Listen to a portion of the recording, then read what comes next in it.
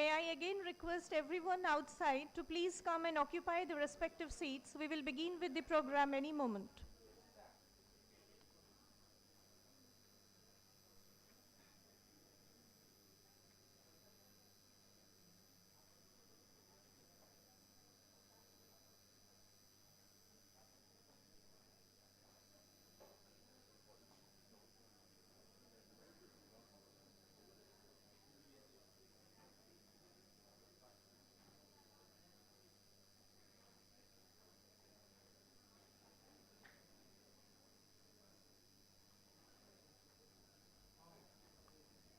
We take the privilege of welcoming our esteemed guests of the morning.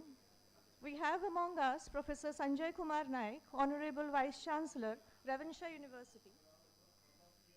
To grace the occasion as the chief guest, we welcome you, sir.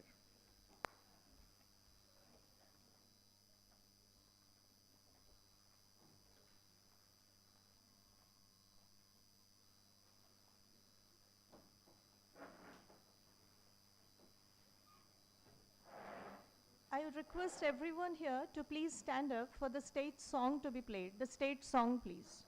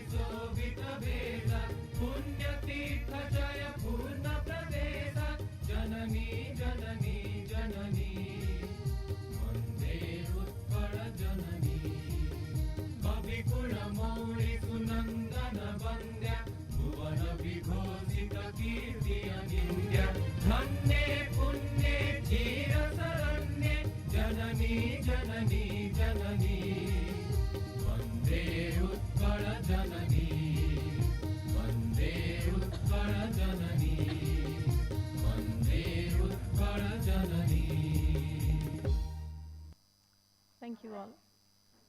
May I now request Honorable Vice Chancellor to please felicitate the chief guest of today's meeting, Professor Sanjay Kumar Naik, Honorable Vice Chancellor, Ravenshaw University. Sir, please.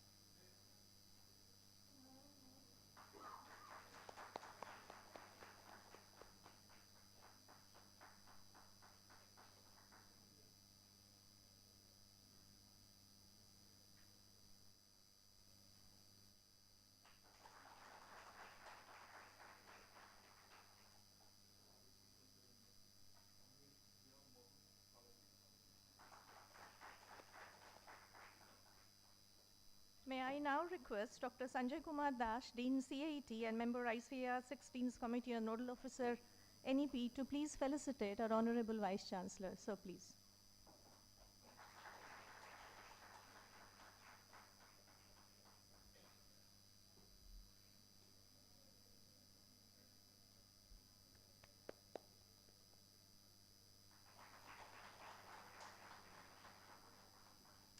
I'd request our student volunteers to present the potted plants as token of love and gratitude to all the dignitaries in the dais.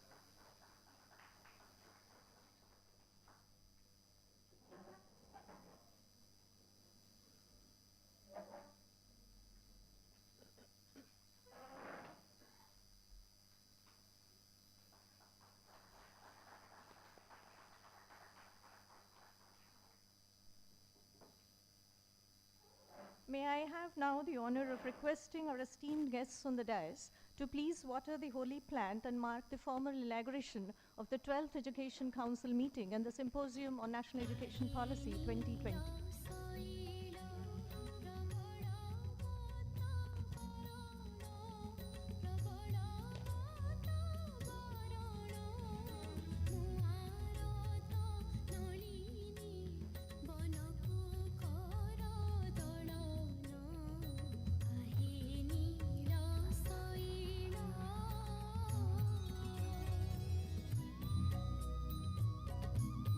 I must mention here that we have actually moved on from the traditional lighting of the lamp to watering the holy plant. That is itself suggestive of the conservation and protection of the bountiful nature. Watering the Ashoka plant has immense significance in the traditional Indian mythology and culture as well. Thank you so much, sir. In nature, nothing is perfect, yet everything is perfect. Trees are contorted, bent in weird ways, yet they're so beautiful. And so is the holy plant. They who plant a tree plant a hope, and they who water it nurture and nourish the hope. With this, we move ahead. I would now request Dr. Kalpana Raiguru, Dean PGF cum DRI OUAT, to please deliver the welcome address. Madam, please. Honorable Vice Chancellor OUAT, Professor Prabhat Kumar Raul, President of today's inaugural session, esteemed Professor Sanjay Kumar Naik, Honorable Vice Chancellor of Ravenshaw University, Chief Guest of today's function, respected Deans, Directors, Registrar, Comptroller and other senior officers, distinguished heads of the department, faculties, scientists and invited speakers and guests, and our dear students, media representatives. A very good morning to all of you present here. It's my great privilege to welcome you all to the 12th Education Council meeting of OUAT and Symposium on National Education Policy 2020. It's my honor to welcome Professor Prabhat Kumar Raul, Honorable Vice Chancellor OUAT and President of today's inaugural session. Professor Prabhat Kumar Raul was born in a village of Jagatsinghpur district in Odisha. He has illuminous bright academic career from his school days.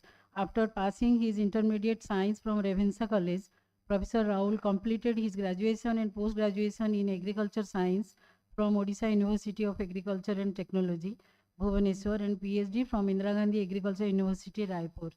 Professor Raul, an agronomist by training, started his professional career as scientist in agronomy in OUAT.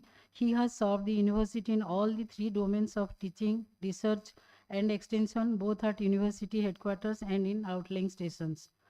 He has served the university in key management positions, starting from Associate Director of Research, Director Agro-Polytechnic, Director of Planning, Monitoring and Evaluation, Dean Extension Education, Dean College of Agriculture, as well as Dean College of Veterinary Science and Animal Husbandry during the period 2011 to 20. Thereafter, he served the Government of Odisha as the Managing Director of the Agricultural Promotion and Investment Corporation of Odisha Limited, APICOL, from February 2020 for promotion of agri-entrepreneurship and food processing till he assumed the office of the Vice Chancellor OUAT in 2022. Professor Raul, as a reputed teacher, was awarded with the Best Teacher Award of the University in 2010. As a researcher, has more than 75 research publications to his credit in peer-reviewed and national and international journals of repute, and large number of books and book chapters published by renowned publishing agencies, including Cabby and Springer. He has also successfully handled 6 research projects, including 3 funded by Government of Norway, Japan, and USA. He has visited many foreign countries on several occasions on academic and research assignments. Professor Raul has been awarded with Research Fellowship Award 2006, Janta Gaurav Award 2010, Pratibha Sanman 2018, Krishi Ratna Sanman 2018, Professor Parija Smriti Sanman 2021, Professor Gokulananda Mahapatra Sanman 2022, Ekamra Sri Sanman 23, and prestigious Pranakrishna Parija Sanman in 2023, and MS Swaminathan Agriculture Excellence Award in 2024. As Dean of Extension Education, he has received ICR Pandit Deen Dayal Upadhyay Krishi Vigyan Protsahan Puraskar consecutively for the year 2018 and 19. And recently, Odisha's Most Inspirational Business Honor Award in 2024 by IT Media Networks.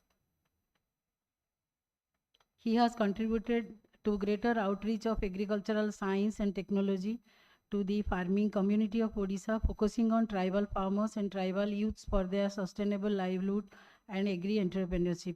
A man of vision and action, Professor Raul has a mission to lead the university towards excellence.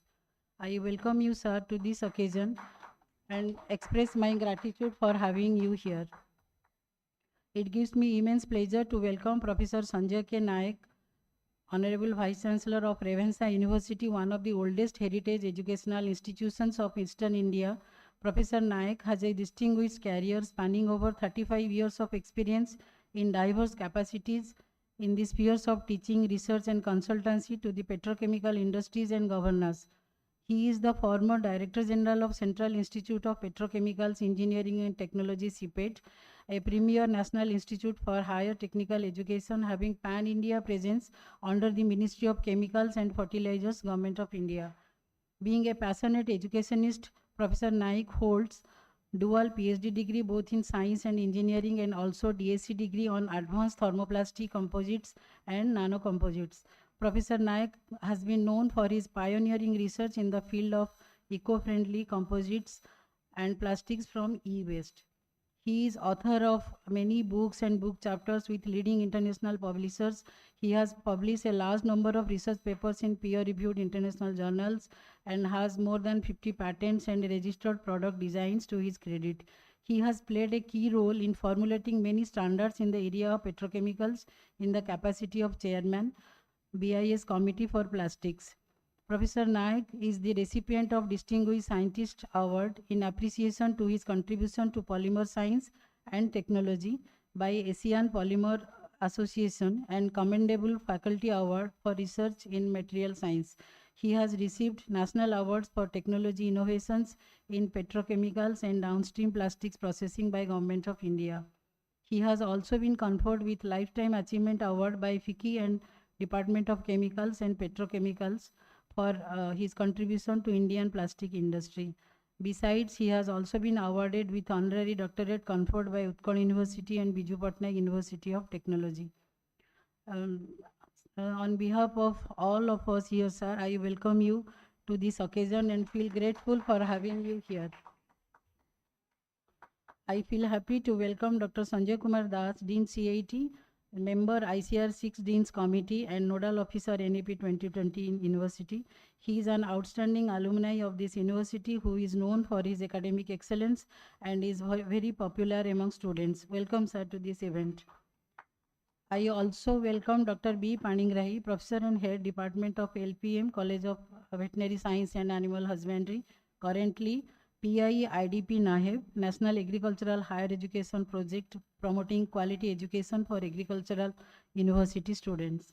I sincerely welcome all the deans, directors, registrar, comptroller and other senior officers, heads of the departments, faculty members of OUT to this function. I also welcome the members from press to this occasion and students, research scholars to this occasion. And lastly, I also welcome everyone. Thank you, everyone.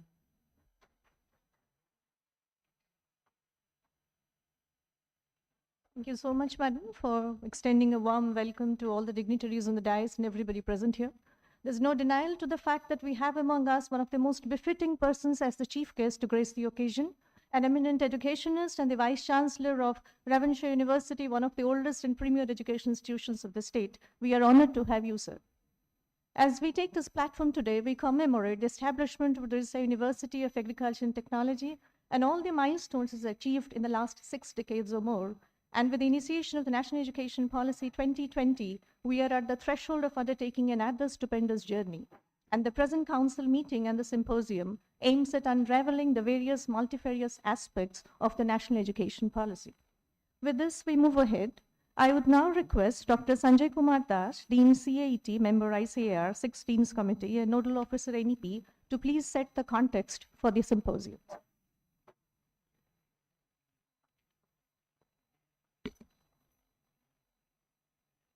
Namaskar.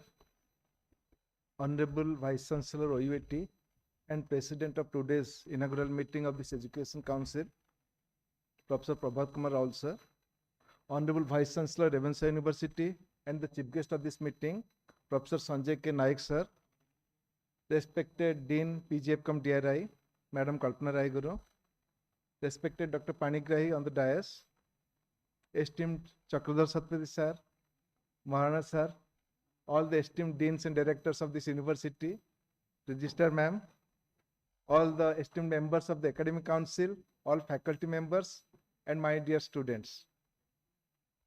I take the privilege before you for the context setting on the 12th Education Council meeting of the university, as we are starting today, with a very important agenda, that is NEP 2020 implementation at OUAT. As we have been discussing during the last 2 to 3 years, the NEP 2020 envisions a massive transformation in education by providing higher education to all and better quality education, thereby making India a global knowledge superpower. Some key aspects of NEP include holistic development, equitable access to education for all, flexible education system, multiple entry and exit, quality education on par with international standards, improving the quality of the teachers, curriculum and infrastructure in the colleges and schools, of course, and importantly, the integration of the vocational education and mainstream education so as to equip the students with the necessary skills and knowledge to succeed in the job market. Many new initiatives have been included under NEP, such as light but tight regulation, making space for personalization, focus on specialization, integration of institutional tools, etc. And also very importantly, there has been no hard separation between arts and sciences, curricular and extracurricular activities, vocational and academic streams. And as all of you know, at OUAT, like other state and central agriculture universities, the curricula recommended by the Indian Council of Agriculture Research through the National Agricultural Higher Education Board, that is followed. And accordingly, for the implementation of NEP in the agricultural universities, a national level committee has been formed, and the emphasis of which was primarily for the transformation of the agricultural education as per the NEP. And it's a matter of proud privilege that OUAT was a member of that committee, that national committee, and the transformation process has been commenced under the active guidance of this university. As per NEP 2020, many new initiatives have been integrated in the revised course curricula. Adequate care has been taken for the inclusion of provisions like multiple entry and exit, new courses of acquiring knowledge and skill, introduction and foundation course, imparting traditional knowledge, courses leading to specialization, values and ethics, ability enhancement courses, new age courses. All these have been given due emphasis in the revised course curricula. Due emphasis has also been given for the entrepreneurship development among the students with skill enhancement courses, internships and projects. And considering that ours is a professional university and skill development has been an integral part even in the 5th Dean's Committee recommendations, so now this is little bit more reorientation towards better entrepreneurship development and more skill for the students. And advisories for the effective implementation of the skill enhancement programs has also been integrated. And other aspects like the progressive evaluation, academic bank of credit, they are also a part of the recommendation of the ICR committee. The final report of the committee was circulated by the ICR during the last week of August, and I can again proudly say that OUAT has been one of the very first universities of the country which started implementing the recommended course structure from the 1st September. That means within a few days of receiving the recommendation from the Indian Council of Agriculture Research. And under the guidance of the Honorable Vice Chancellor, all the academic leaders and the teachers of this university, we have put extra efforts for implementation of the revised course structure in our system. Committees were constituted at university level for smooth execution. At faculty levels, we met several times to revisit the recommended course structure for its refinement as per our local needs. Senior faculty members were deputed to outlying colleges like Chiplima and Bhubaneswar, also for Rangailunda, where we discussed and interacted with the teachers to help them identifying the needs and way forward. We have done a lot of exercise for the refinement, moderation and adoption of the courses for the benefit of our students. The way we started and conducted the Diksharam program in our university is again unparalleled. I have interacted with many faculty members from other SAUs and I think we are well ahead of all of them. And very importantly, we just implemented all these within few days of receiving the notification from the ICAR. But at the same time, there have been challenges to meet the quality expectations, to prove that we have the capability and we are the best. So there are some areas where all of us need a better understanding of the recommendations of the Dean's Committee. There are still many areas where there is scope for new learnings and where you need to further emphasize and intervene for the better effective implementation. So there was the need of a forum in which we can enrich our experience and understanding by sharing our ideas, which will ultimately help us in innovating new means for better implementation of the system. In this context, as rightly advised by our Honorable Vice Chancellor, the theme of this year's Education Council meeting has been kept on this broad area of NEP. To make the event and deliberations more prolific, we have the honor of having three prominent academic leaders of the state, Honorable Vice Chancellors of Ravenshaw University, Honorable Vice Chancellor of Sambalpur University, Honorable Vice Chancellor of Berhampur University, also along with our Honorable Vice Chancellor to guide us. And very specifically in this inaugural session, we have the honor of having Professor Sanjay Naik sir, who is himself a leader in academics and research in the field of polymer science, and also has remained committed to the cause of promoting academia-industry interface. So it's an honor for all of us, sir, to have you amongst all of us, and I hope it will be very great learning for all of us. Once again, I welcome all of you to this important learning days of our lives. Thank you so much.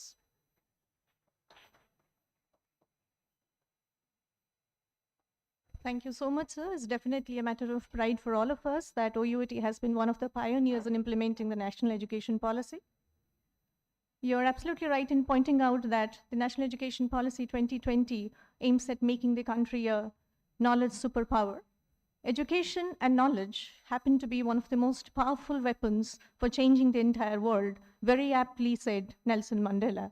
And the New Education Policy 2020 aims at bringing about a paradigm shift in the entire educational process.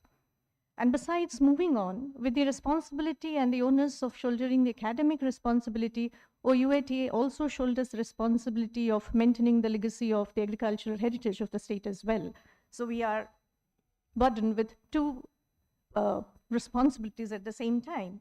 We are here today to analyze the impediments and challenges of the national education policy, the journey so far, and the way forward from here. With this, we move ahead. We move ahead for the release of books. I would request the dignitaries on the dais to please release the books of OUTians. The first and the least.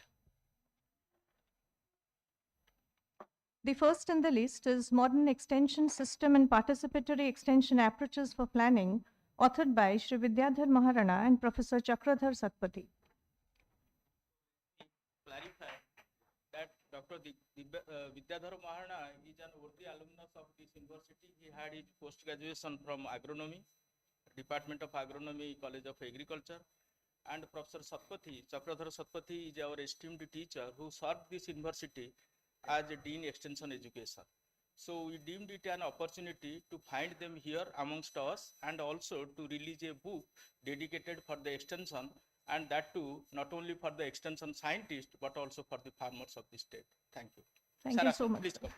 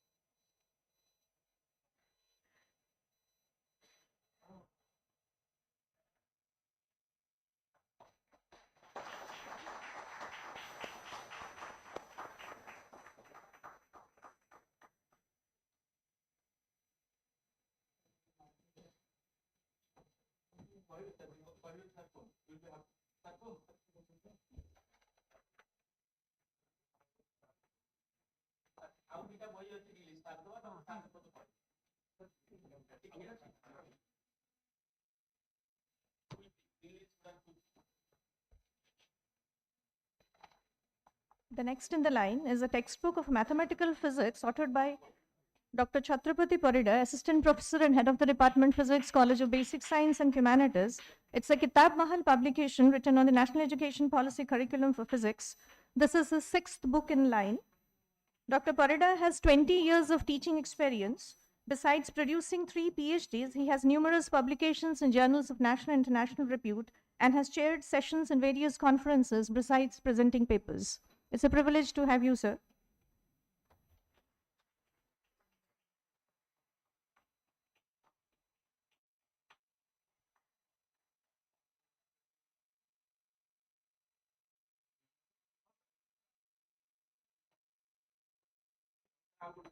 The next is a textbook on biotechnics and instrumentation authored by Dr. Biswaranjan Pointal, Assistant Professor, Zoology, College of Basic Science and Humanities. It's a Kalyani publication written for UG, PG and PhD students and is useful for students of medical science as well.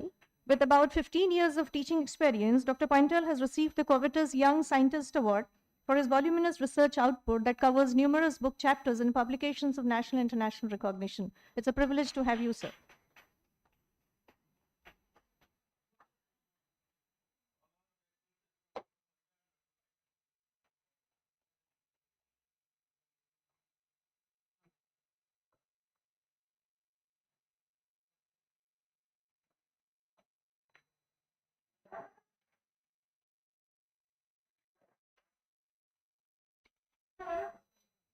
With a namaskar to Lord Jagannath, respected dignitaries in the dais, Honorable Vice Chancellor of OUT, Revenuensia and others, and my dear friends, those who are in the audience hall.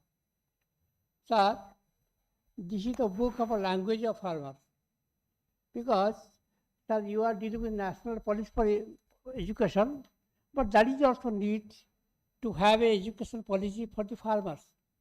Suppose during 35 years of service with farmers, I have learned this. There are many things that we need to understand from the farmers to improve their conditions. You see, in the extension education, when we started, there are 3 major concepts. One is learning by doing, seeing is believing, and working with farmers.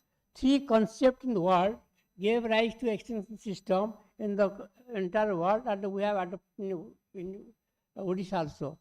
The book we have written, it contains 12 chapters and published by National Agency of Publishing Agency of Delhi. So, sir, with this I should start one thing. I feel proud because I am product of this university, and I still feel proud that present Vice Chancellor or authority had done 2 things. They have honored a tribal woman, millet queen, but that is the best thing they have done. Second thing, I cannot remain silent. I must appreciate the Vice Chancellor. If you go to Puri, on the way to Sakhiyopada KVK, see 2 things. The Tulasi and Padmo, they are producing, which are going to Lord Jagannath every day. This is a different picture. This is one of the best achievements, I would say.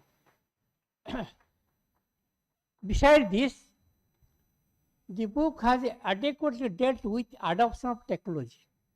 So actually, sir, when with the scientists of Agricultural University, we have so many universities and KVK ICR institutes, where they got loaded with technology, and the moment we step down to village, we require to know what is extension. Extension means how to build up confidence in the mind of farmers that they believe technology. Sir, this is my sincere request to you. See, if you go to any village, we have 314 blocks in the state. You go to any village, at random go to village, see how much technology has gone to the village. We have agriculture, we have dairy science, we have animal husbandry, we have horticulture, we have home science, fishery, and forestry.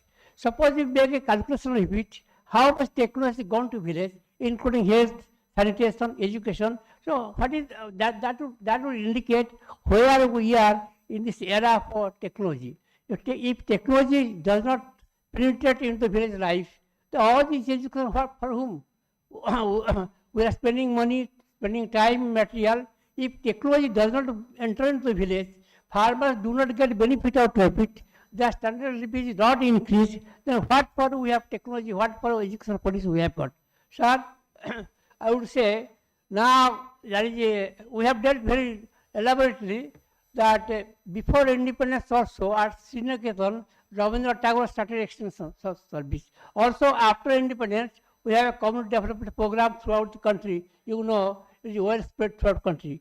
And now there is also, we are thinking how to empower the women. How to empower women means, you see, many program have been implemented in the country, in Odisha also, in 314 blocks of the state and 10 agro-climate zones. We have seen, we are trying to empower the women. So actually, what is a woman? What is empowerment? How to measure it? Sir, in my language, suppose there is a bullock cart. A bullock is participating also, the master of the bullock cart is participating. Bullock is being drawn. Bullocks are there, farmers are there. But bullock cannot say where to stop, when to start. It is the master. So that kind of decision-making power, unless we infuse in the minds of the farm women, I think farm women empowerment cannot be achieved. So sir, with this I do not take much time because you have many things. Here, one thing, I have one experience. I visited one village, a farmer having 10 acres for land. 2-3 acres irrigated, rest is not irrigated. But he is not able to educate his children in the towns. His son, his daughter is reading in town, he is facing problem. He has to incur loan. But at the same time, you see, a clerk or a peon is working in the town itself, he is able to educate his son. That's the difference. Type of education, type of farming has come. You see, if you have 10 acres of land in the villages, you are not able to afford for the education of children at cities, whereas it is possible in case of low-grade employees staying in town. One thing. Second thing is that suppose you go to villages, you find the farming has become very difficult. Now, although we are producing 322 million tons of food grain, the farming has become very, very costly because labor is not available. And almost no bullocks in the village. Now everywhere tractor is on use. So actually you 700 rupees for a day, 600 rupees for a day labor cost. Who is going to produce? What you will get? At the end of the day, at the end of the session, you see today, last 3 days, what is happening? What is the condition of the farmers in the villages? They are taking rice from the water. You see that condition has. So what I mean to say, national policy also, they can take a note of it, and the big people, the dignitaries sitting here can think of the farmers' education or language of farmers, empowerment, their prosperity, their doubling farmers' income, all these aspects, I think, should find place in the educational policy when you are thinking of the farmers. Thank you, sir, because I am grateful to Honorable Vice Chancellor. He has given us scope to talk. I worked there 35 years in this institute, and I feel proud of it, and still I feel the present Vice Chancellor done that Tulasi and Padma for Lord Jagannath, a great achievement. Thank you.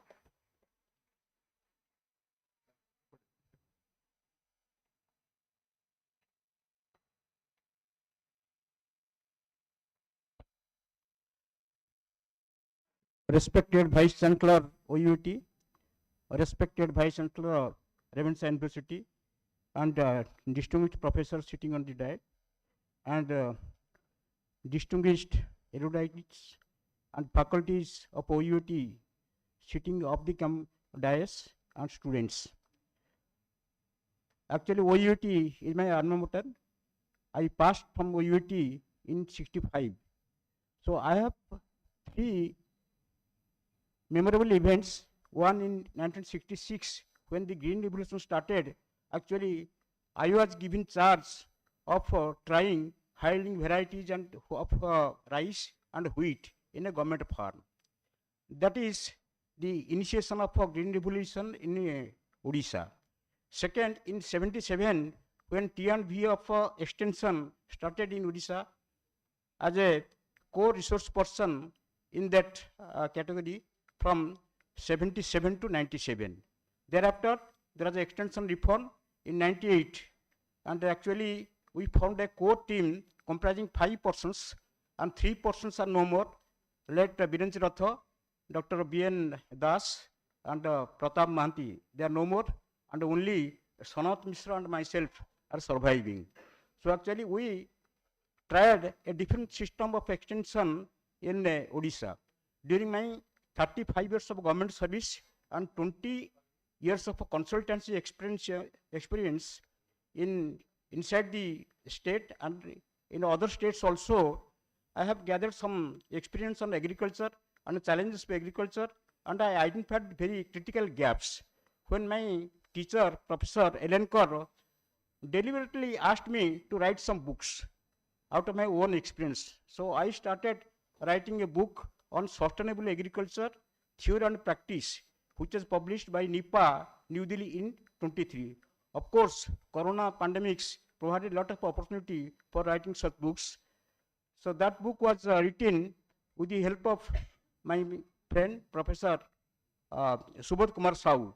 Then the second book I wrote in the same year, that on climate smart agriculture and food security, guided by Dr. Balabchandra Nayak. And this is my third book I wrote with the help of my friend Chakadhar Satpathy. And the fourth book I have already completed, that is a pathway to sustainable livelihoods for tribals in Odisha. And with the request from my NGO friends, I have started writing a book in Odia that is on alternative agriculture in the title of Vikalpa Krushi.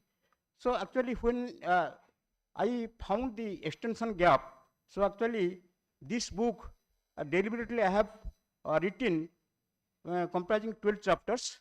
So 6 chapters deliberately express the basics of extension methodology, extension of philosophy, and communication technology, adaptation and diffusion of innovations, and extension reform, etc.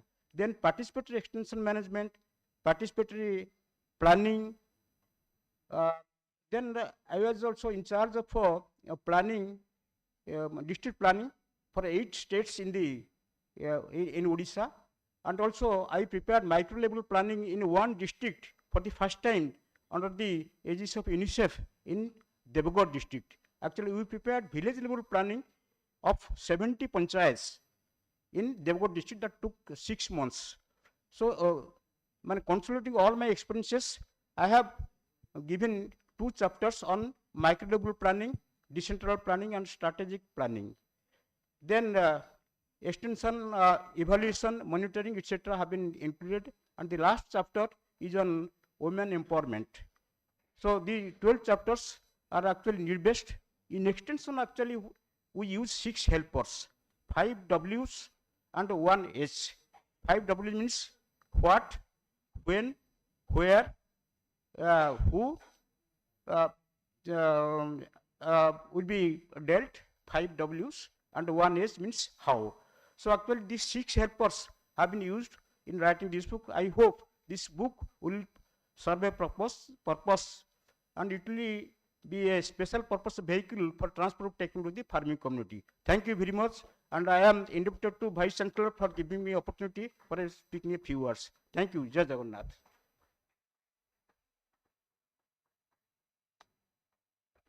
Thank you so much, sir, for gracing the stage.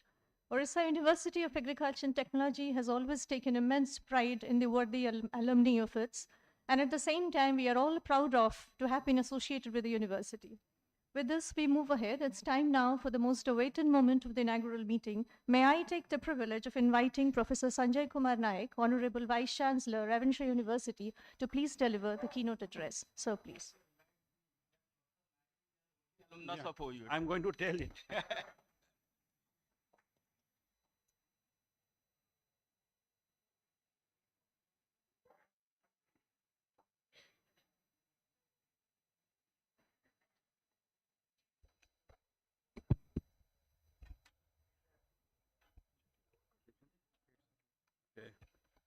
So thank you all.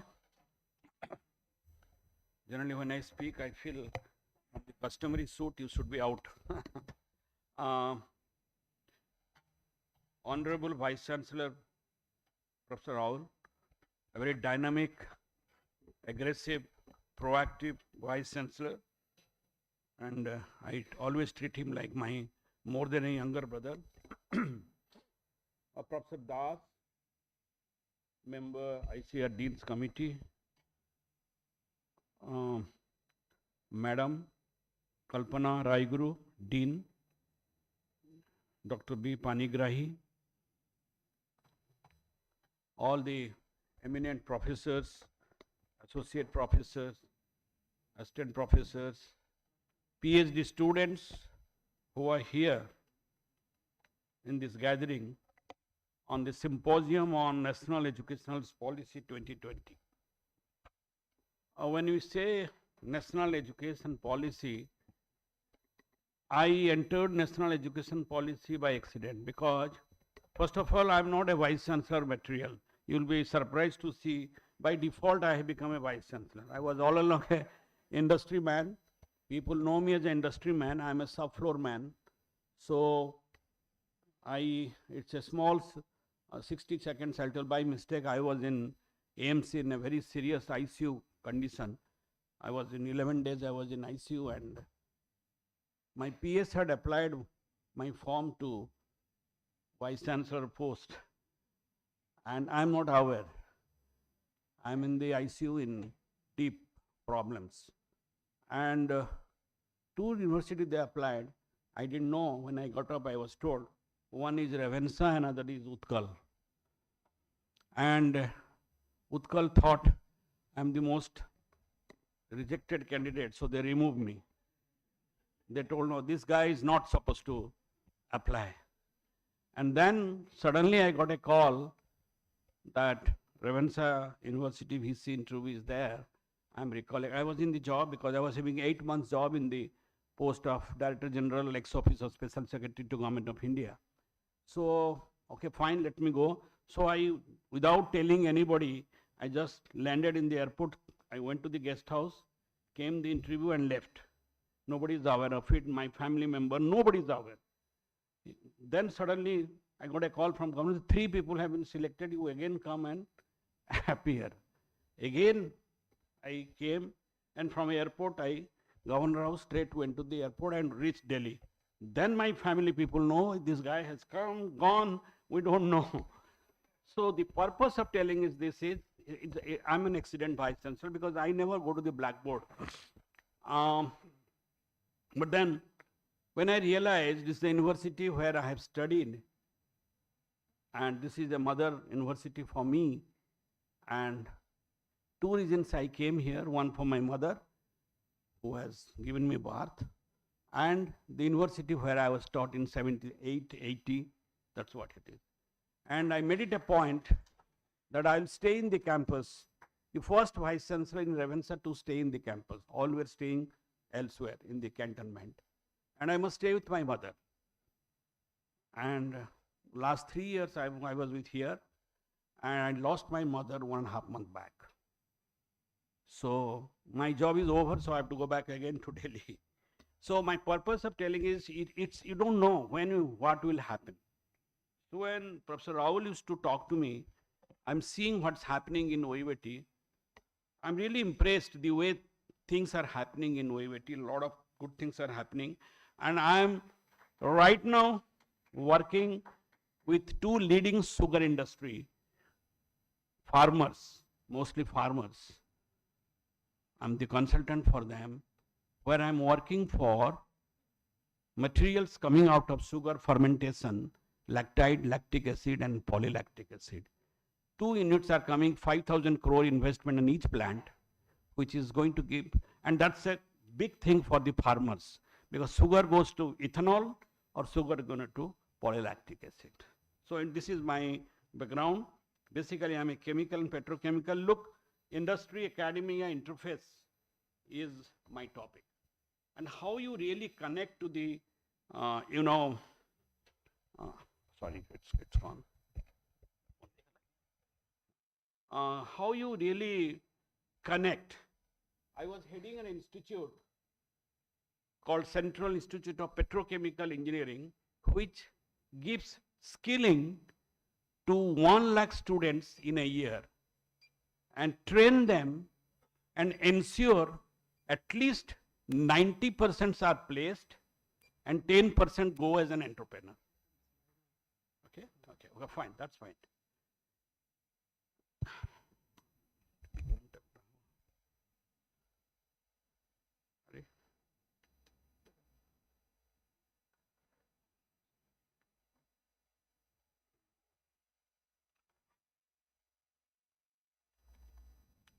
hangega.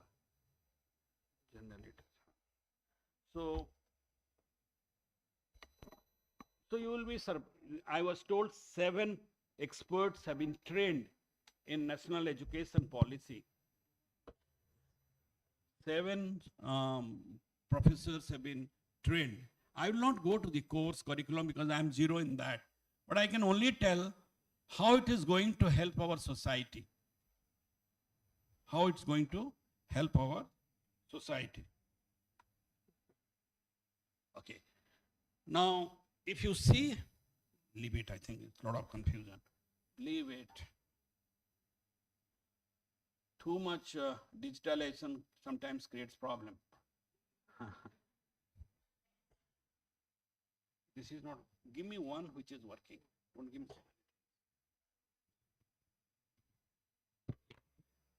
Okay, I will not go much about it because a lot of people are speaking on education policy. Battery, you change the battery. I will only say, let me go to the first slide at least. Okay, now what are the sustainable development we are talking in 2030? Why this national education policy has come and how it has been designed? What are the factors which you have looked into before you go to national? Everything depends on this. We must have the sustainable development by 2030. We should not have any poverty, number 1. Number 2, we should have zero hunger.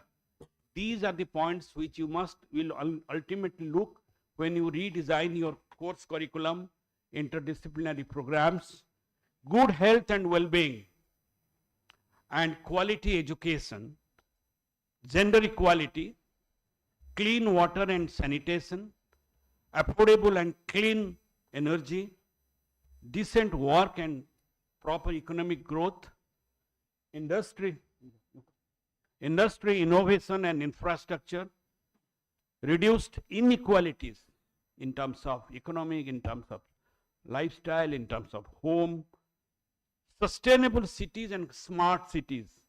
That's what coming, urbanizations. Then responsible consumption and production, waste management. How do you produce? End of life and beginning of life. We know for us, beginning of life and end of life. But we don't care how the waste is come as a food and then it's not going to. Solid waste management. Then comes climatic actions. You know what exactly is happening to the climate. Carbon footprint, carbon credit. All these things are related to agriculture. Life below water. We are thinking soil.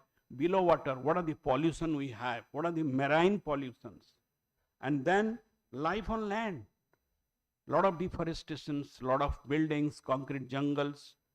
Then comes peace and justice, strong institutions. That is another things which we are looking into. And finally, we must work partnership for the goals.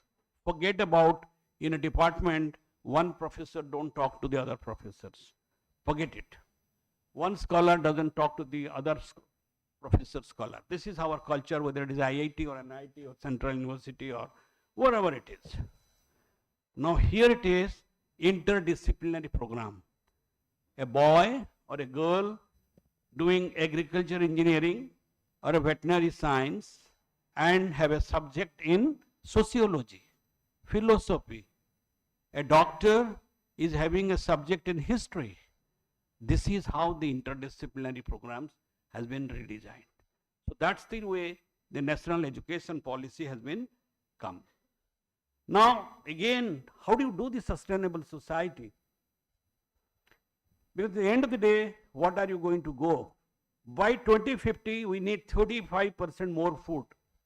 35% more food. So there is a huge, huge challenge to the food. 50% energy. You have solar energy, you have wind energy, you have 50% more energy and 40% water. It's a huge problem. We don't have much water. So in this, how we make our life. Now, I didn't talk about my university. This is the Ravenshaw, as you told, Heritage University. In the entire Eastern India, we have the highest A++ mark. We were in A. Thank God, last we had the highest year. So this is the requirement. You have NBA, you have NAC, you have NIRF. So all these things you have to achieve.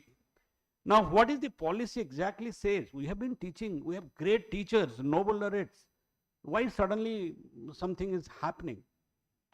The education must build a character, enable learners to be ethical, very clear, to be ethical, rational, compassionate, caring, at the same time prepare for a gainful employability.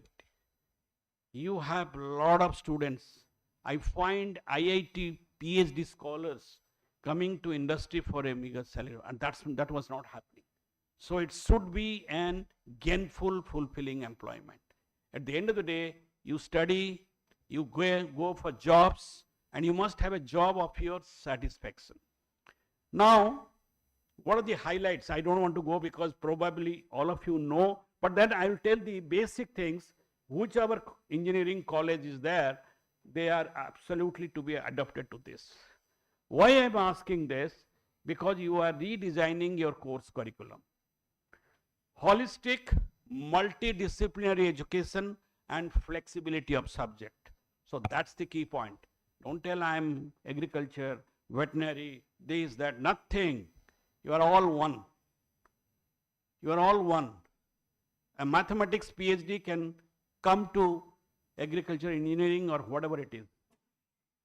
Multiple entry and exit. How many people know about multiple entry and exit? Can you raise hands? Because it's a very simple thing. Only 1, 2, 3, 4. I think the only thing is the multiple entry. If you talk of national education policy, it is multiple entry and exit. I'll come and slowly tell you what it is. Everything revolves around it. A student, when he starts his program in the first year, agriculture or whatever you say, now second year he can't read because of poverty, because somebody died, or he got a job and he leaves. And once he leaves, because you must have your gross enrollment ratio 50 minimum. So if I say that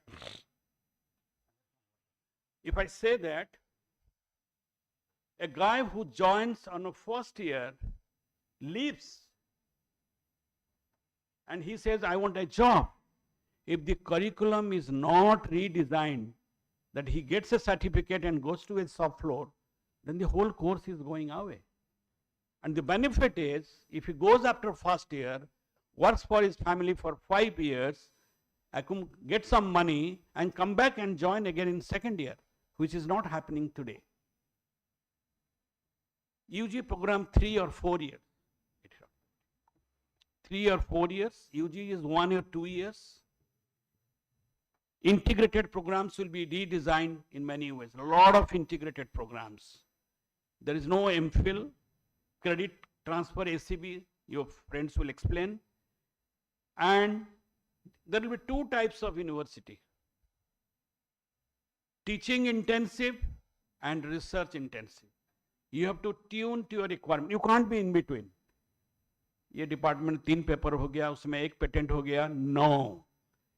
You must assess yourself whether you are a research intensive university or a training intensive university. And that is how the course curriculum has to be designed.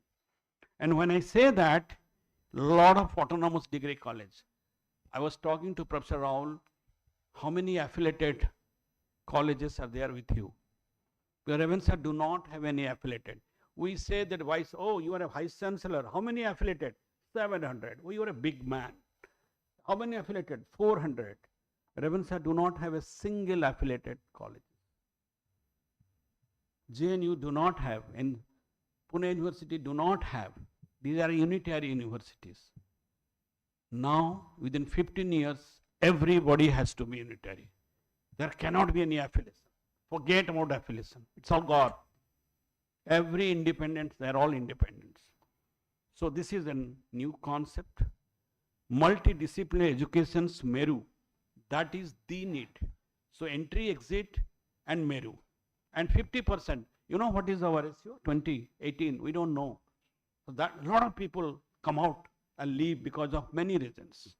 You have graded autonomy, both in academic, administrative and financial, absolute autonomy. Phasing out affiliation system, which I told you, 15 years, forget about that. No affiliation.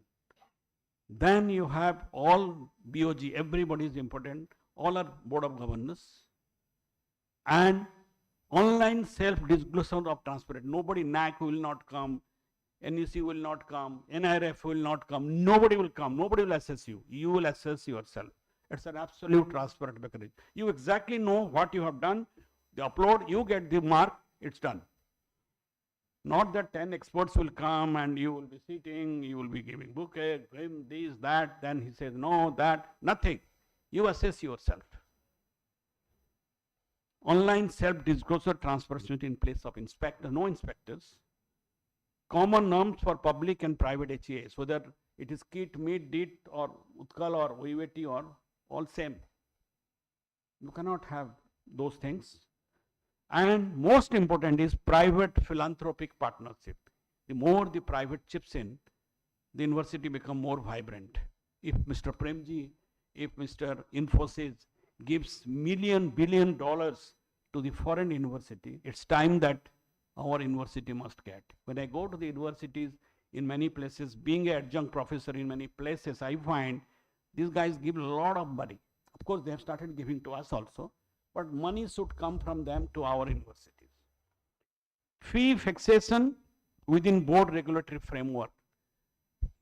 X will give 40,000, this fellow is 10,000, my students in Ravensa are all free because of so many subsidy.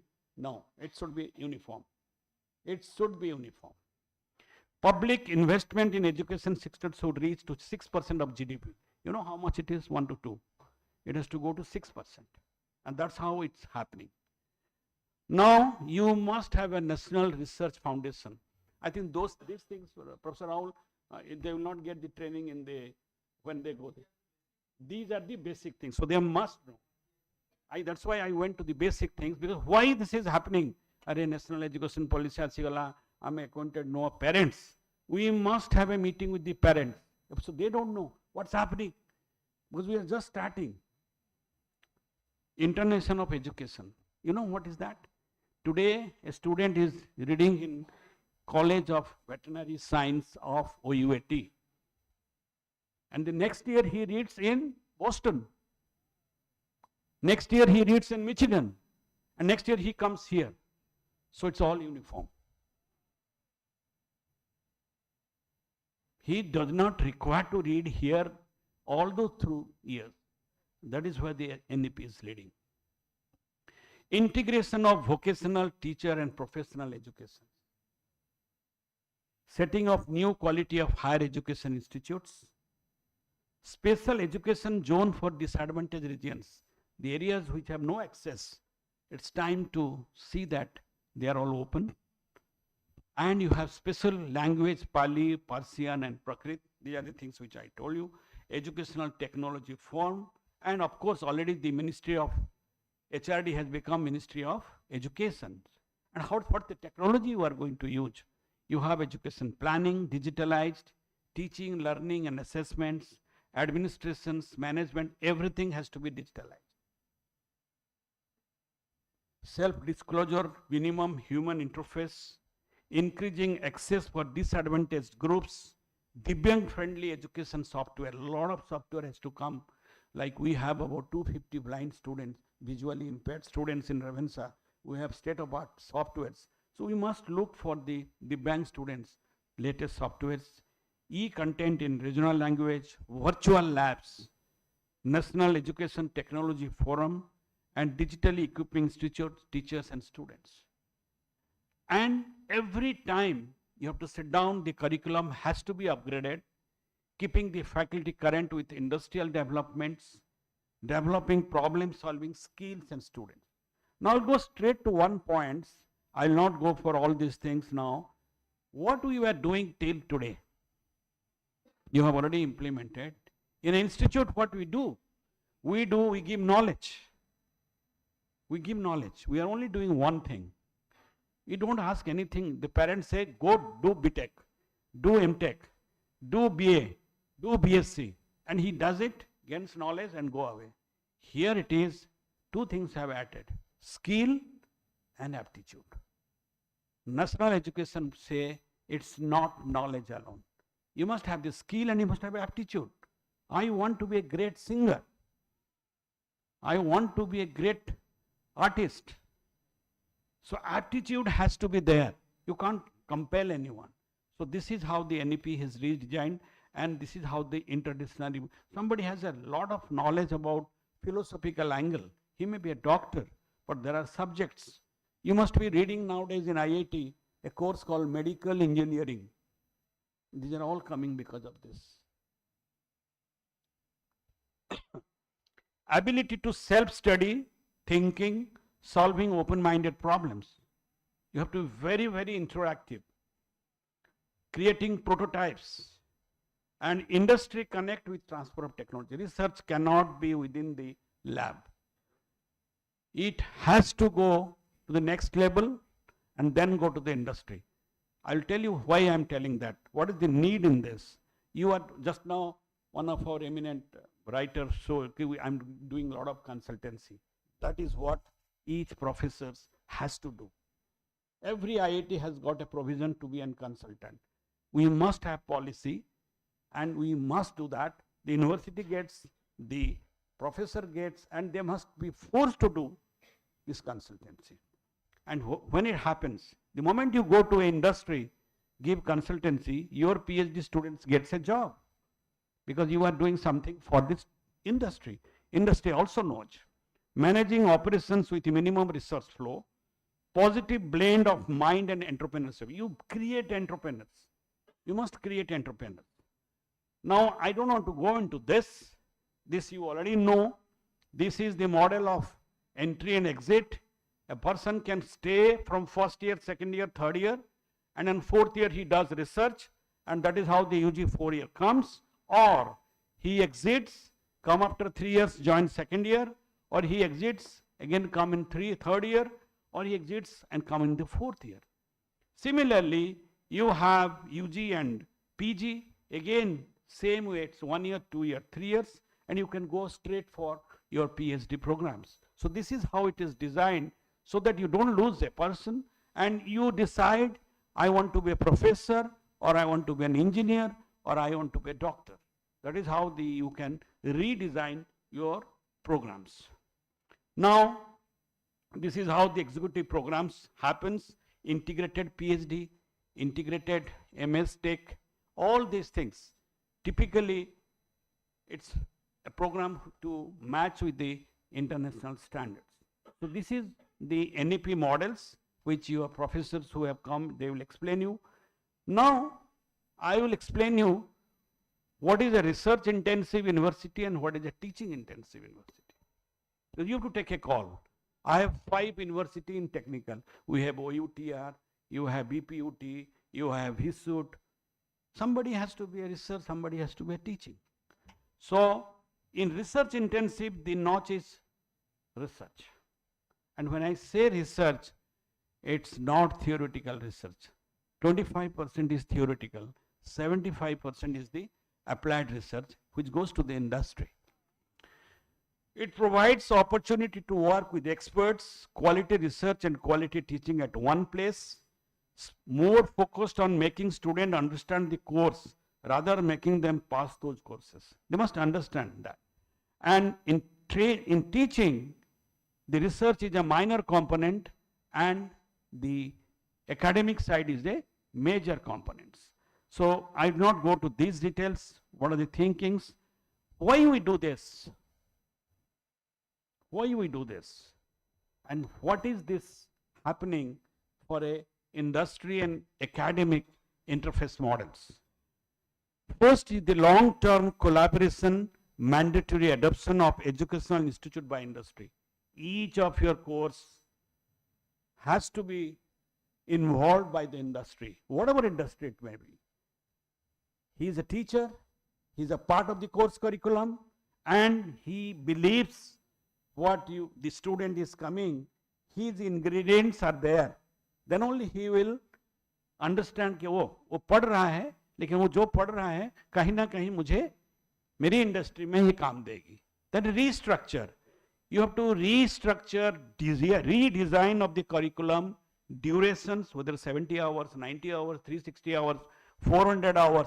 We don't know. The industry has to stay. The nomenclature has to be changed. The nomenclature has to be changed. And once it is done, talk to the industry. Is it okay? No, sir, you tweak it to this level. So somewhere the industry means maybe a farmer also. He may be a part of this. And then the evaluation. Who will evaluate? Evaluation, certification of students to be done mutually by academic and industry. He understands, I have evaluated this boy or this girl, understands my things. I am a person who has understands the course curriculum because I am a part to it. I have evaluated it. Obviously, I will absorb him. So he absorbs him. So the employability goes up. So absorption of certified students in industry. So in the first year, the boy goes or the girl leaves because of some unforeseen reasons, we don't know. He goes with a certificate, and when he goes there, he gets a job because the industry knows in this 1 year, he has been taught not basics, but certain things. He can go to the lathe, he can go to the machining, he can do something, and he gets a job. Now, I will also not go about these things because time is short. You should have a project planning, R&D design and drawings, shop floor management, quality control operations. You do not have a lab concept anymore. You have a shop floor concept. And repair and maintenance management, inventory management, sales management, infrastructural management, and of course, general industry management. Now,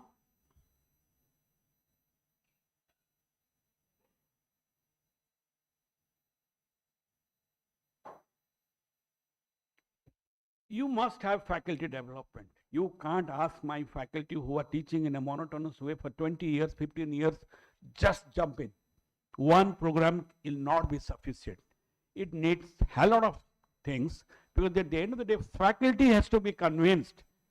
Faculty should not feel insecure when 25% of the faculty are industries. He should not feel insecure. Faculty must feel at par with the industry requirement. So it needs to be training in the domain of their specified subjects, providing task-oriented industrial experience. Go to the industry. Mandatory induction training for faculty is operational. This is the faculty development. And then comes training of senior faculties in a phased manner. NBA kya hota hai, NAC kya hota hai, NIRF kya hota hai. I mean, you must get into that. And finally, preparation for schedule of faculty developments abreast with the recent technology. Every time emerging technologies are coming. And students' course curriculum has to redesign based on the emerging quality. Similarly, if you go the quality improvement for the NEP, at least 2% of the budget should go for each institute, and active participation of every fortnight, the principal, the HOD, training and planning cell or placement cell has to sit down. What next? What next? What is he doing? What he is doing? Because we are all interconnected. And identification of tasks, problems, projects in consultation with the industry. And of course, the outcome-based learning approach, which you know. And finally, you have to understand the student, whether it's a research intensive or a training intensive, whether he's going for a GATE or a NET or a PhD or CAD, GMAT, for MBA, EPSC for civil service, whatever you have to plan that and you have to look into that. Now, as I told you, we were giving knowledge. Now we are going to give skill and aptitude. So the challenge, the vocational education. Please understand, we are always underestimating the engineering schools, the polytechnics. But in India, you exactly know a person cook, he also drive, he also take care electrical काम, plumbing काम. India में चलता है जुगाड़ू. They say जुगाड़ू. Everything he can do. The Jugadu is nothing but a skill. But if you have a certificate from a sector skill council that this is how the SOP is and he does it, then he is employable. He gets more money. The solution, that's why in a European country, the person who paint your building comes in a BMW or a Mercedes Benz, or the person who is begging is also coming to one of the most costliest car which we cannot afford, because he knows the skill. So we have the knowledge, we have the skill, and we have the aptitude. In the process, recognizing, identifying, and fostering unique capabilities of each student. So this is how the model has to be. It's a challenge, but it's possible. Now, as I said you must have industry institute interactions, cater to the underprivileged students. All these things are there in NEP. Everything you have to do. Internationalization of the students, opting for foreign students, opening campus abroad, online and open distance learning, reskilling and skilling operation. Probably you have to understand what is skilling, what is upskilling, what is the reskilling. You know, a BTech in chemical engineering. He goes to the industry. He says, "Mera kitab mein main ye padh ke aaya hu. I have never worked in third shift. You are asking me to work from night 10 to morning 6. Sorry, I can't because I'm not accustomed." He feels problem. He puts the machine hand because he has not seen such big machines. So this is where industry backup is there. And if the industry person is coming, he is taking you for the internship and he trains in his machine, you works in a very comfortable zone. I was in an institute which I was the director general. We run 3 shift. You go any day. Morning 6 to 2, 2 to 10, and 10 to 6. So the students and rotation. So my students, which I was earlier there, they don't get a single government job and they're not interested. But what they are, even a diploma holder, for a BTech holder, he controls the entire company. He becomes a CEO because he understands what the operator is doing. He has made his hand dirty by putting hand in the machine. Our boys who are doing IIT has not put his hand in the machine, it's not dirty. So the operator blackmails him. The fitter blackmails him. The electrician blackmails him because he doesn't know what's exactly happening. So this is the problem. In a university, power goes. Then we run to the mechanic, kya ho gaya? And then we know exactly, if you know, then he repairs it. If he knows, then he exploits it. Adults education is again another thing. 50 plus, how to place them in a job. And tie up with schools for vocational education for NSQF 1 to 4. Now what model we have right now? We have research laboratories, we have universities, and we have industry. All 3 are separate. Industry does not know whether there is a OUAT. Laboratory does not know that so-and-so is a top-notch scientist studying here or working here. And all are working on their own. They are not together. So society doesn't get anything. So this is the traditional model. What NEP says is the new model. Industry, academia, and laboratory all join hands. Then the laboratory is in between university and industry. The technology goes to the industry. The students are placed properly. I will not go to this. This is the innovation. I will not go. Now, bridging the gap, what is the technology push, what is the market need, and what is the business challenge. You will find between university laboratory work and the industry, there is an in-between innovation phase. Every organization must have innovation phase. Then only the students is employable, your research quality goes to the industry, and you are working in tandem. Now, this is how the pre-creation of institutes, you get a lot of seed money from the industry. Don't depend on the government always for money. You make it a self-sustainable. So, it's a creation institute full of money.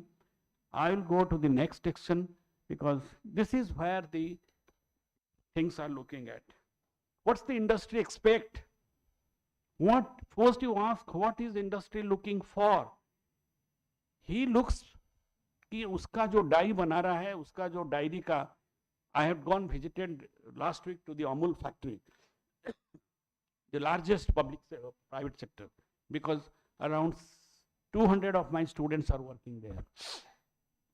All these packagings of milk, ice cream, all are now going through PLA, polylactic acid, sugar, fermentation and all. So market aligned. If he doesn't know what is a polylactic acid synthesis, fermentation, he cannot work.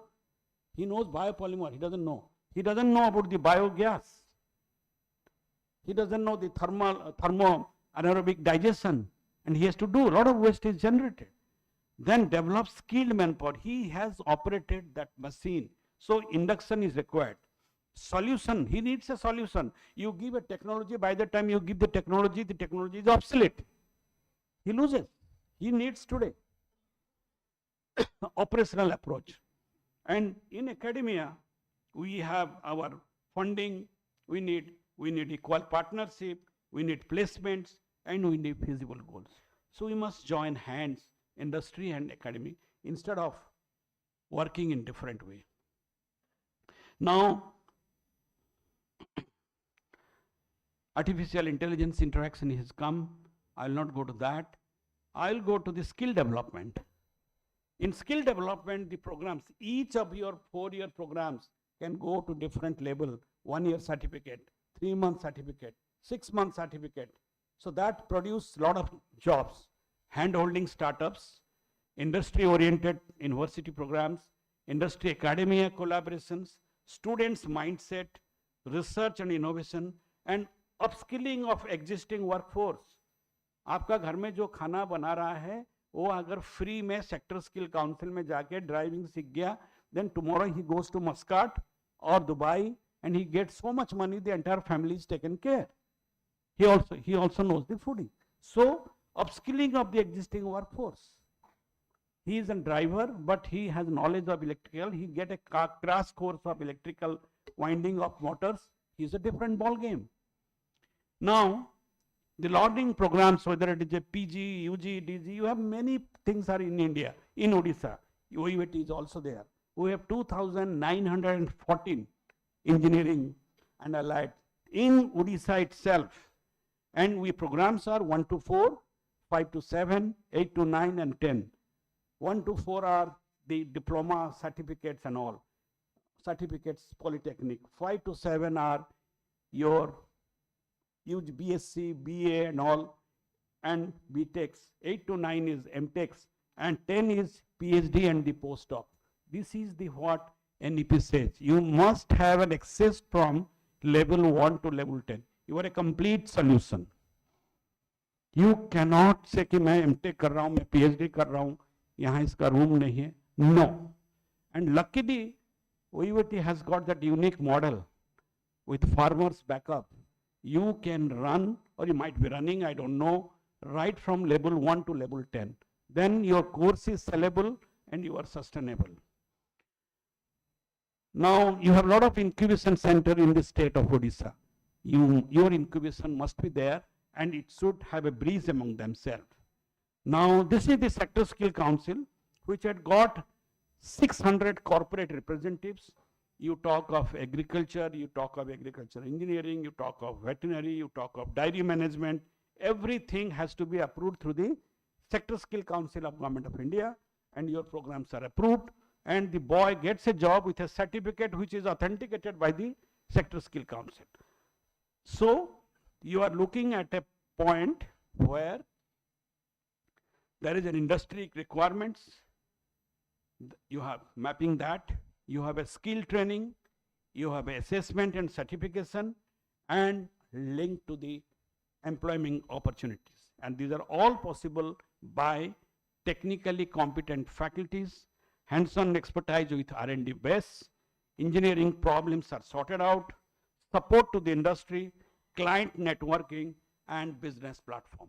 Every faculty should have a spin-off company. She must have a spin-off.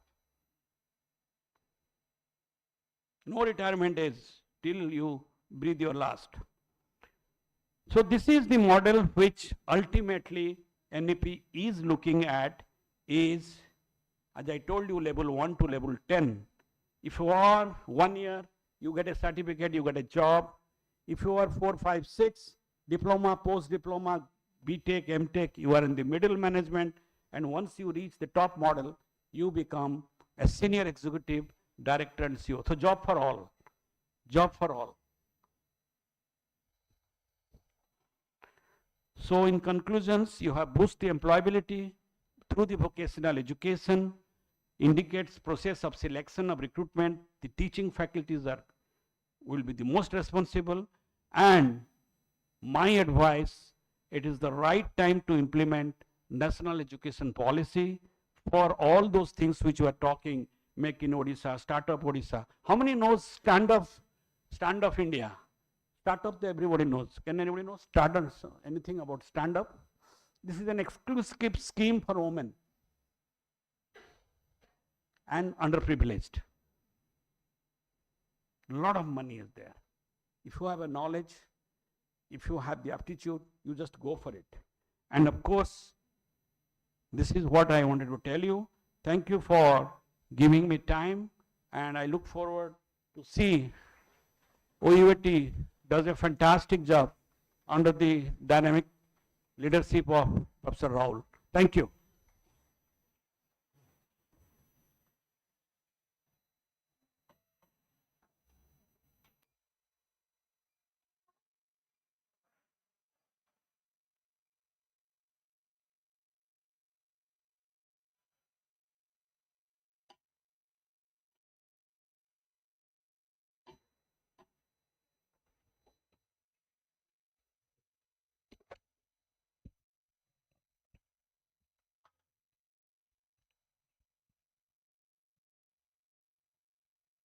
Thank you so much, sir.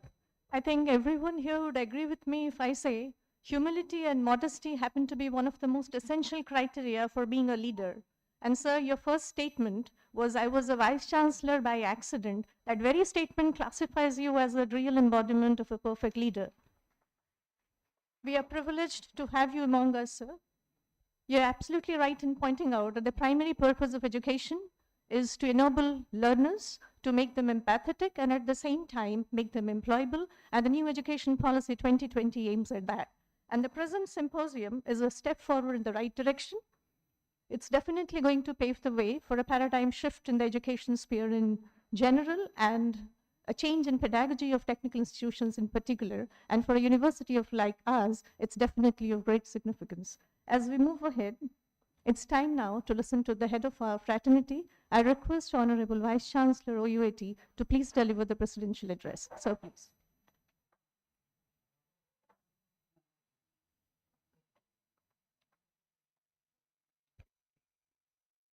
Still, I have the opportunity of telling and wishing you all a very good morning. Most respected Professor Sanjay Naik, the Honorable Vice Chancellor of Revensa University, formerly Director General of CPET, a rare blend of industry and academia leadership. And of course, I do admit, sir, he's an elder brother-like figure for me. And we also bear a reciprocal relationship, in the sense, I was a student of Revensa College. He is the Honorable Vice Chancellor there. Fortunately, he is also our own alumnus, and we are together.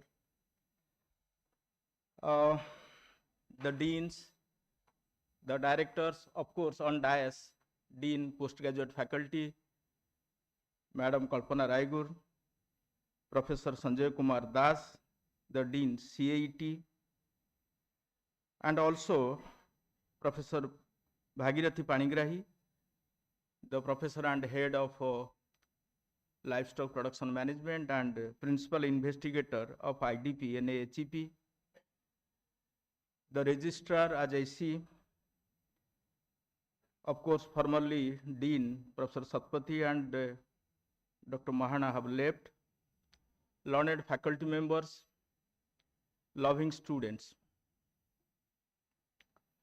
So we somehow we could be able to understand the holistic overview of National Education Policy 2020.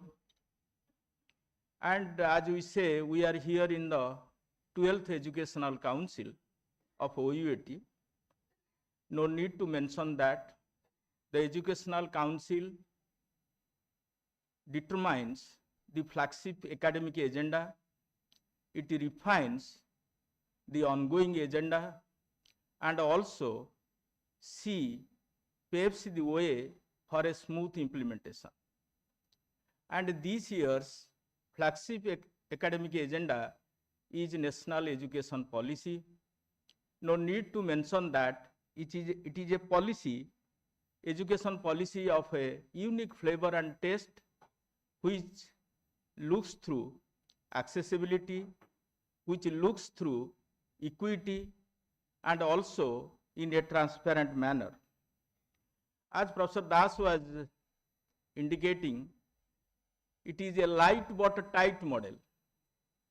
And I will add that the teachers are a heart of the NEP 2020. I will come to students. And there is a need for continuous professional upgradation of teachers. It envisages.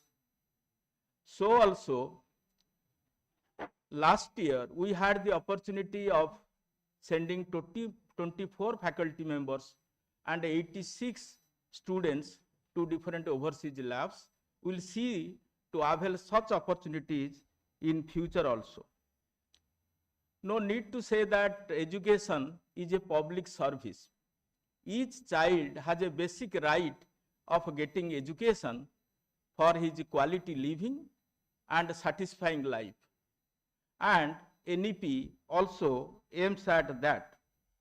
There is a necessity for a synergy in curriculum. As I see, it is a basket full of options, but synergy is the most important thread that binds it in an appropriate manner, like a garland on the neck of a god or goddess.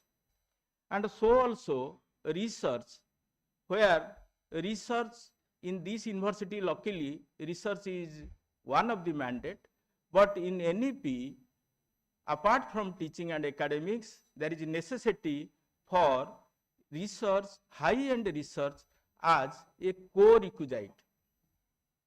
And as it also aims at developing or grooming multidisciplinary universities.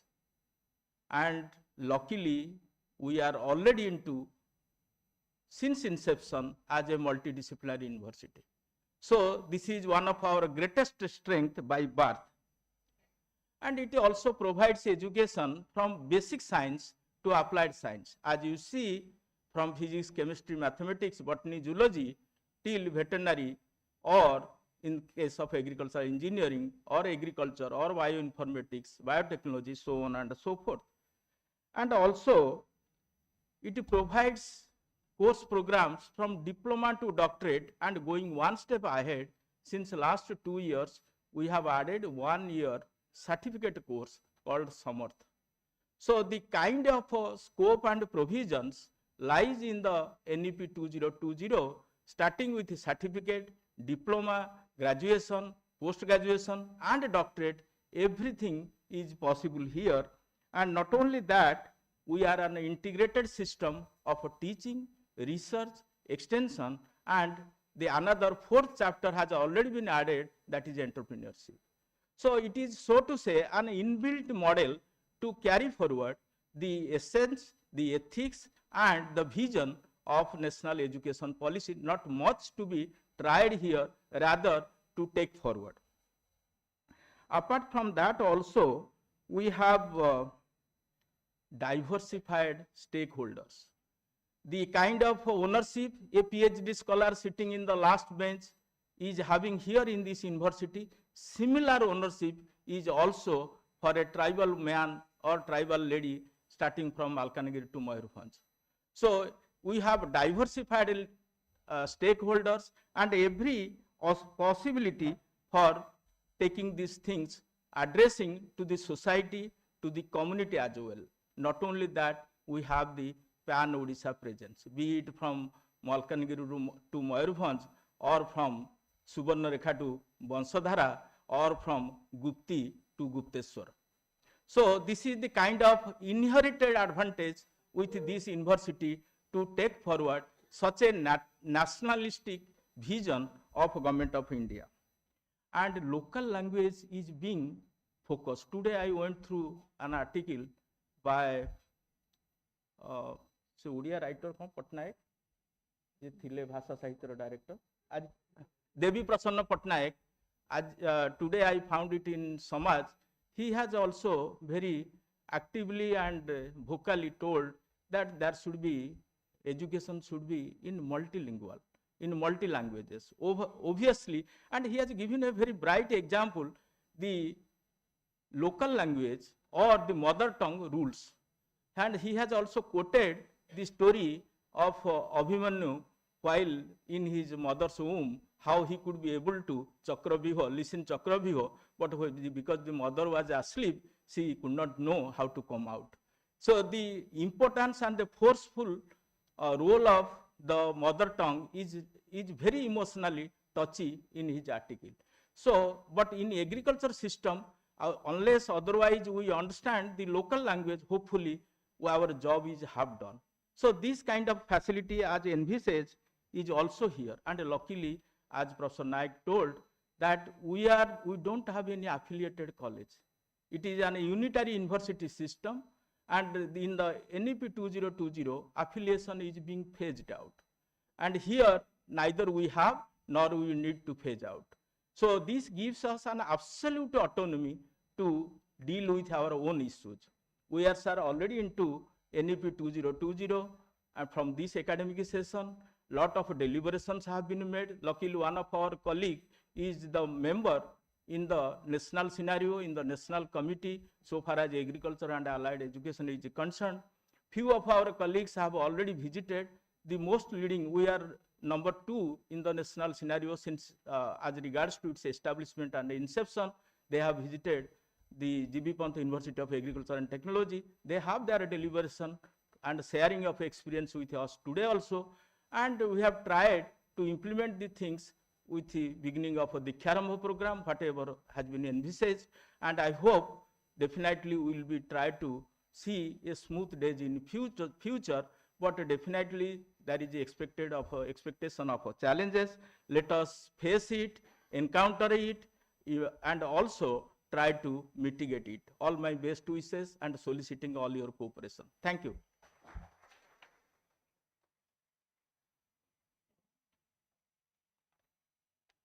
Thank you so much, sir. You're absolutely right in pointing out that we are an integrated system of teaching, research, extension, and now entrepreneurship. That's the reason we have a dual responsibility of achieving academic success at the same time, enriching the agricultural landscape of the state. It's actually meeting the expectations of so many out here, students, faculty, scientists, farmers, and the government at large. But we are sure we are moving ahead in the right direction on the able leadership of Honorable Vice Chancellor, an astute leader, an adorable teacher, an ardent researcher that he is, a perfect embodiment of leadership. He has an ambitious vision to shape the future of the university, a man of enormous sense of humor and quick wit, and the ability to take quick decisions at the right time is a perfect embodiment of leadership. We are privileged to have you as the leader of the university, sir. As we move ahead, I would now request Dr. Bhagirathi Panigrahi, PI, IDP NIRF, to please deliver the vote of thanks. So please.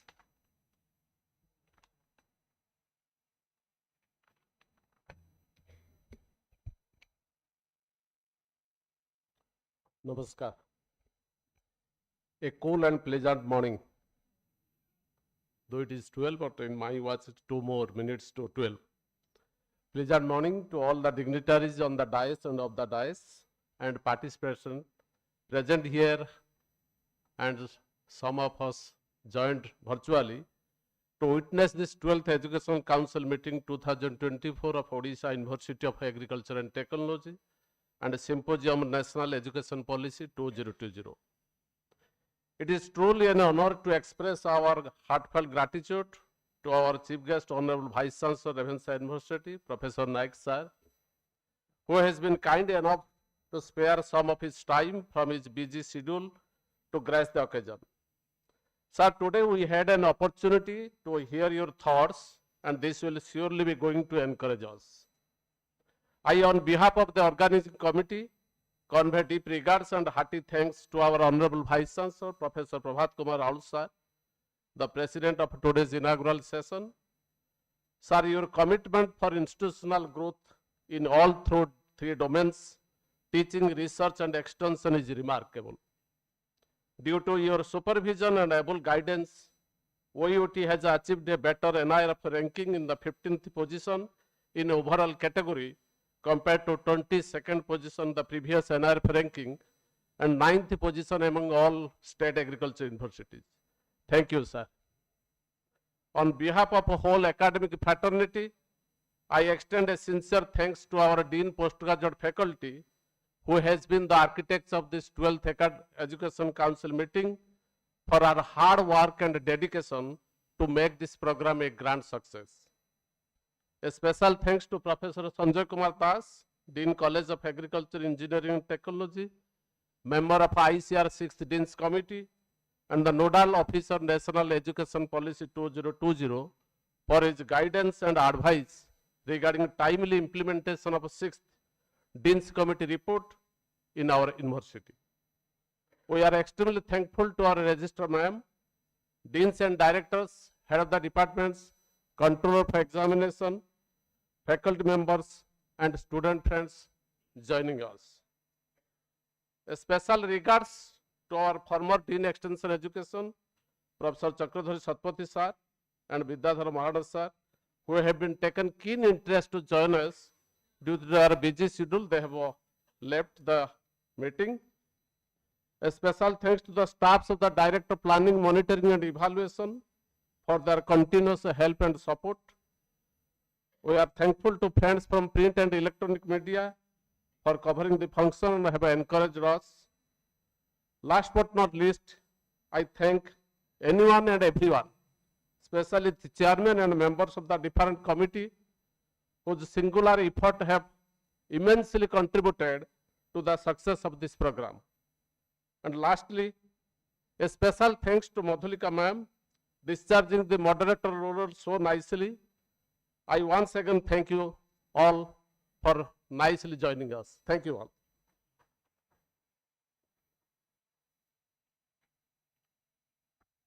Thank you so much, sir. I would request everyone here to please stand up for the OUT song to be played. The OUT song, please.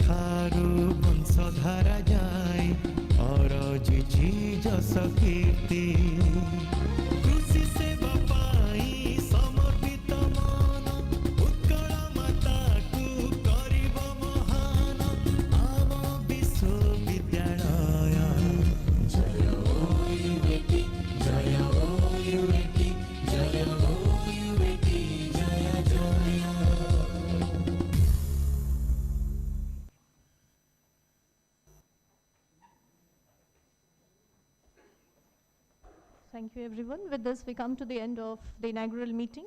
We would break for tea. We would assemble again for the first technical session within 15 to 20 minutes. Thank you all.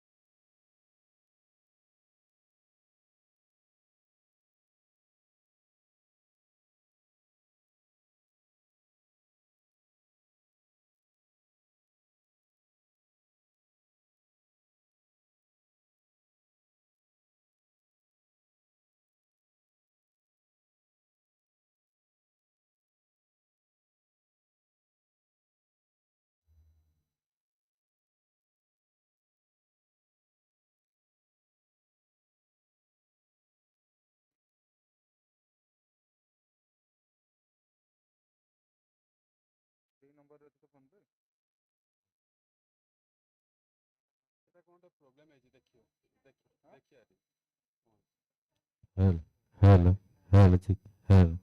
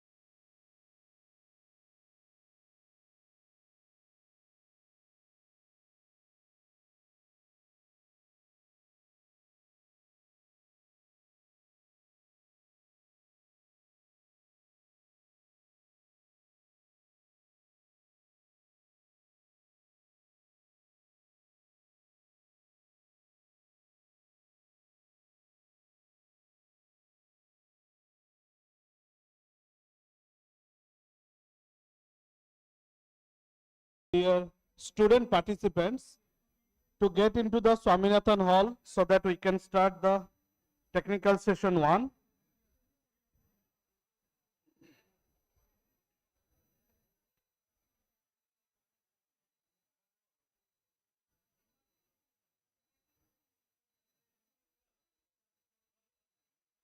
So, I do welcome all of you again to the session 1 of first day of 12th Education Council meeting 2024 and Symposium on National Education Policy 2020.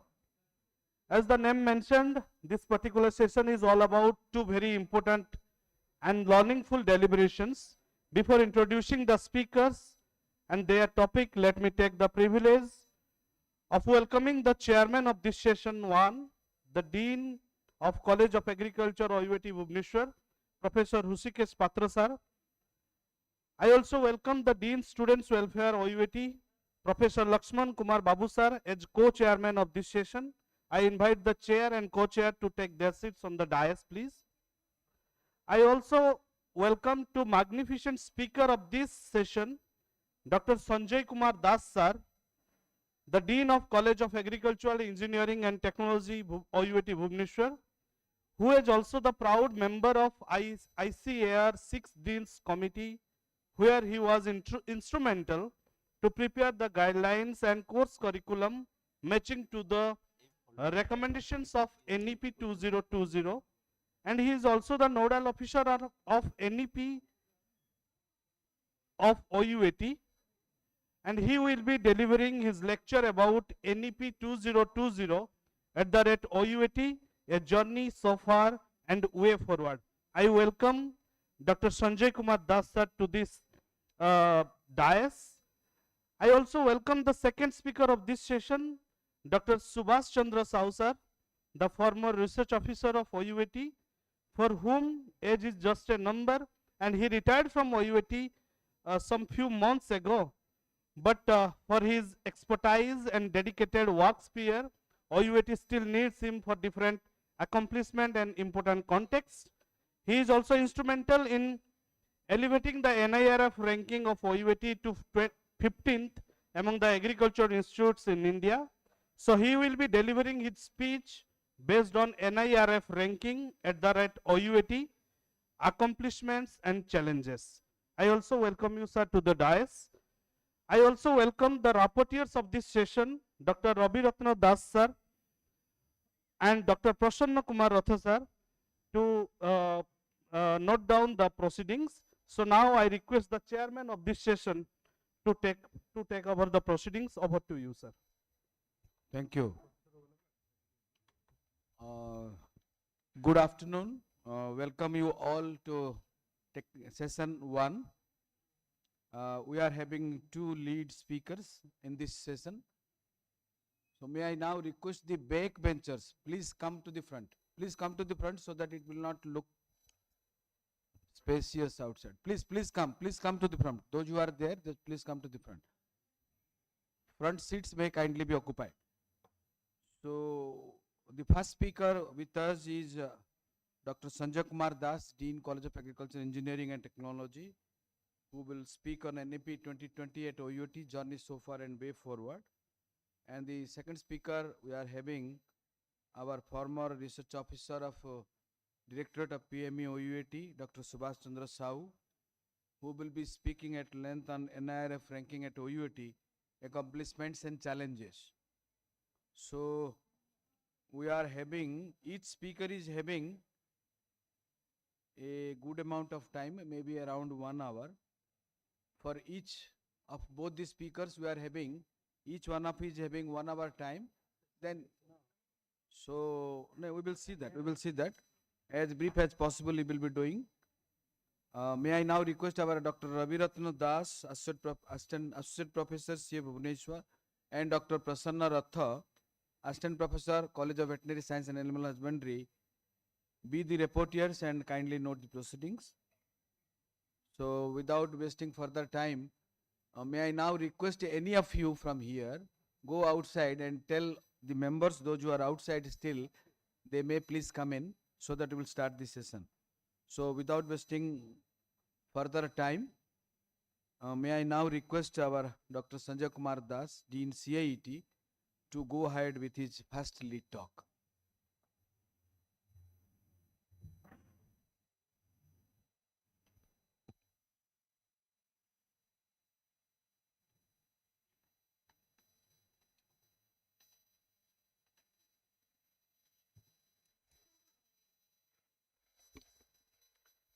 So once again, a very good morning to all of you. So as we are having here the second session, which is related to NEP as well as NIRF ranking. So respected chairman, co-chairman, my co-speaker Dr. Sahu, and all the eminent faculty members sitting in front of me, and as well as students. So I'll be speaking on the 2020 NEP document, the new initiatives and the implementation at OUAT. But when I speak about all these things, so I'm so glad that today the first deliberation made by Professor Sanjay Kumar Naik sir in his address, that also elaborated the way the NEP has been envisioned for improving the quality of teaching and learning in the universities. So that has made my tasks very easy. So I'll be discussing little bit about the NEP initiatives which were adopted by all of us when we prepared the 6 Deans Committee recommendations or the report sitting at Delhi. And subsequently, I'll also be speaking about the implementation part, little bit way forward, how can we do all these things.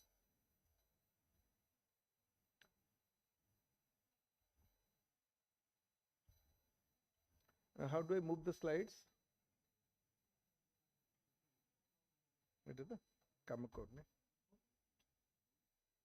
Okay, I can swipe it. So this is the NEP 2020 document. So as you all know, I will again reiterate. So basically it speaks about the creation of education system rooted in Indian ethos, leading to equitable and vibrant knowledge society, making India a knowledge superpower, and as well to realize the dream of Atma Nirbhar Bharat. So the objectives of NEP, so when the NEP document was planned or envisioned, so it was holistic development. So when we talk about holistic development, it is the overall development of the students that includes cognitive, social, environmental, emotional and physical development, equity and inclusion, so access for education for all of us and quality education, flexibility in the education system, as we discussed about the multiple entry and exit systems in the first deliberation, quality education, as VC sir was also mentioning about the improving quality of the teachers, curriculum and infrastructure also in the universities and the colleges. And the last one, vocational education, which talks about the integration of vocational education into the mainstream education.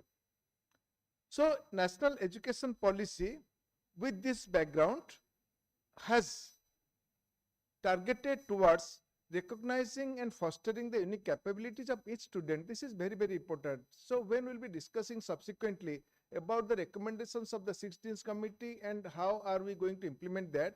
So these are some of the key words which also should be kept in mind for planning our activities. Then flexibility of choosing the vocational and academic path by students. Multidisciplinarity, we discussed about this also in the first session. Emphasis on conceptual learning. Emphasis on inculcating creativity and critical thinking. Ethical values, respect for the society, languages in learning, life skills, formative assessment, technology and teaching and learning. So these are some of the key words which were taken by the subsequent committees for the formulation of the report of the 6 Deans Committee. And some provisions that also have been emphasized and discussed, multiple entry and exit systems, academic bank of credits, multidisciplinarity and holistic education system, rigorous research-based specialization and opportunities for multidisciplinary work, light but tight framework, and synergy in curriculum across all levels of education. So these are 4 C's: critical thinking, creativity, communication, and collaboration. So these are some of the important aspects: 4 C's: critical thinking, creativity, communication, and collaboration. So we also need to develop all these capabilities amongst the students in addition to enriching them with their knowledge and the skill. Some of these things also have been discussed in the first session, like mentoring mission, making space for more personalization, focus on specialization, more questionnaire types, use of modern technologies, and possible changes in regulations. So actually this has been planned that teachers will not be only having teaching, or maybe the students will be learning in the classrooms. So it will be completely transformation of the role of the teacher, and transformation of the teacher-student relationship also have been thought about when the NEP document was planned. So accordingly, when the NEP 2020 document came out, so at the ICR level, for the implementation of the NEP 2020 in the agricultural education system, an apex committee was formulated with Dr. Tej Pratapji, Honorable Vice Chancellor, G.V. Pant University, Pantnagar then, and presently he is also the Vice Chancellor of our Sri University. He was the chairman of the committee. And as you can see, all the eminent Vice Chancellors of different universities, Punjab Agriculture University, ICR, IRI, Pandit Jayasankar, Telangana State University, RPCU, Samastipur, CFA, Mumbai, Tanuvas, Chennai. So all these eminent personalities were there for preparation of a document, that is implementation strategy for the national education policy in the agricultural education system. And subsequently, on the recommendation of this committee, the 6 Deans Committee was formulated, and the 6 Deans Committee, after a deliberation of almost 1.5 years, came out with this document, that is the 6 Deans Committee report, and we are standing here now. So now, as you can see, and as we have been discussing over the several months in the past 1 year or so, so this is again a very familiar structure, I think, by this time for all of us. So this is the multiple exit and entry system in the university scenario, if I am talking about the agriculture and allied subjects. So as you can see, in the first year program, there is, after the first year program, so there is a provision to go out, exit, but only if the students goes out with another 10 weeks of internship, he or she will be eligible for UG certificate in that particular subject, say UG certificate in agriculture. So after the second year program, if the student wishes to exit, on completion of another 10 weeks of internship program, he or she will be eligible to get UG diploma in that particular subject, say agricultural engineering. But unlike the other general universities or general streams, so there is no third year exit in our recommendation of the 6 Deans Committee. So there are 2 years courses, third year and fourth year program. So after the fourth year program, it will be leading to BSc, particularly that subject in honors, or BSc research, or BTech for agriculture engineering. And at the same time, you can see also there are lateral entry provisions. So UG certificate or diploma. So all of us must be knowing that there have been diploma courses in some disciplines in other states, though not in Odisha. So the normal diploma courses will be eligible or will be at par with the UG certificate that we are offering in the university, or we will be offering in the university. And subsequently the UG diploma courses after second year, and UG diploma courses will be treated at higher level as compared to the diploma courses offered by the polytechnics. Sorry, I have to go. I missed some slides. Can we go back?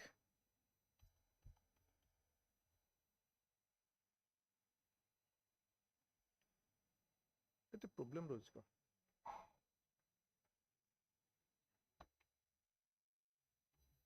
Put it? No.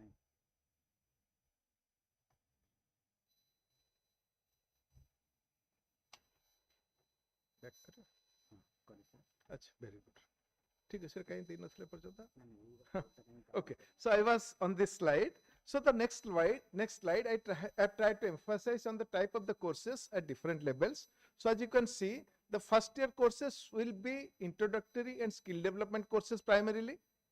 The second year courses will be basic core and skill oriented courses. The third year courses will be mostly advanced courses.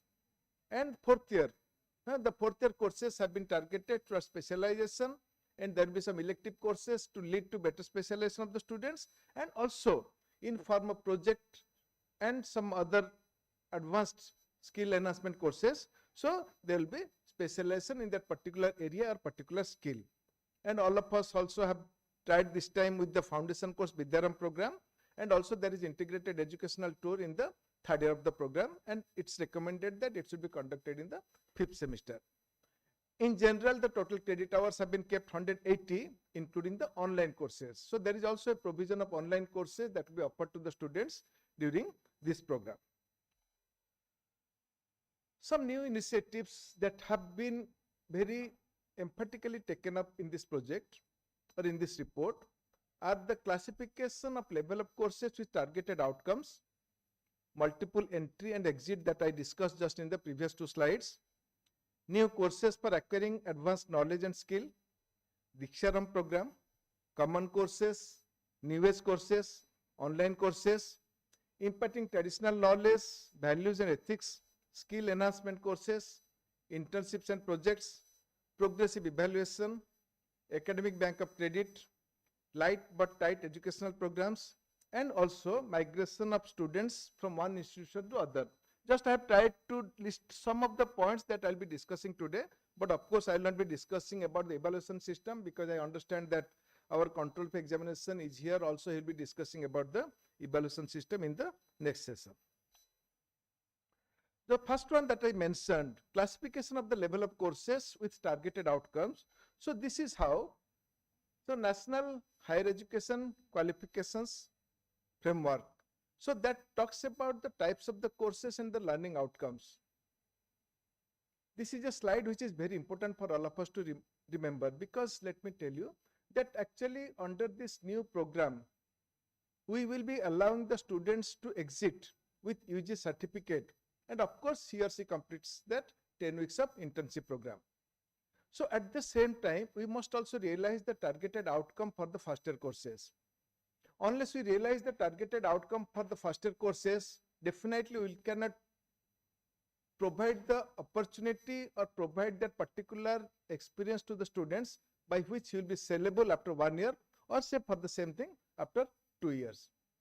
So for example, the first year, the targeted outcome will be basic knowledge in respective disciplines and adequate skill in some selected areas, and to enable them for employment and entrepreneurship. Even Sanjay Naik sir was mentioning about the different levels. And this is very close to that particular diagram where he mentioned about the different levels of skills and knowledges required for different levels of employment. So remember that in the first year, these are the learning outcomes.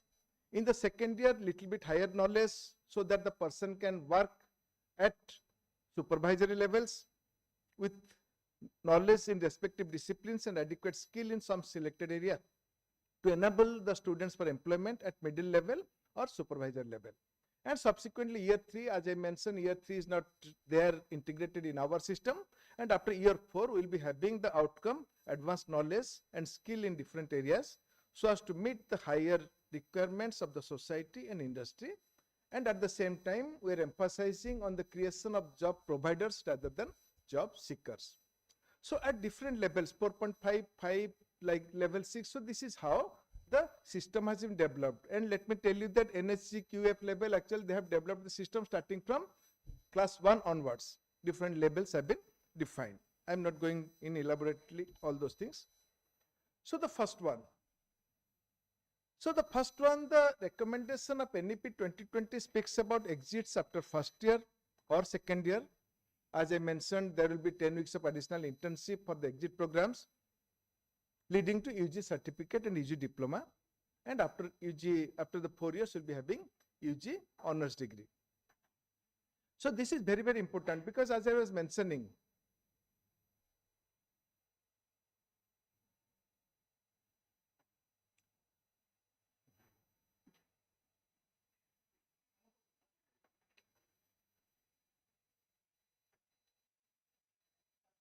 Sir. So I just paused a little because of the presence of our Honorable Vice Chancellor, because I wanted also to explain this particular slide in his presence. The classification of the level of courses have been defined like this. So the targeted outcomes for the study programs for the first year, second year, and fourth year have been defined. Third year, because we don't have any third year exits. So this is how we have defined.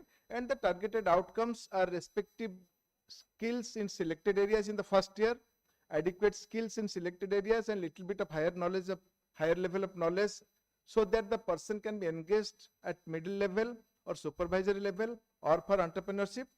And at the end of the fourth year, advanced knowledge and skill in different areas, so as to meet the higher order requirements of the society. And we will be emphasizing on creation of more job providers rather than job seekers. So with this background, actually so many new initiatives have been taken. So the first initiative that I mentioned or I present before you is the exit program after the first year and second year, and after 4 year we'll be having the UG honors degree or the UG research degree. So ultimately, when we are planning for the exit after the first year, so the responsibility of the system also will be to prepare the students for employment or engagement after the first year. So as discussed in the previous slide, so the responsibility is little bit more as compared to the traditional system of education that we have been doing till date. So orienting the introductory courses in a manner so that the students knows all the possible skill areas and options in related field is the need of the time. And subsequently, when we are imparting the skill enhancement courses and they have been integrated both in the first year and second year, so it is very important that all these skill-oriented programs, skill enhancement programs should lead to confidence among the students for adopting any particular practice. Because we are talking about confidence building and creativity at the end of the first year also. Comprehensive mentoring of the students, because we understand that if the student will be exiting after 1 year, of course I realize that the chance of exiting is less. But still then, if there is a chance of even 5%, we have to be very, very careful for that. Appointment of coordinators for the internship programs. So this is very, very important, because unless we have that foolproof monitoring system, so then the system cannot really work properly. Appointment of the coordinator for the skill enhancement programs, and because some students also are expected to leave the institution after first year or maybe a break. So there should be provision of the result declaration even after first year and second year for the students who wish to exit the programs. Then the next one, which is very, very important, and I also mentioned about this while I was speaking about the OUAT achievements until date on NEP 2020. So the induction come foundation courses. And the basic objective is to create a platform for the students to learn from each other's life experiences, having so many other aspects, and we'll be emphasizing on sessions by alumni, business leaders, outstanding achievers or peers, people with inspiring life experiences, university academics and research managers. So basically, the Dikshanam program has been conceptualized in such a way that, because as we all know, many times, because we have been sitting here in the admission board also, the students do not come here by really such a great option. So once they enter inside the hall, the options may be different. But ultimately, when the students come here, they do not know what agriculture is, what forestry is, or what agricultural engineering is. So in that situation, this program is very, very important to develop acquaintance of the students with the subject. And it's also very, very important in the sense that if the student wishes to quit, so you should also have that provision to allow him to quit after 15 days or so. So Diksharam program, 2 weeks, as recommended by the Dean's Committee. It will be at the start of the first semester, and it will be a part of the first semester for all purposes, including the calculation of the net instruction days. So this is the time when the student should become clear about what he or she is going to study, or even it's the time to quit. That has been clearly mentioned in the report, and join any other discipline of his choice, and to facilitate inculcating the life skills, develop bonding with mentors. And so there is some of the keywords. So now for effective implementation of the Diksharam program, so some of the suggestions that I propose here. So each institution should have Diksharam coordinators for managing the programs, and very well designed program involving the alumni, outstanding achievers, people with inspiring life experiences, and university academic and research managers should be planned as we are normally planning a schedule or the timetable for those particular 2 weeks. Group activities by the students to identify their strengths and areas of weaknesses, and so many avenues, because we are a multi-purpose university, we know there are so many areas where you can work on that. And also it is very, very important for the grading of students after the Diksharam program, because we will be taking it as a non-gradual course, 0+2. I am sure that many of the institutions which have started Diksharam program must not have graded the students. So we should have satisfactory or unsatisfactory, because this is a non-gradual course. Let me tell you that actually this year we have conducted the Diksharam program in many of the colleges very successfully. For example, I can give the example of 1 or 2 colleges of the university. So these were the sessions. So this may be learning for the next generation leaders, or maybe the leaders or teachers from the outlying colleges. So for example, we had one session on agriculture, the integration of all cultures by an eminent professor. Then alumni leaders or alumni were invited to talk to the people, to talk to the students. We invited a very high level officer from the central cadre working in the state government to talk about the government services and the opportunities. Mrs. Sidhu Brown spoke about personality development. She is a leader in personality development and allied areas. The head of the department from SCB Medical College was invited to talk to the students about drug abuse. Mr. Sujit Mahapatra, again another eminent personality development leader, talked about conventional learning versus material learning. We invited the Brahma Kumaris, and that was really a very good session which was specifically on creatively connecting with spiritual self. Then interactive session on nutrition diet by Dr. Harishchandra Chaudhary, again from SCB Medical College. Mental well-being by an eminent expert from KIMS, Kalinga Institute of Medical Sciences. Then Mrs. Josna Sahu talked about understanding gender-related challenges. So like this. So a variety of the topics were discussed among the students, and those are so interesting that even I also attended almost 60% of the sessions along with the students. And at the same time, we also conducted yoga sessions. We conducted group activities for the students, such as skit, project, presentation on a selected topic, open mic session. So these are some of the activities taken up under the program. And also at the same time, we also had visits to different departments, central library, central insurance facility, or the departments of OUT, local industries, and government offices. So this is how the 2 weeks were really very, very learning, I think, for the students.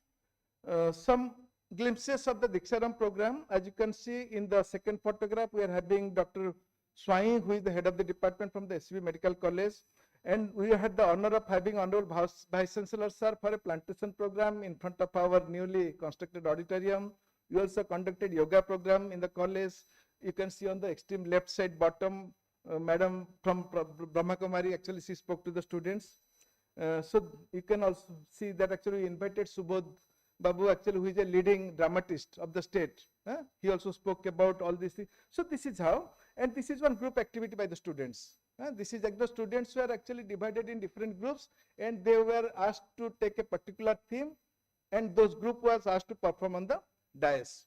So like this, the Diksharam program can be really very, very contributing in developing the confidence, developing the creativity, developing that group activity or collaboration, as those keywords I was mentioning.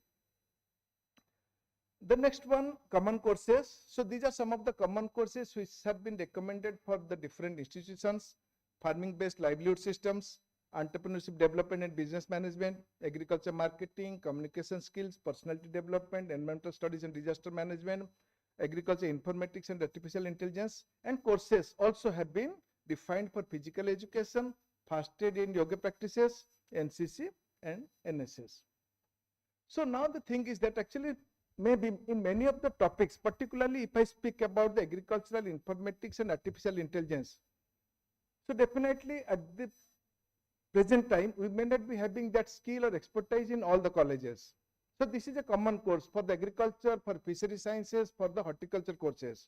So this is very, very important that we think about training to the existing faculty or maybe recruitment of the faculty for the change courses for effective learning of the students, hiring of the guest faculty for immediate requirement, along with long-term planning for strengthening any existing department of the university in the field of agri-informatics, artificial intelligence and robotics. So in addition to teaching the students, so those departments can also help in the type of the research transformation that is going on in the national level. And also, even though we are having some personnel who are training our students on physical education, first aid, but I think there is also a need to have regular teachers or maybe guest faculty who will be teaching the students on yoga practices, first aid or physical education. And the scope of NCC also should be widened, because I understand that the strength of the NCC wing of the university is not capable to meet the ever increasing number of the students of the university. So in that situation, the scope of NCC should be widened not only in Bhubaneswar but also for the outlying campuses. Some new age courses like artificial intelligence, robotics, machine learning have been included. Array of elective courses have been included, and also it has been advised that all disciplines should have expertise in new age courses. Elective courses also are there, and it has also been emphasized on more practical exercises and latest teaching methodology. So with this background, I propose the strengthening of manpower and infrastructure to manage the practical aspects. This is very, very important, because as we all know, and the Honorable Vice Chancellor is also striving hard for increasing the staff strength, both at the teaching as well as the non-teaching level. So strengthening of the manpower and infrastructure to manage the practical aspects is very, very important, because we have to be judiciously using, we should use judiciously. Then freedom to students to choose the elective courses. A number of elective courses have been defined and mentioned in the report, but at the same time we have also the option to include as many number of elective courses that we can do depending on the local needs. But at the same time also, for example, in agriculture, actually the number of students are more than 200. So in that situation, we should also have that particular strength that we should be able to offer maybe 15 or 20 number of electives, so that the students get the electives of their own choice. It's a dream, may not be possible in next 1 or 2 years, but it should be, our capability should be like that. Formulation of new elective courses as per local needs and available expertise, and expanding the scope of need-based industry faculty and professor of practice, because there are certain courses like new age courses. We have been talking about the robotics, we have been talking about the machine learning. So it's very, very important that we must have expertise, we must have the industry faculty who can really genuinely and more effectively deliver the courses as compared to the traditional teaching people like we people. Deficiency courses. It has also been mentioned in the report that if the student has to take up any deficiency course, it has to be completed within the first year. But unfortunately, the course structure needs to be defined. It has not been defined in the CSDS committee report. Many a times what is happening, actually I was observing that, for example, the deficiency, the student is not having mathematics in +2 science, has taken admission in a particular course, but it's not happening. But particularly in case of the forestry, it suggested that the student who is not having biology, he or she should take biology. But in that situation, I think we should plan a course which is more relevant for the student who is not having biology, but which is very, very important for the next courses that will be taught. So at faculty level, we should design the course, that compensatory course or deficit course, so that the student will be really connected with the course, because he or she will be understanding that, okay, this is my requirement and this one will be helping in future. So accordingly, you have to design that.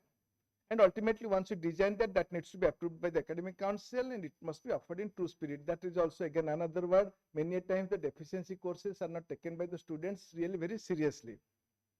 So that has to be taken in true spirit, and the grading also should be reflected in the transcript as a non-gradal course. Some online courses, as we have discussed, the student can opt any online course from any field. For example, I can take a course on veterinary sciences. A veterinary science person can take a course in Sanskrit, or maybe in German language or in music or something like this.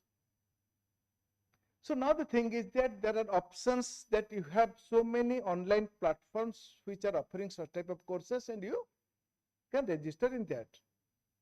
And the registration timing is also there. A 1 to 3 credit SWAYAM course is expected to be covered in 4 to 12 weeks. And the courses will be non-gradual and can be taken anytime during the duration of the UG program, but particularly it's recommended in 3rd year or 4th year, because by that time actually the student has crossed that level of exit with UG diploma, so he knows and better understands his requirements or his passion. So some of the suggestions that I make here, the university or institutes will keep a record of such courses registered and completed by each student and will indicate the successfully completed courses in the final transcript. And a report of such courses should accompany the grade sheet submitted for the last semester. An online course coordinator or counselor, for example, maybe in larger colleges you can have at least 2 to 3 course counselors or coordinators, and mentoring by the online course coordinators and the advisors from the first year itself. Because actually, as I suggest, the 16th committee recommend that online courses can be taken up at any time during the UG program. But I am sure in many of the colleges, the students may not be knowing by this time that they have to complete online courses of these many credit hours.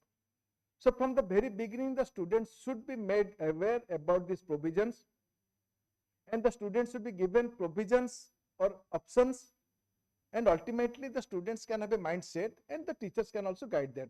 But before guiding the students also, at least we must be competent enough. We must understand the actual system. So our learning is very, very important, and subsequently then only we can counsel the students and coordinate such type of activities. And it's not that we are suggesting the students to register for the online courses. Maybe suppose there are 70 students in my college at CIT. I will be counseling, but I do not know actually whether the student has registered or not. I do not know whether the student is really getting the subject of his choice or not. So in that situation, I have to be little bit proactive to review the progress. Maybe every 3 months or so, or maybe at smaller gap durations, we should review the status or the progress of the online courses of the students of each class. This is also very, very important. Unless what will happen, suppose for example, the student has passed the 4th year, but he has not completed the online courses. So ultimately he will not be eligible to get the certificate, and the student will start blaming the system that I am not getting my degree. Skill enhancement courses. These will be choice based.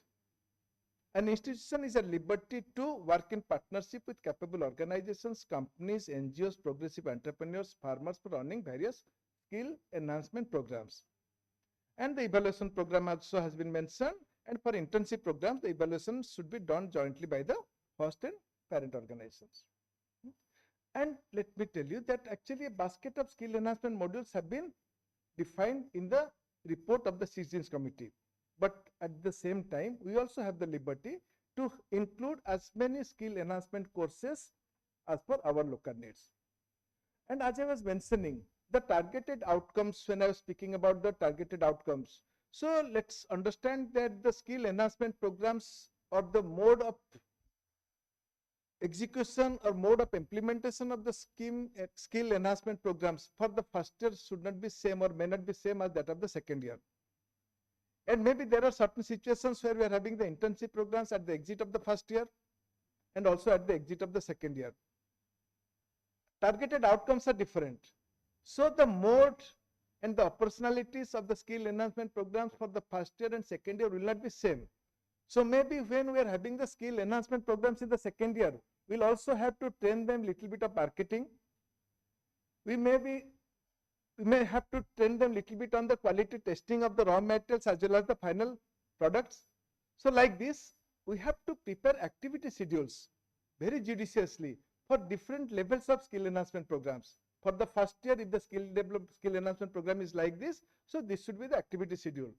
For the second year, if the skill enhancement program is like this, so this should be the activity schedule. Then only we will be justifying the need of the NEP, then we will be justifying the requirement of the NEP 2020.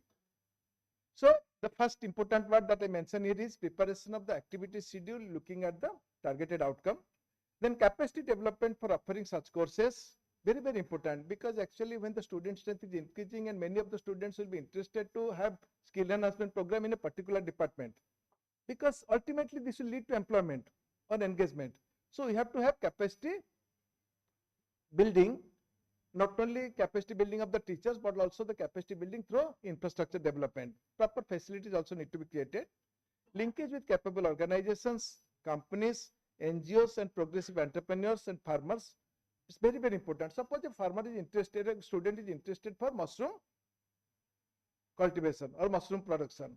So in that situation, yes, our labs are also adequate, but at the same time, maybe he can send to PPL to work with that industry. So that will be giving him a more or better exposure, both in production and marketing, rather than that we do it here. And ultimately, the evaluation of the skill enhancement programs in true spirit, with more emphasis on progressive evaluation, assessment of leadership quality, competitive spirit, collaboration, communication, etc. I think all of us being teachers, we realize that if the evaluation system is not proper, then the students are not properly treated, the students will not be interested to take up the course. Ultimately, improper evaluation leads to frustration among the students.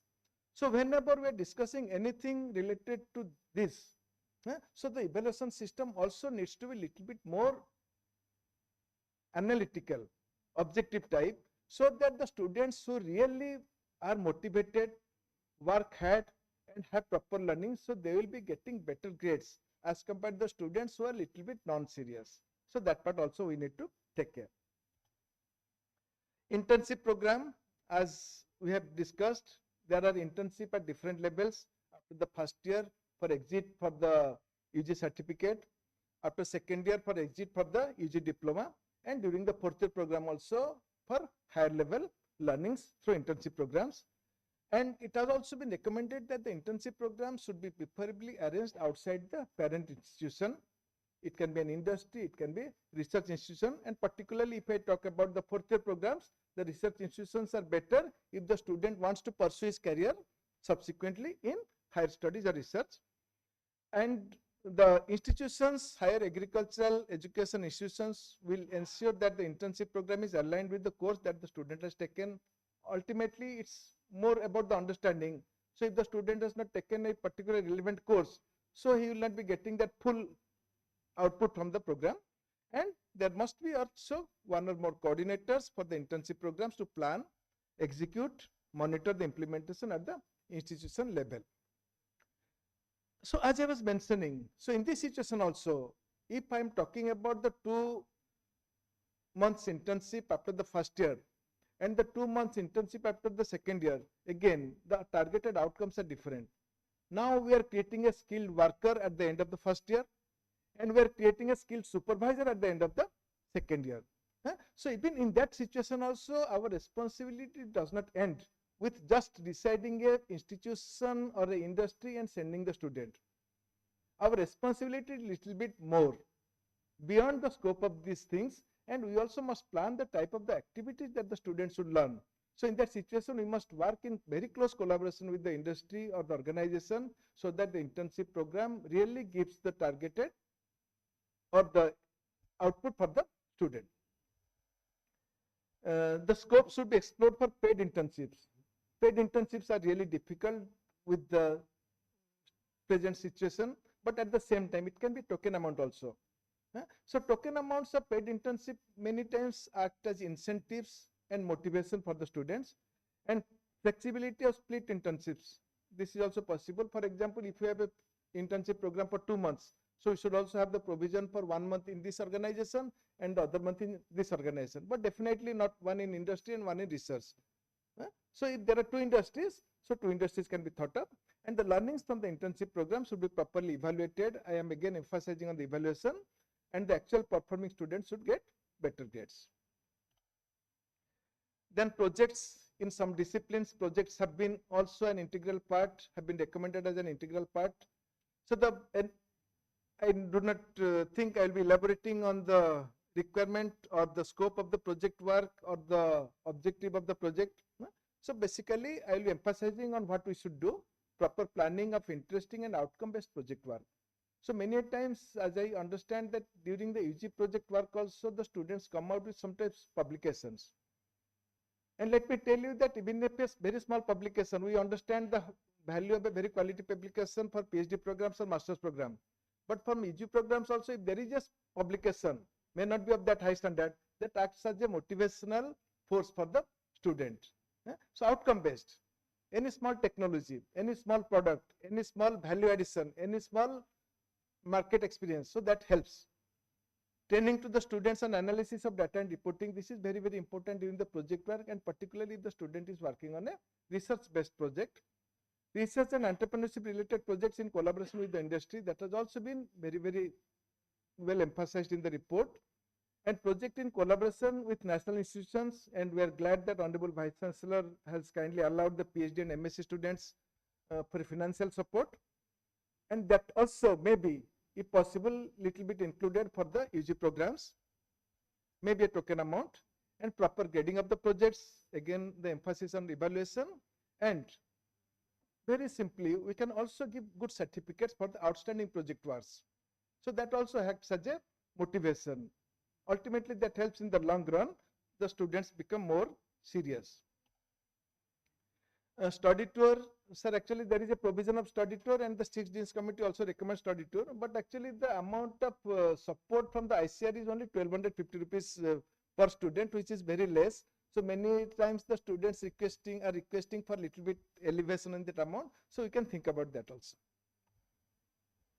And at the same time, local study tours also should be encouraged. So these are sometimes also very, very important. We know our limitations, we know with the problems little bit with us, but if we can enrich ourselves, strengthen ourselves little bit, so more number of local study tours also will be helpful in giving more insight to the different local problems, and also making the students more aware about the issues and the challenges.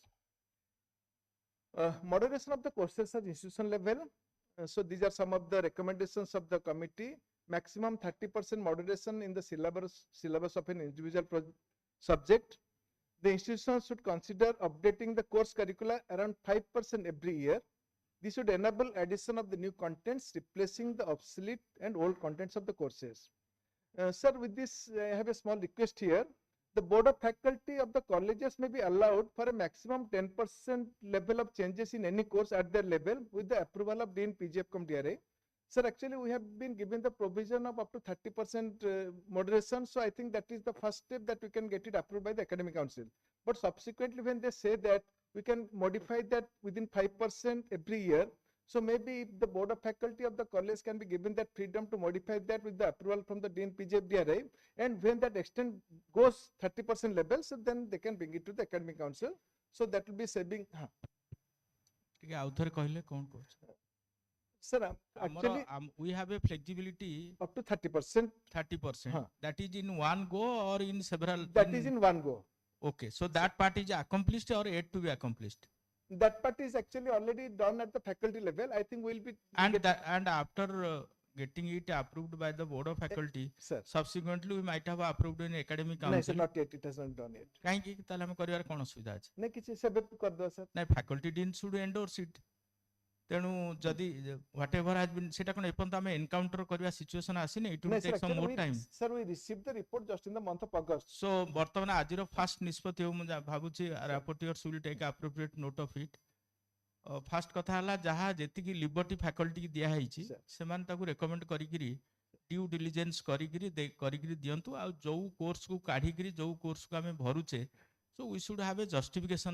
ଖାଲି ଯେମିତି କରିଦେଲେ ହବ ନାହିଁ ଯେ ଆମେ ଏଇଟା ନ କରିକିରି ସେଇଟା କରିବୁ, but the reason to the extent possible, and we will have an exclusive academic session, academic council, and I will also wish that let that academic council be held somewhere here, where we will also try to take some students representative. Let us take their vibe, how they like it, dislike it. So suppose it was a mango cultivation, we took it as a sericulture, and to our purpose, to our AS2 highly note, it may suit, but it may not suit the career perspective of a student. Sure. So in this special academic council, let us have the representation of our students for whom we are making the changes. Sir. So that they can better suggest us. This is one. Then the second step, and it should be the taken up soon after this education council at our earliest convenience, and Dean PG to take a note of it, and hopefully rapporteurs will also put in capture in their proceedings.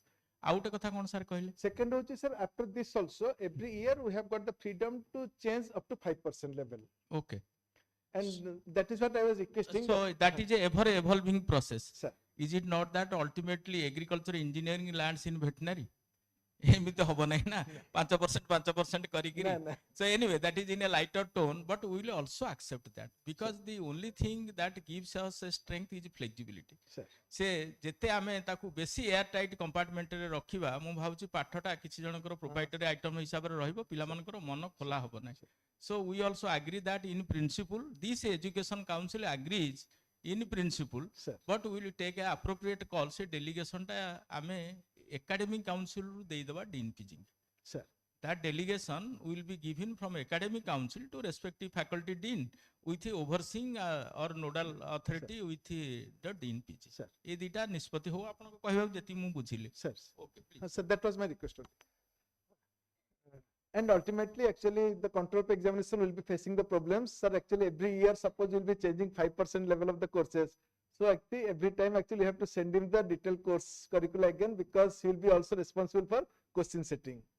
गोटे थर तार plus minus टाकू if we are able to deliberate in our academic council आमे ताकू 5% करबा कि 10% करबा कि एवरी अल्टरनेट ईयर करबा कि every after a gap of 3 years करबा मु सेइत में कहउतले एटा एकेडमिक काउंसिल आलोचना है एजेंडा 2 हिसाब रे.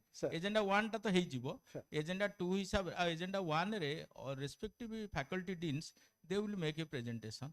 What was as per NEP or 6th Deans Committee, what they have changed, and what is the justification behind it. ये तीनटा column Sir, actually, for your kind information, I think all the faculty they have set in their board of faculty level, and they have prepared the document. Very so good. Any time so the step phase 1 groundwork has been accomplished, but only thing is that they have to find the justification and convince the academic council.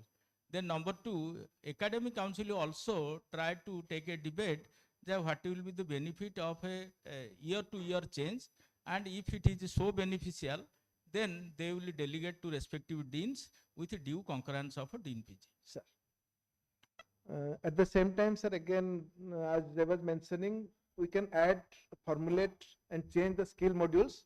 So the board of faculty may also be allowed for formulation, addition of change of skill modules. Initially, actually, they'll be getting it approved by the academic council, but any minor changes, they can do it at their level. And interchange of courses in between semesters also have been advised by the Dean's Committee, but interchange of courses should be once with the approval of academic council. If we go on frequently changing, so that will be creating problems for obtaining the questions from external examiners. So this is what I suggest. कहूतिले पिलांको study tour कथा. Sir. Actually nobody has brought it to my knowledge. Sir. आमे तो 250 टंका रे study tour जाइथिलु. एबे जाहो 1250 टंका हेलानी. I am happy. किंतु 1250 टंका is also a drop in the ocean. आमे जेतबेले प्रो स्टूडेंट प्रो टीचर्स पई गोटे वैल्यू एडेड बजेट कलु, सेठी जदी आम नॉलेज को इटा आसी थांता, we could have done it. एबे मध्ये आमे करि परिबा. किंतु मते लागुची पिला मानन पई जो बेनिफिट आमे करिचे, जो एडवांटेज बा नबा पई बा फाइनेंशियल सपोर्ट करिचे, केते पिला ताकू जानि नथिबे, आ एपरि कि केते टीचर मध्ये जानि नथिबे टीचर मानन पई कोन होइचे आ पिला पई कोन होइचे. Again I will request Professor Patra, if time permits, if you have that earlier presentation which you made in research council, rather education council is the complete user of that advantage.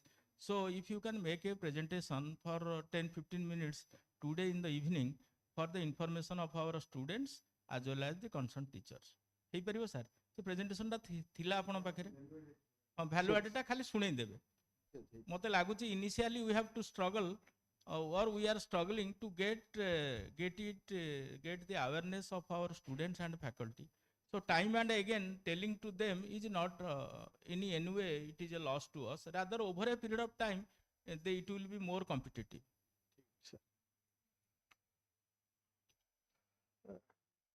There are some other options also under that particular heading, moderation of courses and institution level. Change of maximum 2 core courses inclusion of any number of courses as electives and freedom to offer from the elective courses, and modification and change of credit hours. So all these things I propose that this can be done once, and the detailed course curricular should be approved by the academic council. So we should not go for frequent changes in the credit hours, total credit hours, and any new elective courses added after the first year should be also approved by the academic council. If we propose, that has to be taken to the academic council.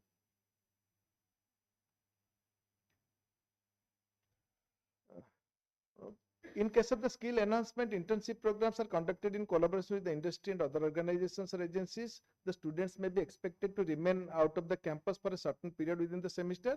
So in that situation, the timetable should be so adjusted that the remaining part of the NIDs of the corresponding semester, that each credit is at least 15 hours. So these are the recommendations of the Dean's Committee. So the Dean's Committee or the ICER document recommends that the internship program, skill enhancement program should be conducted in industries so as that the students gain first-hand experience from the industry.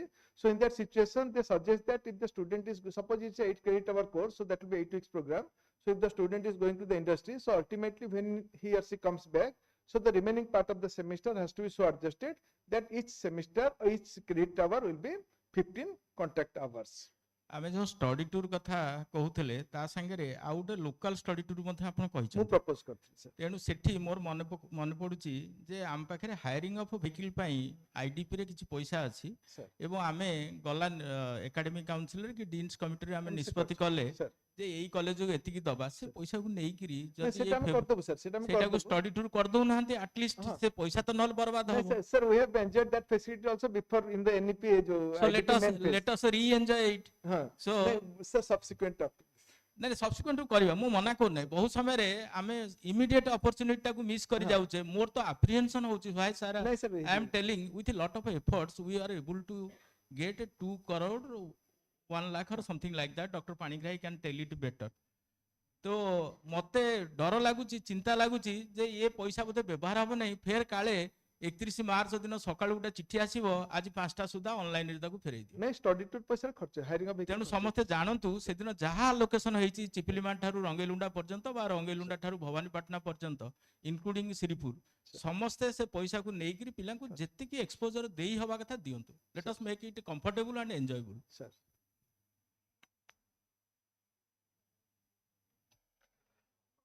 Sir, there is again another provision under the document, migration of students from one institution to other.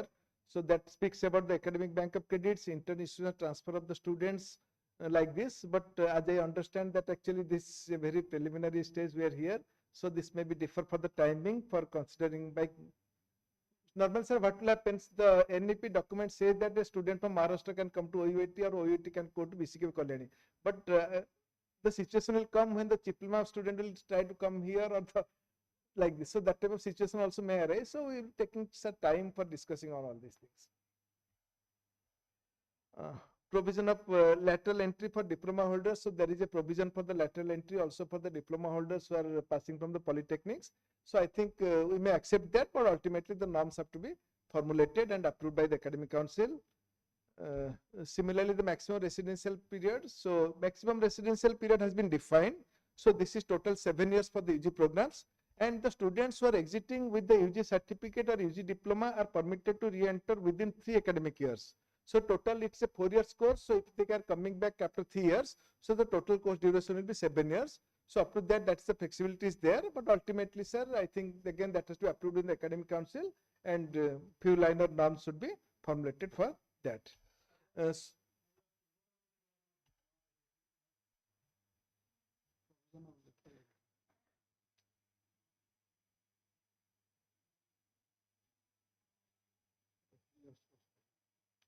the left side, this is the recommendation of the committee, but as I suggest, actually this needs a little bit more deliberations, discussions. So at this stage, I am silent on those.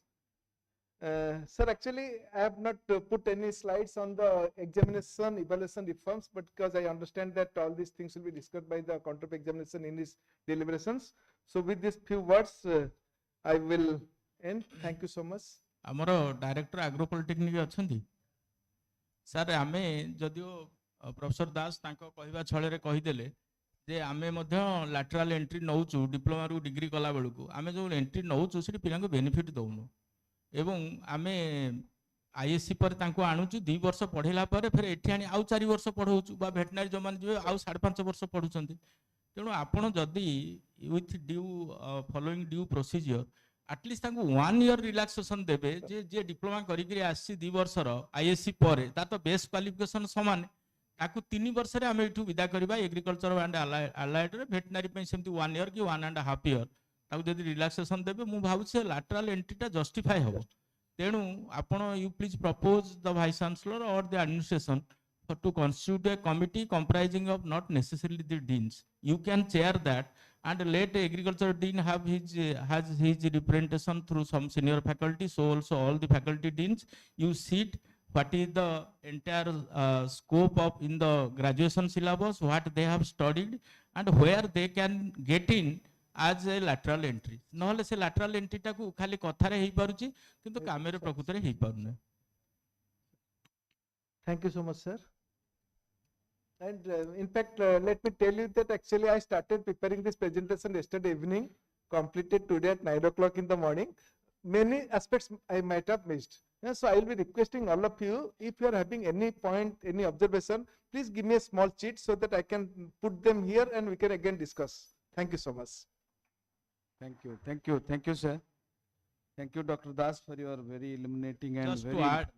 to add, ये presentation टा आज evening पर्यंत खोला रहू जे जहाँ देवे professor Das को तांकर इनपुट दियंतु let professor Das complete it by 25th late in the evening छुट्टी अच्छी 26th ऑनवर्ड्स आमे सब फैकल्टी के अनुरोध करवा से तांको फैकल्टी लेवल रे खाली एही प्रेजेंटेशन टा को रन करन so let us get ourself acquainted with the system of NEP 2020 मते काई लागुची जदियो अनेक मीटिंग या भितर मु अटेंड कलेनी बहुत जिनस मत लगुच there is difficulty in its implementation there will be hitch and also technical issues तेणु मत लगुच यहाँ सब फैकल्टी जमी आम NIRF टा सुभाष सर को रिक्वेस्ट करी जहाँ से जाइछंती बा कोठी वर्चुअली नहीं यहाँ संजय सर रेस्पॉन्सिबिलिटी नियंतु आउ all faculty deans to invite him either physically or virtually physically हेले टिके भल होंता virtually to attend and have such a presentation.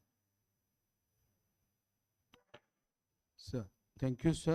There are actually number of presentations we require on this particular aspect.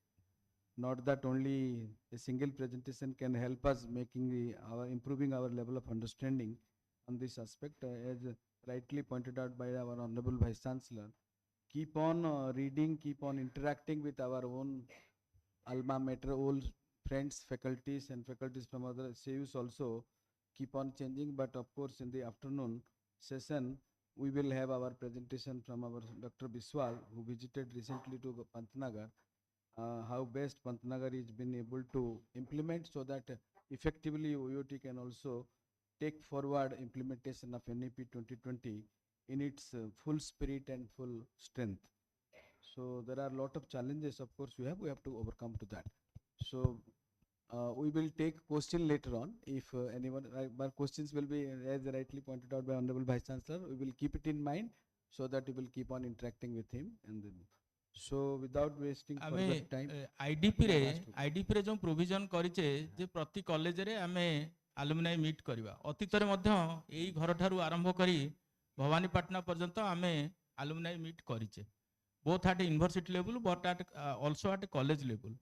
मु भाबुची एथरक अलुमिनाई meet पाई अलुमिनाई को ठारू आमे किछि प्रपोजल 5टा हो 3टा हो NEP रे जदि NEP 2020 पे आनी परिबा NEP 2002 रो what it envisages there will be a centralised power point by presentation by concern dean and the alumni along with the present students they will also give their opinion and also some suggestions how they can be incorporated. मु भाबुची आमे गोटे broad basin consultation करि पारंते तेणु आलुमिनाई पे आमे पैसा मध्य स्थिरीकृत करिचे एवं टंका रिलीज करिया पे मध्य PI IDP समस्त को लिखि सारलेनी आज आई रिमेंबर किंतु सब डीन मान को रिक्वेस्ट रहिला तांकर गोटे एजेंडा रहू जे implementation of NEP 2020 soliciting suggestions from alumni. Sir, one thing that I could able to know from Dr. Das, that if agriculture student completing 2 years, if he has completed 10 weeks of internship, he will be giving the UG diploma in agriculture. That is as per that presentation actually I have seen. And as such, we have got also Polytechnic Diploma in Agricultural Science, Diploma in Horticulture Science. That is also 2 years course program. So that will be overlapping actually. That is that part to be dealt. What is the degree to be given here if somebody is completing 2 years agriculture with 10 weeks? UG diploma, if he has completed 10 weeks internship, completing 2 years, he will be given the degree UG diploma in agriculture. Here we are giving in Polytechnic, we are giving I think diploma in agriculture.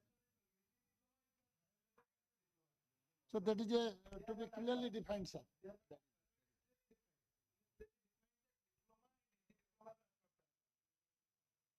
So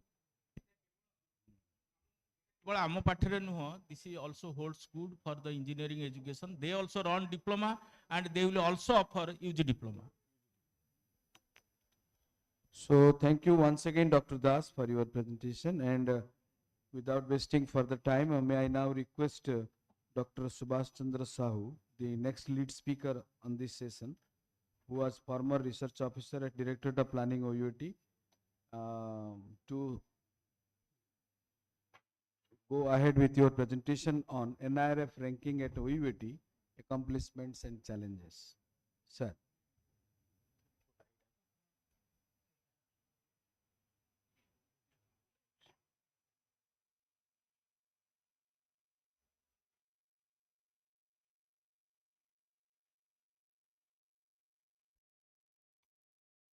Respected Chairman, sir, Honorable Vice Chancellor, sir, Dean, Students Welfare, Dean, College of Agriculture, Engineering and Technology, and Dean's Directors, esteemed members of this House. I know you are all burdened with important talks, presentations, and you must be hungry. So I will not take a lot of time. I'll try to finish within half an hour, because I know a hungry man is an angry man. Coming to this NRF ranking, fortunately we have achieved something, but still we have some challenges. We'll discuss in both the way how to keep on going up and up. So about ranking, there are several types of rankings in the world, in India also, and it is a very age-old process. Many universities, institutes, they are coming under world ranking, coming under ranking in the India. So I will briefly tell what are the rankings, major rankings going on in the world. QS World University Ranking, Times Higher Education World University Ranking, Academy Ranking of World Universities, or it is generally known as Shanghai Ranking, Center for World University Ranking, QS Asia Ranking, there is also QS India Ranking, Shimago Institution Ranking. This ranking exclusively deals with these publications. So coming to India, we have several rankings also, and many institutes, universities take part in this. NIRF ranking, which we will talk in detail, that is by Minister of Education, Government of India. India Today ranking, that is by India Today Group. The Week ranking, this is by Week Magazine. Shiksha.com University ranking, this is by InfoEdge India. The Princeton Review India ranking. Then Career 360 ranking by Career 360 Magazine. I know many parents, after +2 education of their kids, they follow this Career 360 ranking so that they can decide a good engineering college. That is very popular. Then Atal Ranking Institution for Innovation and Achievement, this is by Minister of Education again.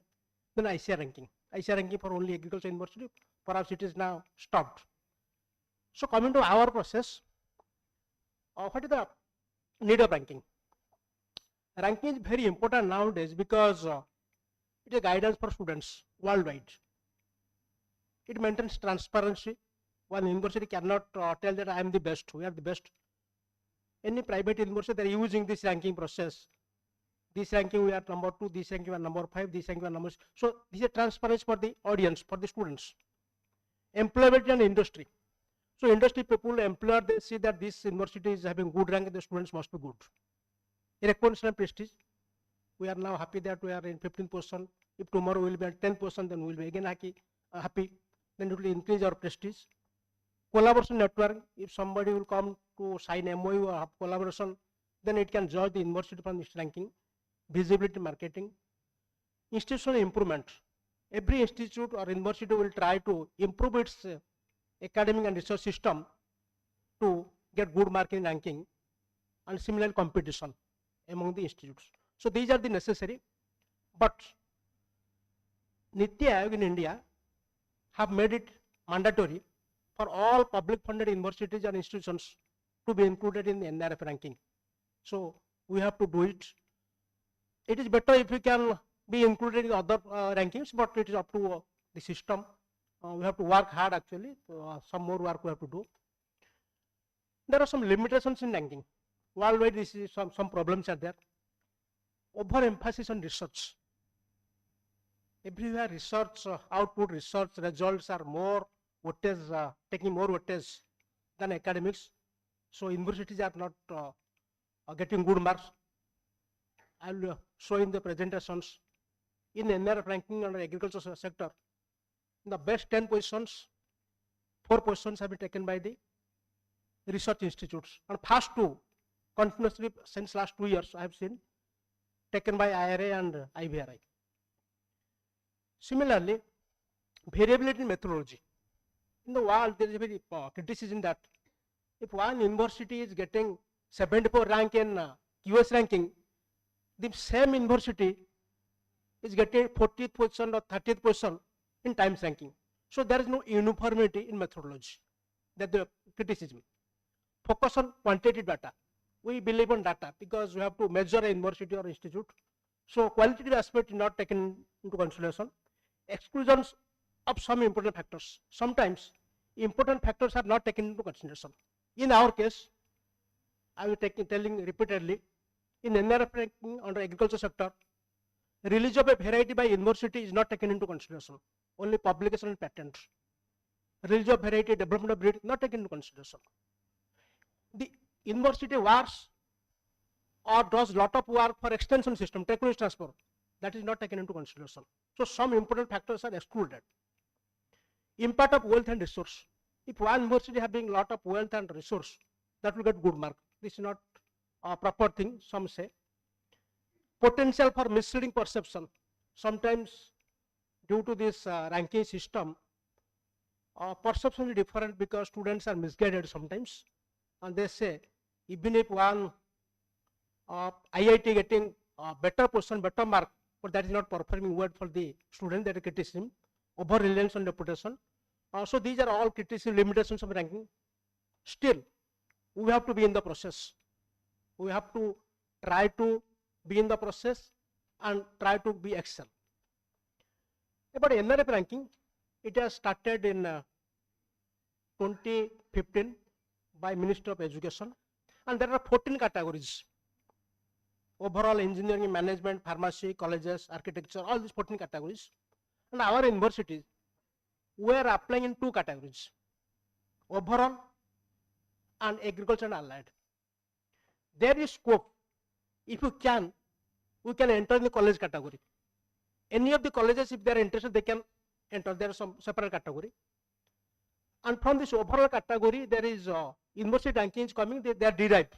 We don't have to put any mark or data, so they derive it.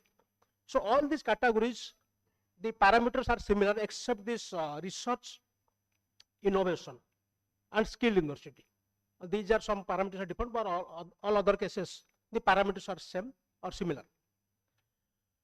The broad parameters in NIRF ranking, teaching and resource, the weightage is 30%. Research and professional practice 30%. Graduation outcome it is 20%. I will go, I will tell in detail. Outreach and inclusivity 10% and peer perception 10%. So these are the parameters and weightage is different.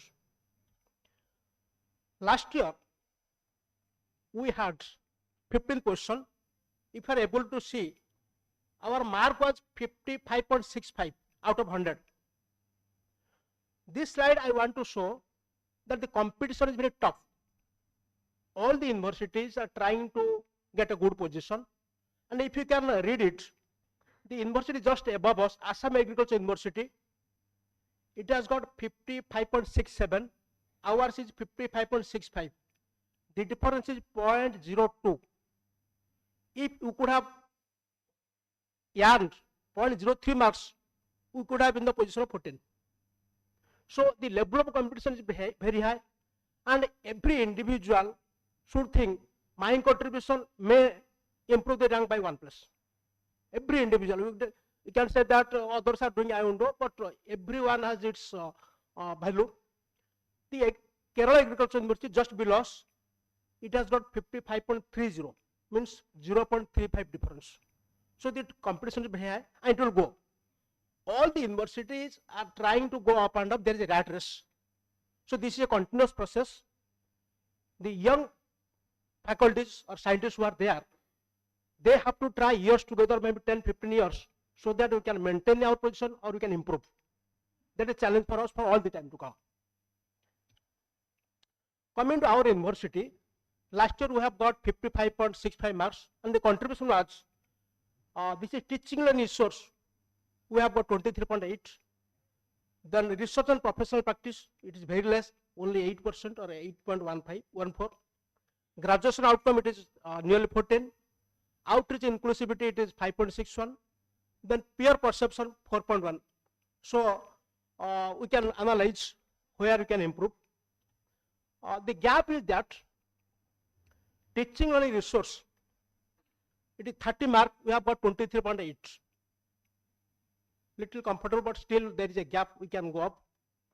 This research and professional practice, out of 30 we got only 8 marks, 25% or 26% like this. So this is the very important thing. Throughout my presentation I will focus on it. And importantly, there is a responsibility of faculty and scientists to improve this one. I repeat, there is a responsibility of faculty and scientists to improve this one, not student, not university management. Then graduation outcome, out of 20 we have got 14. Outreach inclusivity, very poor actually, out of 10 we got 5.6. Peer perception, out of 10 we got 4 marks. So I will give comparison with last year performance and performance of other universities. If you go to last year performance, in every aspect we have improved with all our support. Teaching and research, we have gained 74 marks, now it is 79. Then research and professional practice, it was 15 marks, we have got 27. This is all out of 100. So 27 marks, good improvement, but still there is a gap. Graduation outcome, we had 61, now we have improved to 69.9. Then outreach inclusivity, it is 50, we have improved to 56. Then peer perception, 33, and improved to 41. Here I can mention that last year Honorable Vice Chancellor has taken pen to write maybe 65 organizations to mention what university that might have resulted, so that we have improved, but still there is a gap, we have to improve. About teaching and resource, it depends on 4 factors. Student strength, it has 2 parameters, sanctions intake versus enrollment. For example, College of Agriculture, Bhubaneswar, the intake is 211. And the enrollment means the student strength after 1 year, that is for example 180, then it will get a less mark. So it should be nearly intake. But what happens in our case, in some presentation, some are telling, and you must be thinking, sometimes we are 211 intake capacity, but we get admission 220 or 230 like this due to this other causes. So what happens, while uploading data in ranking system, it tells you give the student 4-year degree. That means includes all the agricultural college, CIT, fishery, forestry, everything. So combining together, we nearly get a good mark. Similarly, total student enrolled for PhD, total number of students enrolled since last 2 years, 3 years, 5 years like this, total number only. So that is the included. Faculty student ratio, If it is 1:50, we don't get mark. If it is 1:20 or more than that, then we'll get full mark. Combined metric for faculty with PhD and experience, two aspects are there. One is faculty with PhD, percent of faculty. Then experience less than 8 years, 8 to 15 years, then more than 15 years. Here actually what happens, if the ratio is 1:1:1, then you will get good mark. Otherwise, some university, they are just taking the senior persons, retired persons, they may good work, but that is not happening. 1:1:1. So the recruitment should be a continuous process so that this will be maintained over the years. Financial resource allocation, utilization, that is annual capital expenditure per student. That means establishment of laboratory, TBCC, establishment of this institutional farm, then purchase of equipment, costly equipment like this. Then annual operational expenditure, that includes salary of teaching, non-teaching staff, then workshop, seminar, conference, then also this consumables in the laboratory like this. Coming to the marks, if you compare, in the student set we have got 15 marks, 23, same mark, 15 are maintaining, but there is a gap of 20, and I will suggest how to improve it. Then faculty student ratio, we are getting full mark, 30 out of 30, it's nothing to worry. Then qualification experience, out of 20 we have got 16.9, little improvement, 17.5. Then resource utilization, out of 30 we have got last year it was 12.6, and this year 24 we got 16.9. So there is scope for improving this one, student strength and resource utilization. Two things we have to do. Of course, marginal improvement can be done, this qualification experience. So coming to research and professional practice, 4 aspects are there. One is combined metric for publication as for faculty. This is very important. Other universities are getting very good mark, and while comparison I will show they are getting good publication. The publication should be in 2 aspects, 2 source, maybe Scopus and Web of Science. 2 days back I was reading one article about this NIRF ranking published in some journal. So it is mentioned that they are also taking nowadays from Google Scholar, but I have not confirmed from NIRF site. From NIRF site, what is mentioned, they are taking from Scopus and Web of Science. 2 things are there. Combined metric for quality publication, it means that if you are publication having more citation, then only you can have quality publication, that we should ensure. Then IPR and patent, 2 things they are taking, number of patents granted and published, 2 aspects are there. Then footprint of projects and professional practice. This is research funding, external funding and consultancy, 2 aspects they are taking. So coming to marks, this publication out of 35, this year we have got only 8. We are not very comfortable position. Of course, last year it was 4.1, we have improved. Quality publication out of 40, we are getting 10. Last year it was only 7. So although we have improved, but still there is a big gap. Then IPR, it is a very thing to be concerned, because only we are getting 1.5 out of 15. So we are very, we have to think seriously. Then footprint of project and professional practice. Last year it was 2.7 and we have improved to 6.9. So the suggestion I will give later on. Coming to graduation outcome, it also depends on 4 aspects: combined metric for placement and higher studies, percent of graduate students getting placement and students getting higher studies. Of course, the placement has more weightage than this higher studies, so we have to collect the information properly. Then students passing university exam, stipulated time, then coming median salary of the students and average number of PhD students graduated. So all these things related to students, only we have to do collect information or data. In graduation outcome, last year it was 23.1, we have improved to 26 out of 40. Then this placement of higher studies. Then university exam we are getting full mark, 15 out of 15. Then median salary it was 14, this year improved, a little improvement, 15.6. Then students having PhD, last year it was 9 and it is improved to increase to 12.8. I think this year again will improve, what I see in the PhD results. Out in the inclusivity, percent of students from other states and countries. The students from other states and other countries, here actually other countries have more weightage than the states. Then expectation that 50% women students and 20% women faculty, percent of women diversity, we are comfortable also. Then economically and socially challenged students, percent of students getting scholarship. That is a very different aspect actually. And facilities for physically challenged students, lift, ramp, provision for walking aid, then special design toilets for handicapped students. So coming to marks, here the only part we have got less mark. Last year it was 2.01, of course out of 30, and it is reduced to 1.65. This is a very serious matter. We have to think it seriously because we are going down. So women diversity, we are getting full mark, nothing to worry.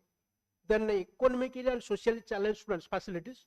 So we are getting 4.46. Last year it was 3.5, and it is very difficult to get good mark while making comparison, I will tell. And these physical challenged students facilities, that actually we have got full mark. So only thing, this regional diversity and this economical socially challenged students, the facilities, that we have to think in this case. Coming to comparison among universities, actually I have taken 6 universities who are within the rank of 10, and I have compared with them with OUT. Actually we have given a target to go within the rank of 10. So if our aim will be to achieve 10th position, then what we have to do? And I say it is difficult but not impossible. And where the lack is there, where the scope is there, that I will explain. So PIU with 3rd position and getting 69.63, and this is BHU at 4th position, TNIU 6th position, Chaudhary Charan Singh Haryana Agricultural University 7th position, GBP at 8th position, and Kashmir SKUAST 10th position, OUT 15th position. So we have got 55.65 marks. The university with 61 marks got 10 position. At the present level, if you can gain 6 marks, we can go to 10 position. But all the universities are trying to get good marks. So what I expect, if you increase 8 marks at least, we can think of getting this position. So 8 marks is not impossible. I'll show where possibility are there. And with all our support, we can do. Last year we have increased 8 marks nearly, so that we can do. Coming to the picture, 23, 24. Here is the interesting thing that the 6 universities who were there last year within 10 rank, they are maintaining the same rank, the same position. They are not allowing other university to enter into. So it is very difficult and challenging to enter into that zone. PI was in 3rd position, maintaining 3rd position, of course increased mark by 3 or 4 marks. BH1 4th position, again maintaining 4th position, increasing 4.5 marks. TNU, even if it increased 3 marks, but its rank came down to 6. You see, to maintain a position, we have to increase marks. So that's the challenge. TNU could not maintain this position even if increase 3-4 marks. Similarly, CCSHU, it was a 10th position, 15 marks. After adding 4.7 marks, it improved to 7th position. Similarly, GPPAT maintained 8th position by increasing 1.7 marks. SKUST, it was a 9th position, come down to 10th position, even if increased 1.5 marks. Then OUT, it was in 22nd position, we improved to 15th position, and we have added with all your support 8 marks. So if we could add 8 marks in 1 year, why not within 2 or 3 years? We can do it. With all your commitment and all your motivation, we can do it. And there is scope, there is possibility, we can enter in that zone of 10 universities. And participation last year was 152, this year it is reduced to 145 because it includes universities, research institutes, central universities. So the participation are little less. Coming to comparison with universities, parameterized marks. Here actually, PIU, they have done well in teaching learning resource. Of course, we have done well. This is encouraging that we are maybe above us, only 2-3 universities are there. The CCHU and TNU and PIU, others are not above us. So if you can do in this TLR, why not in RP? This is research and professional practice. This is the area we have to do a lot. This is red zone. we have got only 27 marks. All other are much above us. And this is the only responsibility or the duty of the teachers and scientists who can do it. Then coming to graduation outcome, we have 69 marks. Some universities are below us also, so we can improve. Then coming to outreach inclusivity, of course it all depends on the students' flow. We have got 56 marks, some university 59, and we are not in a very bad position.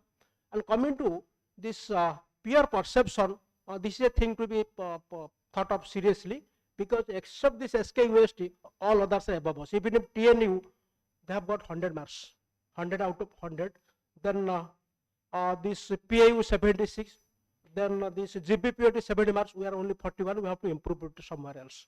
So all these things, so I repeat that this red zone, research and professional practice, we have to improve, and I will tell how to improve. Coming to teaching and resource, parameter wise, student strength, we have got 15 marks out of 20. Some have gone 16, some are 18, others are below us, so it's all right. Faculty student ratio, we have got full marks, so nothing to worry. Qualification and experience, we are 17.5, others are little more, so we can improve it little bit.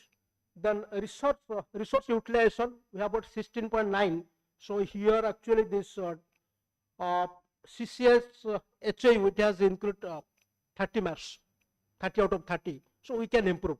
So some that is PAU has got 23 marks, so we can improve here. So the suggested actions.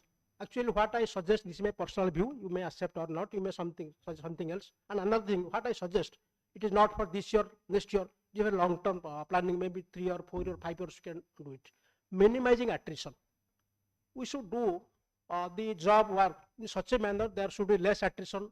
That means the student strength will be maintained as per the intake. How it will be done? Two things I feel. Our this counseling should be in a time so that students will not get scope to go away after NEET or other exams, that we may think. And we should have more spot admission so that we can include more students in the vacant seats to fill up. More admission in PhD. We should liberally encourage students to go PhD admission so that we will have more PhD students. Number of PhD, if increase, then student strength will be increased. More faculty scientists with PhD.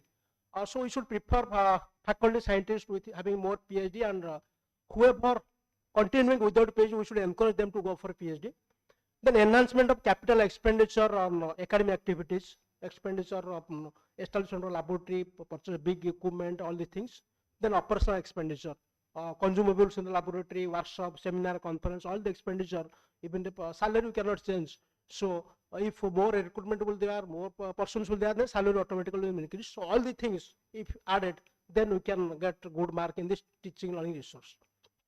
Then coming to research and professional practice, coming to individual parameters, out of 35 we got 8.1. This is the lowest. And fortunately, this BHU, they have got 35 out of 35 full marks. So PAU 26. Then all others, maybe this SKUST even 18 marks, Kashmir. So why we cannot improve it? We have improved from 4 to 8 I have seen. So this year we can improve, and it all depends on us, teachers and scientists. Quality publication also, we have got only 10 marks. So others, this BHU have 36 marks out of 40. Others, all others are above us. So this is the area where we can improve and we can compete with others. IPR, we got 1.5 only, some are 6, 6.5, 4 also. Here IPR also there is scope to increase. Then footprint of professional practice, that 6.9 we have got, only one university, this is GBPOT have got more marks, others are not below us, so we can improve a little bit. So here actually the suggested actions are robust action plan for research. What happens actually while making action plan for research, maybe PhD research, student research, maybe AICRP research or station research, whatever may be, we should have strong action plan, having innovative subject, so that we can publish in good papers. Besides that, we can have some facility in the laboratory so that we can have good publication in good journals. Research papers in journals indexed in Scopus and Web Science, that I have already mentioned. Increase in citations. We cannot tell others to cite our paper, but we can have symbiosis. For example, I am publishing a paper, my friend in agronomy department, soil science or any other department, he can refer my paper. What will happen if we help each other? Two benefits. First benefit is to the university. The second benefit to the person. For example, I cite a paper from soil science and that man is having H index, so it will increase. My H index, my I10 index will increase, he is also increase. So this is a benefit to the person, benefit to the university. So if we work in a symbiotic manner, my reference should be from my university. A man of zoology, if he is doing some paper, he can refer entomology or man of veterinary science. That we can do. Other universities, they are doing, actually I heard, they are doing in a very planned manner, and we should help our university, help ourselves. Because my H index, my I10 index will increase if some more citation will be there, and if I can motivate my friends, then we can help each other, and that is a serious concern we should think, so that the quality of publication will be increased.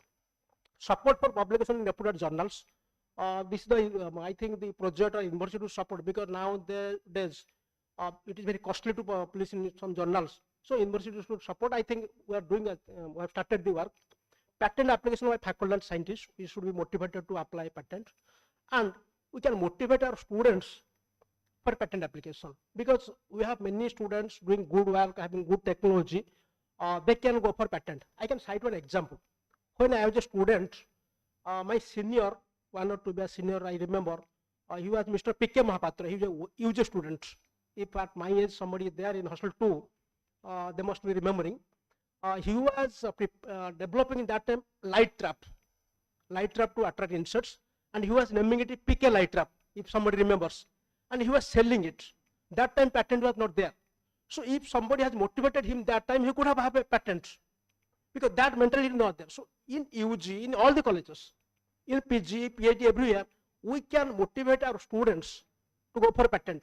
And I requested the university authority, the patent application fee should be taken by the university should bear it, and even if possible, if patent is granted, we can give some incentive or recognition to the student, so that he will be encouraged. So that we can take, so that we can have more patents, because KIT, SWA, they are all getting good patents from UG students even. And I have seen a student after BTech of computer science, he is having 3 patents. And he is very fascinated to apply for patent, but that mentality, motivation is not there in our campus. That you should do. Motivated students for patent, then consultancy work enhancement, that we should increase the consultancy work at every sphere, so that FRPP will be more. Coming to graduation outcome, if you compare with other universities, we are this placement higher studies, we are 26 marks we have got. So we are only below 3 universities, so we can improve it. Of course, we have nothing to do, only to collect the information data. So who is going to for getting placement, who is going for higher studies, that we can do. Then university examination, we are getting full mark. Last year also we have got full mark, nothing to worry. We are getting, most students are getting pass, so perhaps highest mark in the system. Then median salary, we have got 15.6. Some other universities are getting more marks. Still we can improve, only collecting the information from the students. Then PhD. PhD means we have got 12 marks, others are getting more. Perhaps we are the lowest. So if we more PhD students will be passed, then we will get good marks. And one thing I said, that this information they take from Sodhganga. So whenever you students is getting degree, you should send the thesis, soft and hard copy to central library. They will put it in the Sodhganga portal. So some suggestions: collection of placement data. Sometimes of course, nowadays it has been streamlined. Still, then we should see that no single student should be missed. All the information should be with us. Information on the salary of the employed students.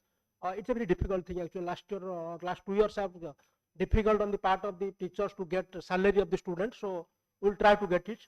Data on the higher study of students. This is also again becomes difficult, but we have to do it. Timely completion of PhD program. Actually, here it depends on the advisor also. The advisor who is guiding the student, he should motivate the students to complete the PhD, so that the university will get benefits.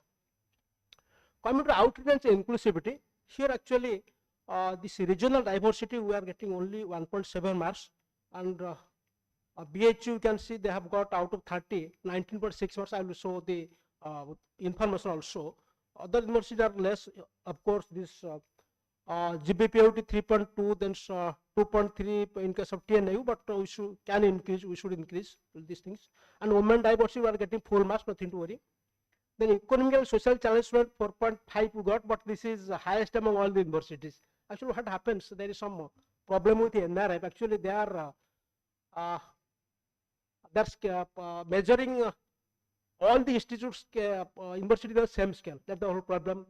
AIMS, IRI, Ramadevi University, OUT, IIT Delhi, all are measured in the same scale. So this is the problem. So still then we have got good mark, full, of course 4.5 out of 20. Then PCS, facility for physically challenged students, we have got full mark, nothing to worry. So some suggestions. Yeah. Before going to suggestion, the student strength I am giving. TNAU is having good number of students in this other state, but BHU have got good marks because they have got 847 students from other states and 118 students from other countries. So this has led him to led the university to get good mark. But in our case, it is very difficult. Last year it was something more. This year the 24 data to 28, but other countries students only 2. This year I think the situation is same. So we have to do something so that we can attract students from other states and other countries also. So this is the area where you have to think it. Outside students, if you come to percentage basis, BHU have 65% for other state and 9% from other countries. So ours only 0.1% from other countries and 6.3% from other states. So this is the thing to be considered. Some suggestions: attracting students from other countries. We may write to some embassy or some other agency so that they can send students. Students from other state also. In this case, actually, we can utilize the alumni connect.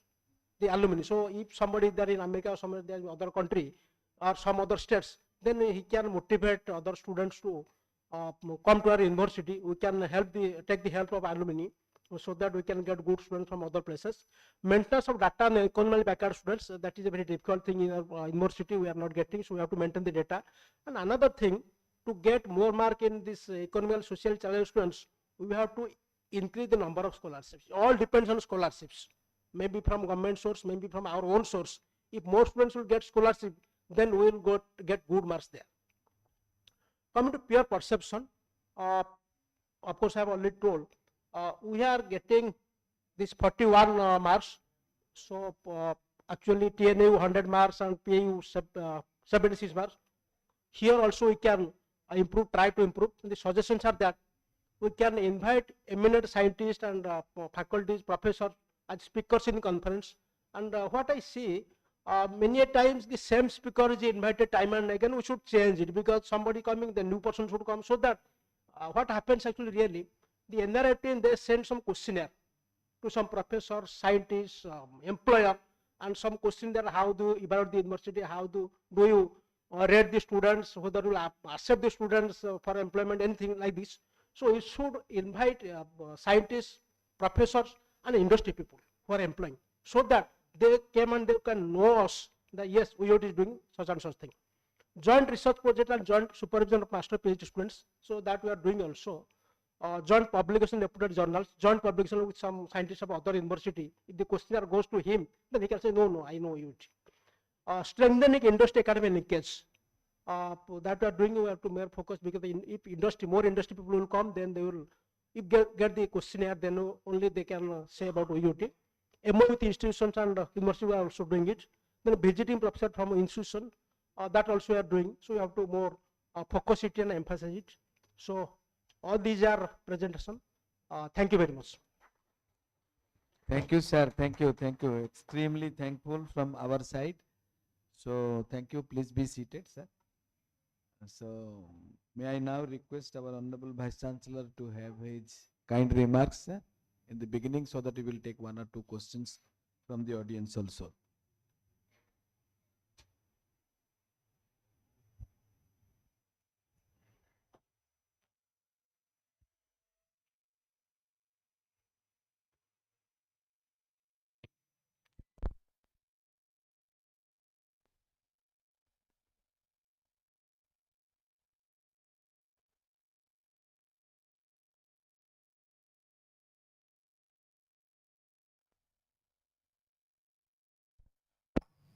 Any points to keep, please?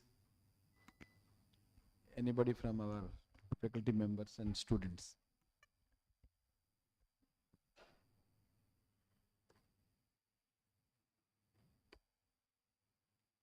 Please, sir, please.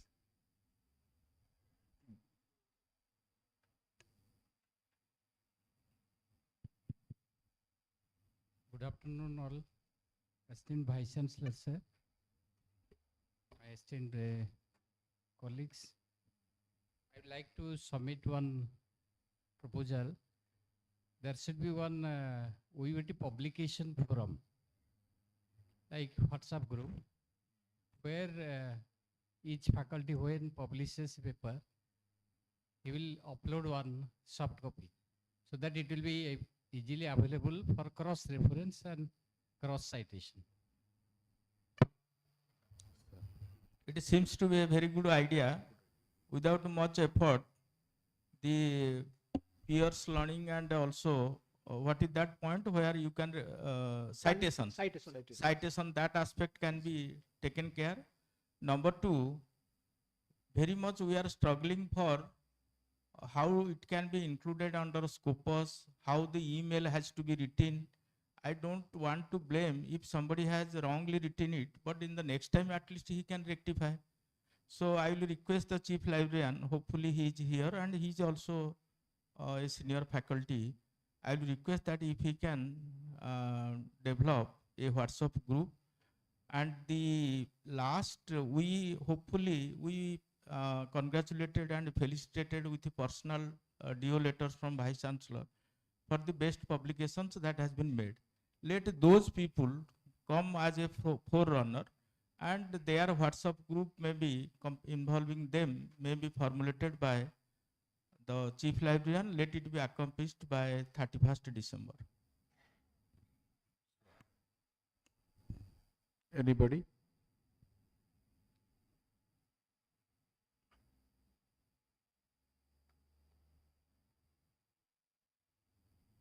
Please, madam.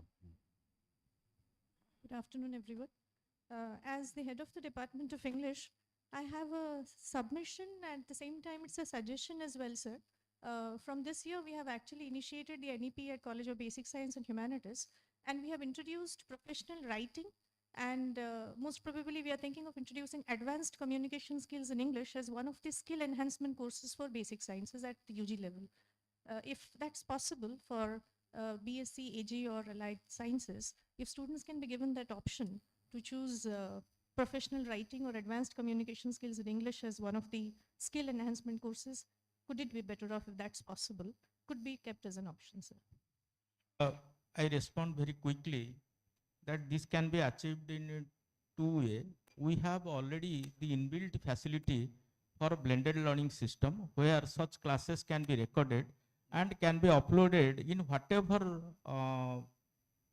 groups, WhatsApp groups we do have, maybe teachers union, teachers scientist, or OUT friends, whatever.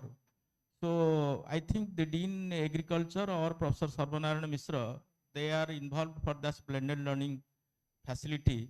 So let there be few recordings on behalf of Madhulika madam, so that that can be uploaded. Apart from OUT website, let it be also circulated in different possible, all possible WhatsApp groups. So let it can be a kind of learning at leisure, even while traveling in trains, our students, our faculty, they can go through what are the do's and do nots. And let it be implemented from by at least 2 recordings by 15th of January. Anything more anybody can suggest, also most welcome. Please, please. Sit down, sit down.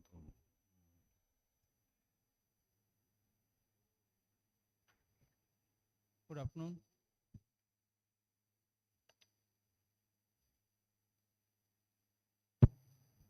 Good afternoon, everybody. Honorable Vice Chancellor and esteemed deans, directors, and respected colleagues. Sir, a couple of months ago, maybe October or so, there was by the chief librarian and Dean PG of this thing. They organized training sessions on different softwares. So one of the software like Grammarly was found to be very much like useful, particularly for publication point of view. The language is a important aspect to if you go for high quality publication. So what we have observed in that deliberations, Grammarly software would have been like very much useful to improve our publication in the like same publication you can improve in a better way. So there was a suggestion that same meeting. Could it be possible, just like Turnitin is being subscribed, similarly, can it be Grammarly be subscribed by the university library, so that I think all the faculties and scientists can make use of it. Thank you, sir. As a quick response, I hope we do have some funds. Our PI IDP will agree to me if Dr. Panigrahi can quickly respond, and let this software be included in that procurement list. Can you please, Dr. Panigrahi? So Dean PG is here. Can you, madam, respond?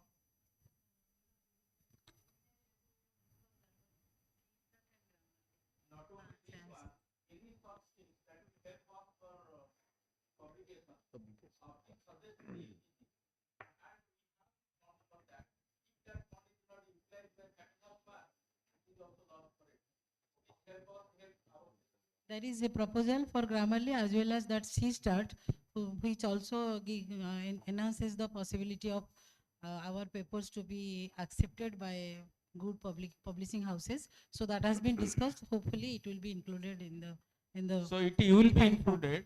Let it be a part of the today's proceedings, and let Dean PG to update me by 15th of January how far she has progressed. And anybody in this regard, any suggestion, if you are not able to speak today, please convey to Dean PG. We will take a decision because we have money in our pocket.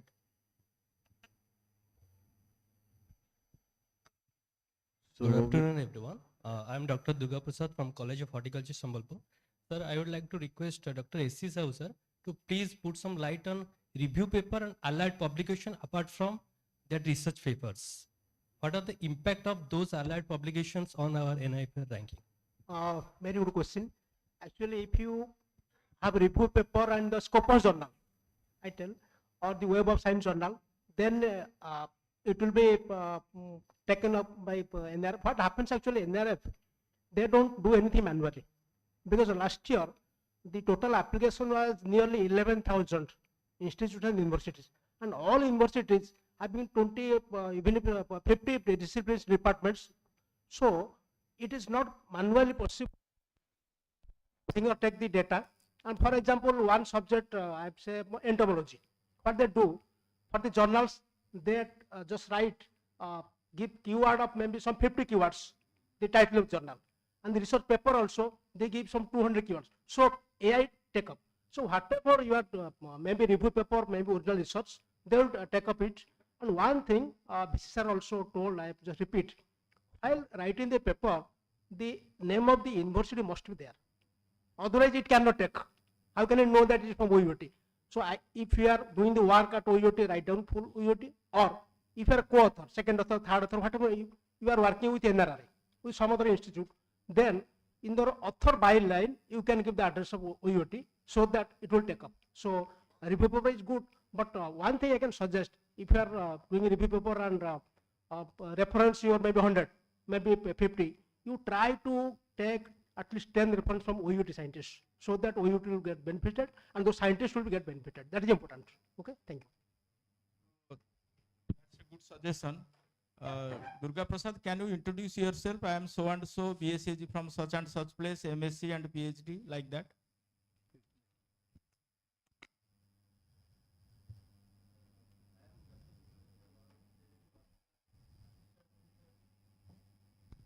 Assistant professor in vegetable science in College of Horticulture, Sambalpur. My Bachelor of Science in Horticulture from College of Horticulture, Chiplima. Masters and PhD from Banaras Hindu University. Sir. So I remember the selection committee which selected Durga Prasad. I had a question to him. Durga, if you are given an opportunity for College of Agriculture Bhubaneswar versus College of Agriculture and Horticulture Chipilima, which one you will opt? He told very frankly and boldly, sir, you put me at Chipilima. Let us have a big round of applause for this. Thank you. Thank you. If there are no more questions, we are still running late. May I now request our co-chairman of this session to have his observations. Sir, I have got only one point, sir, before Vice Chancellor. Sir, one point suggested by Dr. Sahu that the scholarship to be increased or to be provided more so that more and more students will be attracted to come our institute. In MBSc, sir, in veterinary, first year they are getting 10,000, second year they are getting 10,500 per month. And the number of outside students are filled completely. But in so far as the general merit scholarship is concerned in other colleges, 2 students are only given, sir, in each department, 1,500 per month, I think. And only one PhD student is given in each department, 2,000 per month. So if there is any scope from any source, maybe from government, from internal sources, I am expecting that more students may be attracted to come, sir.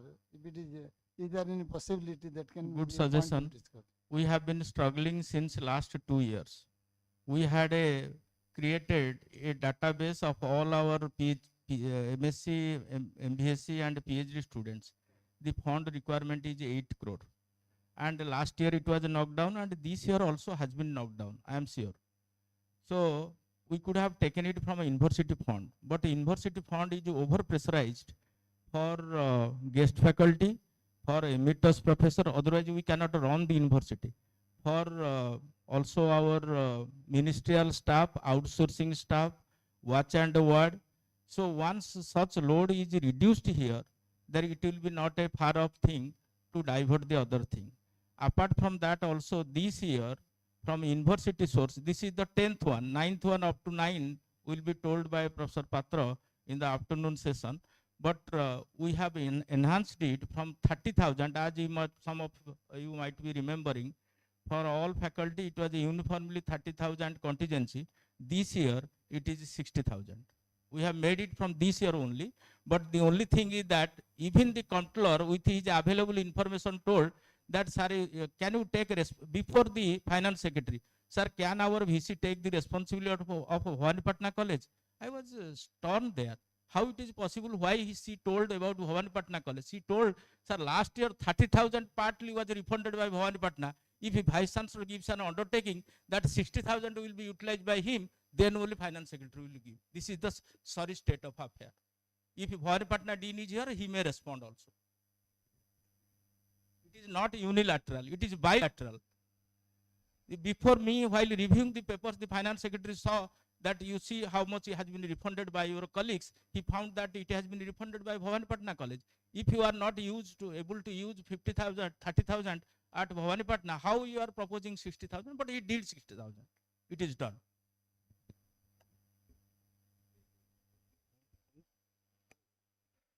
So, thank you, sir. As you rightly pointed out by the Honorable Vice Chancellor, for the, oh, still you are having?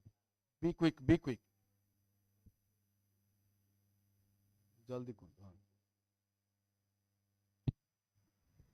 Respected Honorable Vice Chancellor, regarding the suggestion of Dr. Sahu sir, regarding the PhD strength, sir. Actually, previously when we were taking the 8 students on MSc, now we are taking the 21 students in each department, most of the department in agriculture. And that time the PhD strength was only 4, and this time also it is 4 only, sir. So PhD strength is so small, very less. And the PhD students per faculty is very less also. We are not getting to guide the PhD students, and most of the students are our faculty are going outside, sir.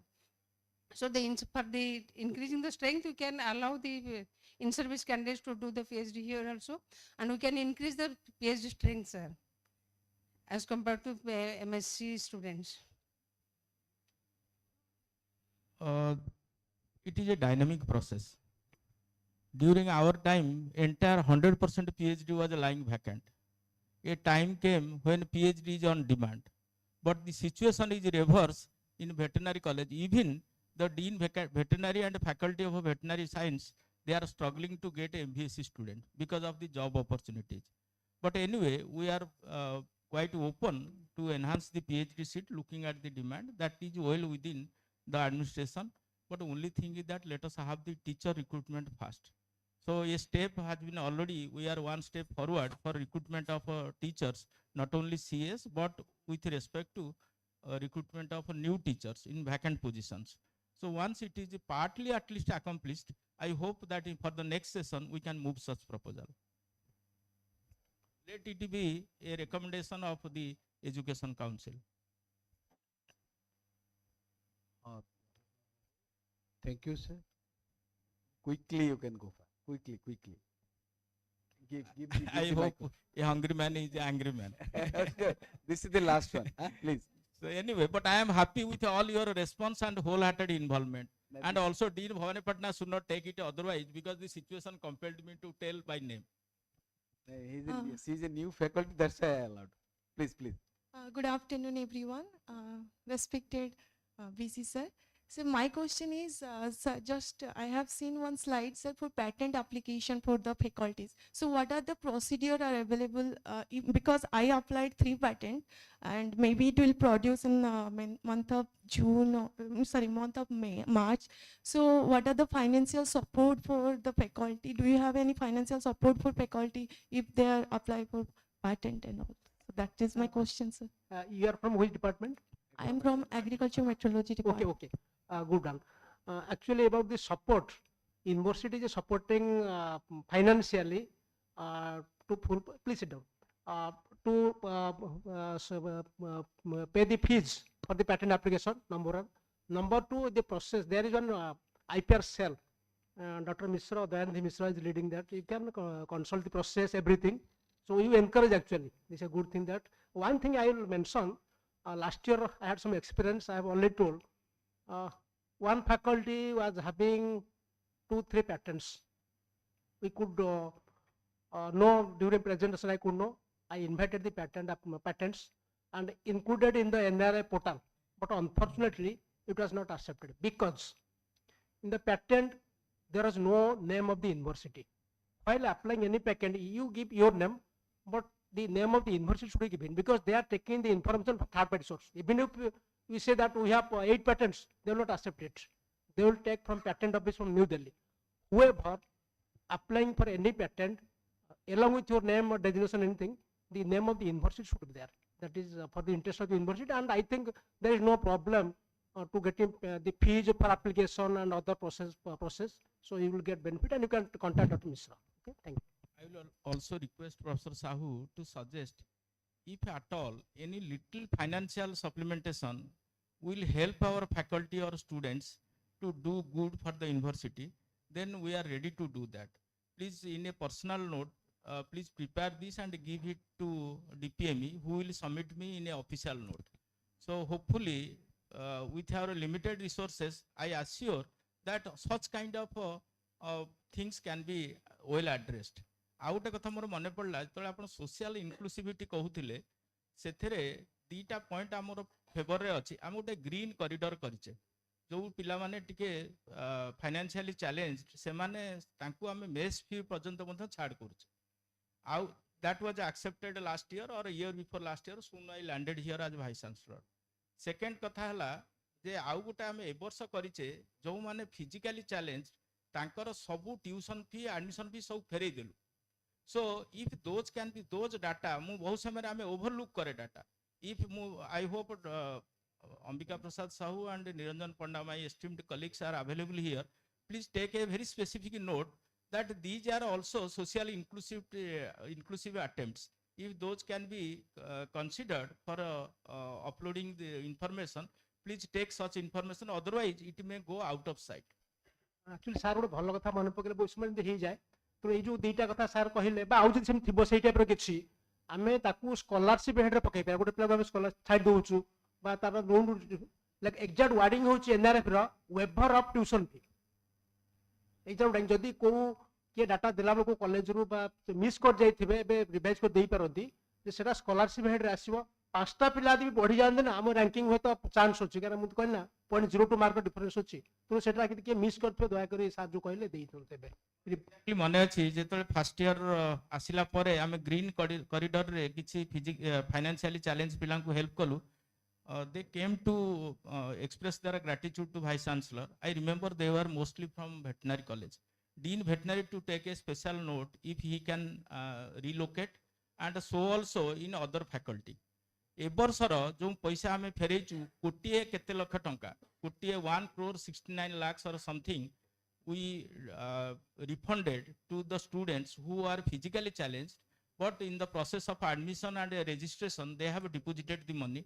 In principle university accepted the same and also sanctioned the money to refund to the students. से चिठाटा मते लागुची register पाखरे निश्चय अछि if Dr. Panda or Dr. Sahu they can take an attempt and or else at least remind me, I will take that pen to locate and give you the list. Sir, टिके sir के pattern विषय के कहि दै थांदी बर्तमान सुधा आमर किसी पैसा पड़ू नथला एनआईडीसी दउथला लास्ट फाइनेंशियल रो बंद हो जाईची किंतु हाउएवर टीएमसी जहां पैसा खर्च हबो इनिशियली सब टीएमसी दउची you have to just submit the application किंतु जोटा कि हमर एक्सपर्ट सर प्रति वर्ष प्रति फोरम रे हमें कहउछु जे बेसिक साइंस रो हमर अधिक आसीबा था एग्रीकल्चर आसी परिबनी सेक्शन 3 जोगु 12टा पैटेंट आ डिजाइन केवल 11टा आसीची इंजीनियरिंग गोटी आसी वेटनरी किंतु आमे सबले एक्सपेक्ट करछु बेसिक साइंस रो आसी परुनी जोटा गोटी आस्तला सेटा भी रिजेक्ट हला सेवन पब्लिश कर दैचंती दीटा पेपर सेटा इंटरनेशनल सर्च इंजन ने पढ़ी की रिजेक्ट तणु जेते आसीबो आमे सबटा एक्सेप्ट करबु को नोवेल्टी खाली हम देखिबी देखि की पके देबी खाली मो पाको एप्लीकेशन आनिले मो I can verify the section 3 तापर मो एप्लीकेशन टा फॉरवर्ड कर दे the management cell ro funds at TMC technology management cell is OUT money. So even if pending formalities we I commit that such support can be given from TMC. Sir, if there are no more questions, queries, suggestions from anybody, so quickly summing it up, both the speakers they spoke on their own subjects so nicely. Probably this will help, this has helped all of us to improve our level of understanding on both the subjects. NEP 2020 we have already implemented, but the struggling part will come when the time will pass on. We have to quickly evolve to the timing, to the passage of time, so that we can overcome, as he has already narrated number of subjects. Infrastructure we have to be strengthening, developing human resources at one go. Existing faculties need to be trained in new subjects so that we can impart quality teaching as a quality skill to all students. Coming to the ranking position, as you all know, this is very important for a university point of view to get fund from government, to get fund from other sources also. Ranking is important. It not only improves visibility but also improves the quality of all the mandatory activities like teaching, research, extension and entrepreneurship at present. So once again from on behalf of all of us here, we extremely thanks both the speakers, Dr. S.K. Das and Dr. Subhash Chandra Sahu, for coming over here, for giving their time and nicely presenting the facts before us so that we can improve upon in both the subjects. At the same time, I also express my sincere thanks from on behalf of all of us to our Honorable Vice Chancellor, who could find his time from his busy schedule, come over here to interact with all of us and giving his kind remarks on this occasion. So, okay. Thank you so much, sir. So, over to moderator for that. So, thank you so much, sir. Now, we have Dr. Subhash Chandra Sahu sir as one of the speaker of this session. So, may I now request Honorable Vice Chancellor sir is with us. May I now request Honorable Vice Chancellor sir to come on the stage to felicitate Dr. Subhash Chandra Sahu sir on behalf of the organizing committee of 12th Education Council meeting and OUAT. Sir, please do the honor.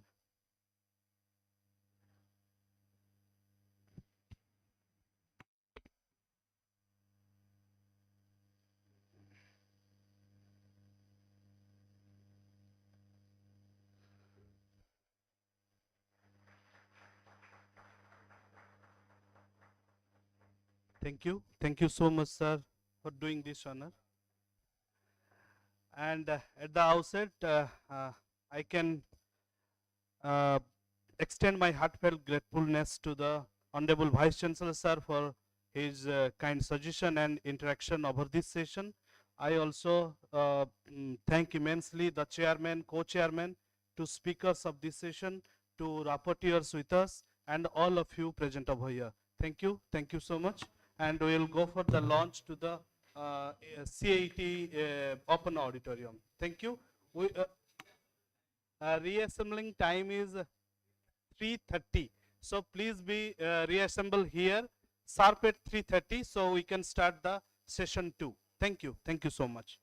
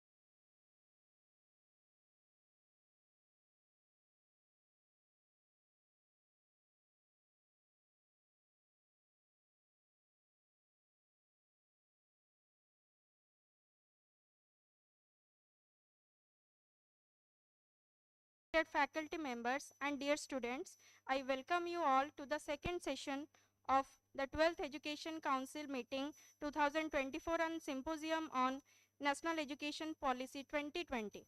Without any delay, as we are moving forward to the session 2, now I would like to request Dr. Susen Kumar Panda sir, Dean College of Veterinary Science and Animal Husbandry, to act as the chairman of the session. Please sir, come to the dais. Now I would like to request Dr. S.K. Udgada sir, Dean College of Fisheries, to act as the co-chairman of this session. Please sir. I would like to request Dr. Mrs. Anupama Baliyat Singh, Professor, College of Agriculture, Bhubaneswar, and Dr. Abhiram Das sir, Assistant Professor, College of Agriculture, Bhubaneswar, to act as the rapporteur for the session. Now I take the privilege to invite our esteemed speaker, Dr. Sabyasachi Biswal sir, Professor, College of Agriculture, Bhubaneswar, and Controller of Examination, OUAT, to present the topic on mainstreaming 16th Committee recommendations in the context of National Education Policy 2020 and takeaways from GB Pant Agriculture and University, Pantnagar, Uttarakhand. Please, sir.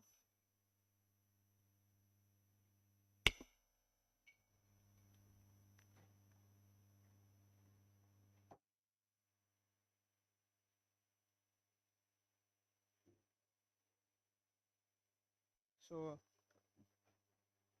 good afternoon to all of you. Esteemed co-chairman, esteemed speaker, Dr. Sabyasachi Biswal, and my colleague, Dr. S.K. Udgata, Dean, College of Fishery, Rangailunda, all the deans, directors, esteemed faculty members, and those who are involved in teaching activity of the university. So again, I welcome all of you to the session 2. So the theme of this session, mainstreaming 6th Dean's Committee recommendations in the context of NEP 2020 and takeaways from GB Pant University of Agriculture and Technology, Pantnagar, Uttarakhand. We all know the way forward for this national educational policy, as well as to what extent we have marched here in this university. So obviously, Dr. Sabyasachi Biswal sir has already traveled there and he has seen practically, physically what is happening there. As a leading university in the country, GB Pant University of Agriculture and Technology will definitely learn some key points so that it will be useful for implementation of NEP here in this university. So now I request Dr. Sabyasachi Biswal, Professor, College of Agriculture, Bhubaneswar, and Control of Examination, OUT, to deliver his address. Good afternoon, everybody, esteemed Dean and my faculty friends. To start with, I will be maybe repeating some of the points that we have discussed today morning, because pertaining to some points, there are some takeaway points from Pantnagar, so we can have a discussion on that. And I will mostly I will concentrate on this examination and evaluation programs, but I will start from the beginning of a course allotment, course credit, and all those things. I need not repeat these things. As we all know, the vision of NEP 2020 is to transform the agricultural higher education policy and promoting excellence. All those things I need not discuss. These are the changeovers as compared to the 5th Dean's Committee recommendation. The changeovers are, the curriculums are regularly changed with the Dean's Committee recommendations. As we have heard from the today morning, the multiple entry exit system, then reforms in the admission including lateral entries and the transfer of institute. So then skill enhancement course is integrated, then focus on employability, flexibility in considering the courses, then choice based credit system, then academic bank of credit, and open distance learning online courses, and continuous upgrading of course curricula are some of the changeovers as compared to the 5th Dean's Committee recommendations. And the key features, you can just go through the flexible course selection. The liberty is given to the students to select courses as per their own choice. It is not only the students but also the teachers are also given flexibility in many forms. Then mostly incorporation of industry oriented internships, then Diksharam program, all are the key features of the 6th Dean's Committee recommendation. Ultimately, it aims at transforming the students from job seeker to job providers and motivate all the stakeholders, educationists and policymakers in country Bharat. Now, I will come across the course detail. Courses, what are the different category of courses and what are the credit allocation to different courses.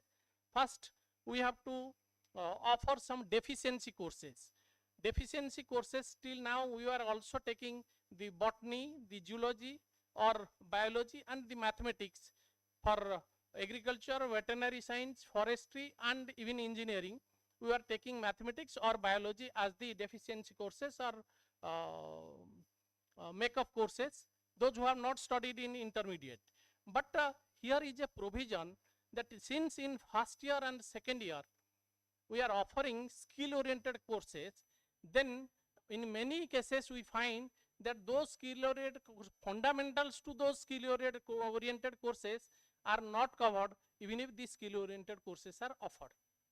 That means in first semester, suppose you are offering a course on mushroom cultivation, the student doesn't know the ABC of mushroom or pathology. In that case, he is having the freedom to choose a deficiency course just to have a better understanding on the skill course he is going to undertake. Then to start with, the induction cum foundation course, which is named after Diksharam, the purpose of imbibing the traditional knowledge, values and ethics. Time and again, at many points, emphasis has been given on the ethics and values among the students, and that is the key, one of the key feature of this 6th Dean's Committee recommendation. Light reflect ho chiki dekha hone light.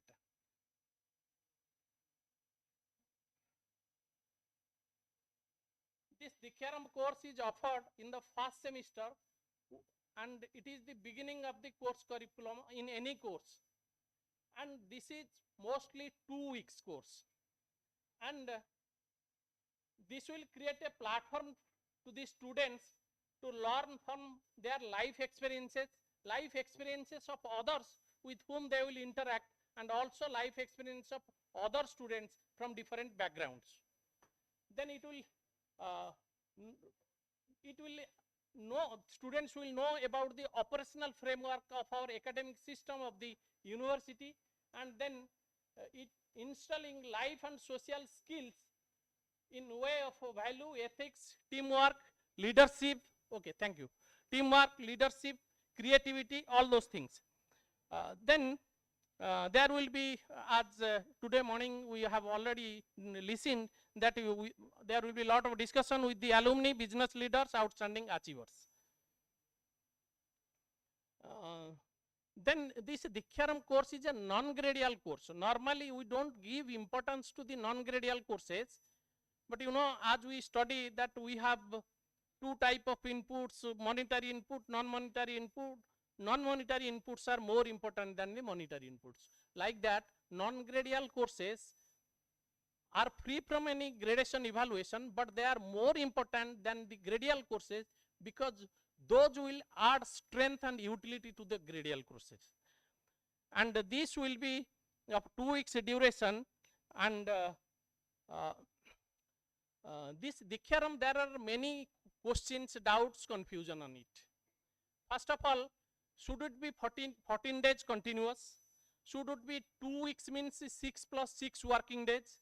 Should excluding holidays or including holidays? This time we found that within those 14 days probably 5-6 holidays were there. Then how your program will be executed? In this connection, I can tell in Pantnagar they are following continuously 2 weeks Dikyaram program without excluding the holidays, irrespective of the holidays. So I can just, my personal opinion, we can follow 6 plus 6 days, just leaving a Sunday in between. Then the Dikyaram program should start from the morning 8:30 to evening, even in the evening. There are many activities that can be undertaken. Whatever the activities are there, programs are there, less importance to be given on the lectures and more emphasis on the group activities. Then what they do that, there are some common activities like suppose a motivational speaker.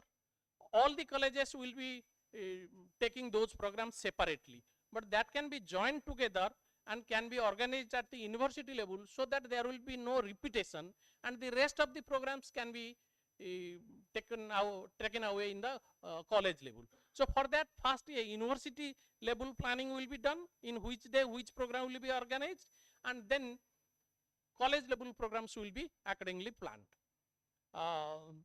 Then all these Dikyaram programs are to be evaluated, because there is, though it is non-graded, but some grades, I mean the evaluation will be there, and normally at Pantnagar they carry out the evaluation in form of reports.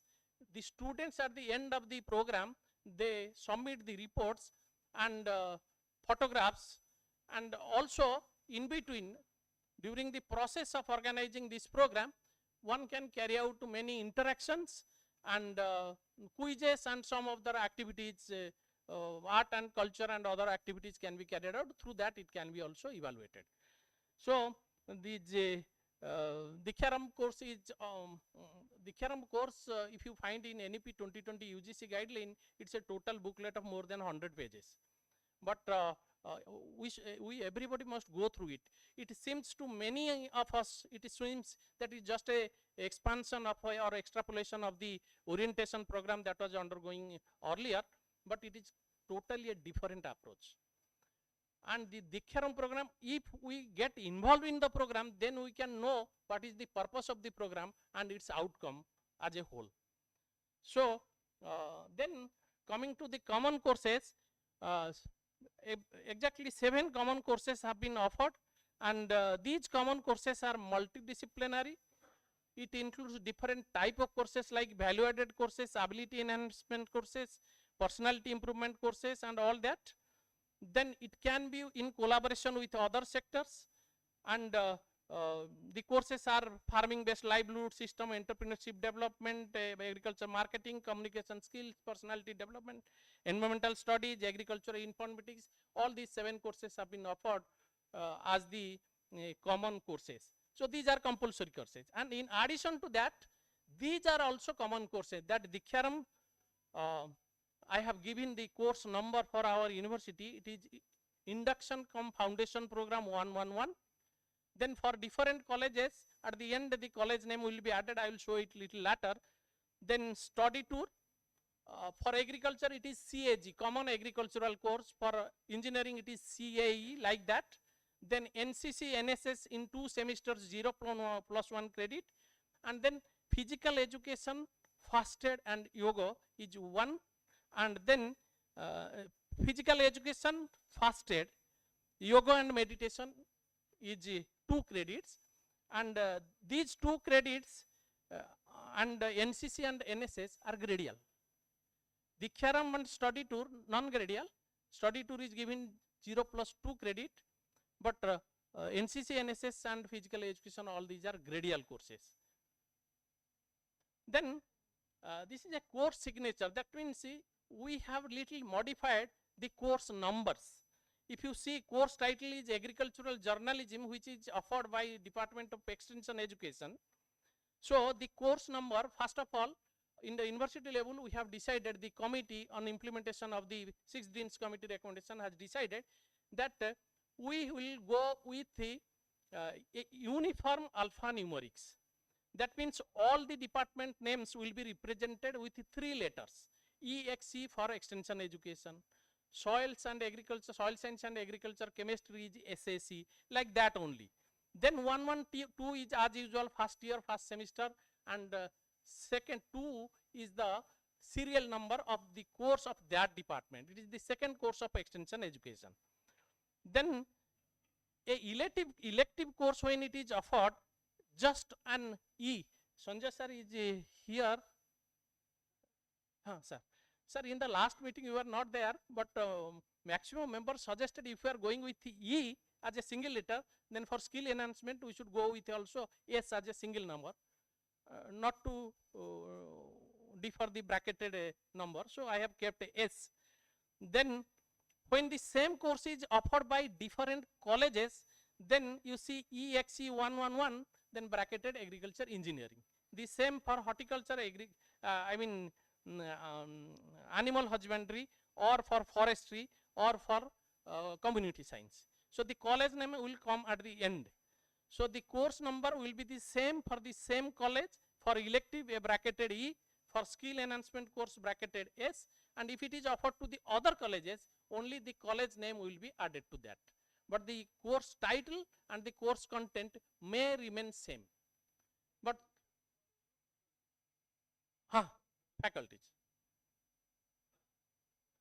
Then you just see what we have asked to different faculties, different colleges, to provide the different course programs in this manner. Mostly we have 3 category of courses. One is compulsory courses, skill enhancement courses, and lastly elective courses. And the second column you find the course title, third column the course number, then the credit hours, and which semester it is being offered. Some courses like skill courses may be repeated in multiple semesters, and for that the skill courses has to be numbered, though I have not corrected here, but it has to be numbered with 001 instead of first year, first semester, and then course real, it will be with 001, because it may be necessary to repeat the courses in multiple semesters. When you differ the course number, then it creates confusion. Then at the end, which departments are in collaboration in offering with these courses? So those 2-3 departments name have been mentioned in the last 3 columns. Suppose one course is shared by computer science department, statistics, and so on. So those will be mentioned there. Then there are after compulsory courses, there are new age courses.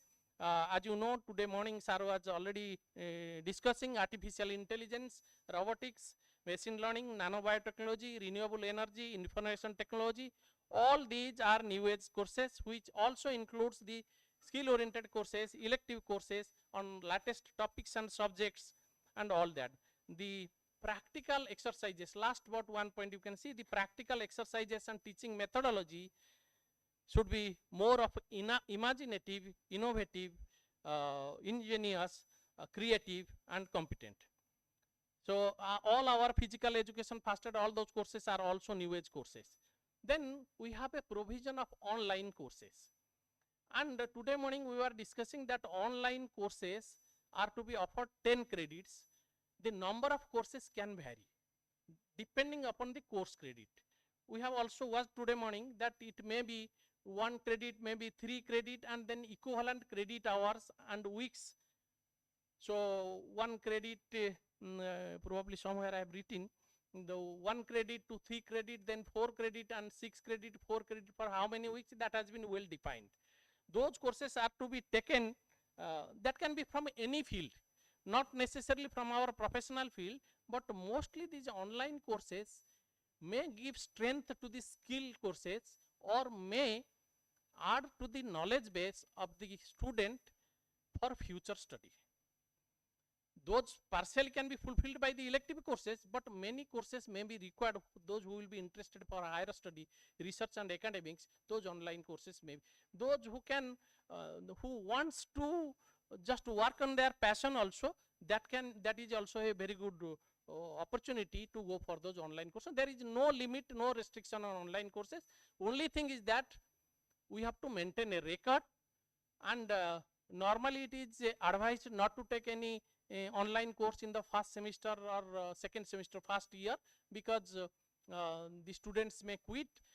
The NEP 2020 guideline has recommended to follow it in third and fourth year, but we can also start in the second year. But we have to see if somebody is taking 2 into 5, I mean 5 courses, 2 credit each, then he has to complete all those 5 courses in different semesters. He must find scope for accommodating those courses along with the normal course program. So that we have to be very careful. And these online courses, when offered, the students must consult with the respective advisors, because we should not accept that even if liberty is given to the student, they are going to take the right decision. It is not like that. The teacher has a role to play in that. So either the advisory committee or the advisor should take care of that with the consent of the controlling authorities and all that. Then we have the elective courses. Each department of the faculties, college, can offer a bucket of elective courses. At Pantnagar, they are offering it in a module-based system, but in our agriculture college, it is independent. One can offer any number of courses from any department, but again, it is 20 credits. Each course is 4 credits, 3 plus 1, and these elective courses are only offered in the 7th semester. As we have seen today morning, that the first year is the introductory course, second year is the basic course, third year is advanced course, and fourth year is what is that? Specialization courses. Those fourth year study, whether it is elective or the project or the internship, it only aims at higher study or higher level of employment. Then the student has the freedom to choose, and institution has the liberty to go away from the list provided in the report. The list is just the indicative. We can choose our course as per our resources, facilities, or if we create the facilities, we can also add on. We can change the elective courses. And the elective courses are not necessarily restricted to the one college or the one program. We can take courses from various colleges like engineering, forestry, fishery, even from community science and veterinary science. So this is the beauty of the elective courses, and the institutions should, it's a responsibility of the institutes and for the teachers to develop these elective, both the elective and skill oriented courses, to develop infrastructure and capability to offer these elective courses. Then online courses, as I have already mentioned, the online courses are 10 credits, and it can be from any of the portals like Swam, then your Coursera, any of the course, any of the portals, even beyond these portals also you can take. But it can be from any field, starting from basic science, humanities to communication and language, including foreign language. Then these are all non-gradials. It can be taken at any time during the course program, but as I have told, it is better to take after the first year. But the courses covered, record must be maintained, and it must be reflected in the final transcript, either satisfactory or unsatisfactory. And the requirement of credits for online courses for BTech programs is different due to some specific needs. Then study tour here has been given some credential, though it is non-gradial, but some credential is given, and usually the study tour is 10 to 14 days. And it is recommended that it has to be in 5th semester. Now question comes, if somebody goes in a study tour after completion of a 5th semester, we cannot declare result till they come back and the grades are given. There is another option, should we go for the this study tour at the beginning of the course program? Then question comes, without registering or admission, how can one go in a register one course program and go? So here I would like to suggest that we can have a provisional registration, and then final admission will be done after the result is declared, and then after only the funds will be collected for clearing the results. So that is a real problem when to carry out this study tour. It is not necessarily during the semester break. One can take up the study tour in between also, but 10 to 14 days, if it is 2 weeks, then all other course programs are also equally hampered. Then study tours must be preferably to leading industries, enterprises, institutions and organizations to learn the indigenous as well as the latest technologies. And during the study tour, it is not only restricted to educational institutes or towns and cities, but also it is recommended to visit the rural areas of other states so as to learn the socio-economic situation and cultural values. Then there are certain recommendations which I wanted not to elaborate, but one must be careful in following this. One, Diksharam, if you see Diksharam program, when it is completed, it is recommended that the spirit should continue in form of creation of clubs, student clubs, then many other extracurricular and activities from time and again, maybe in weekly interval, some maybe in monthly interval, even in other semesters and other years must be followed. The basic objective is to keep on the moral ethical values of the students, so that they can get the spirit throughout their study period to contribute in a greater way to the society. Then during the program, the entire 4-year program, there is a recommendation of mentoring.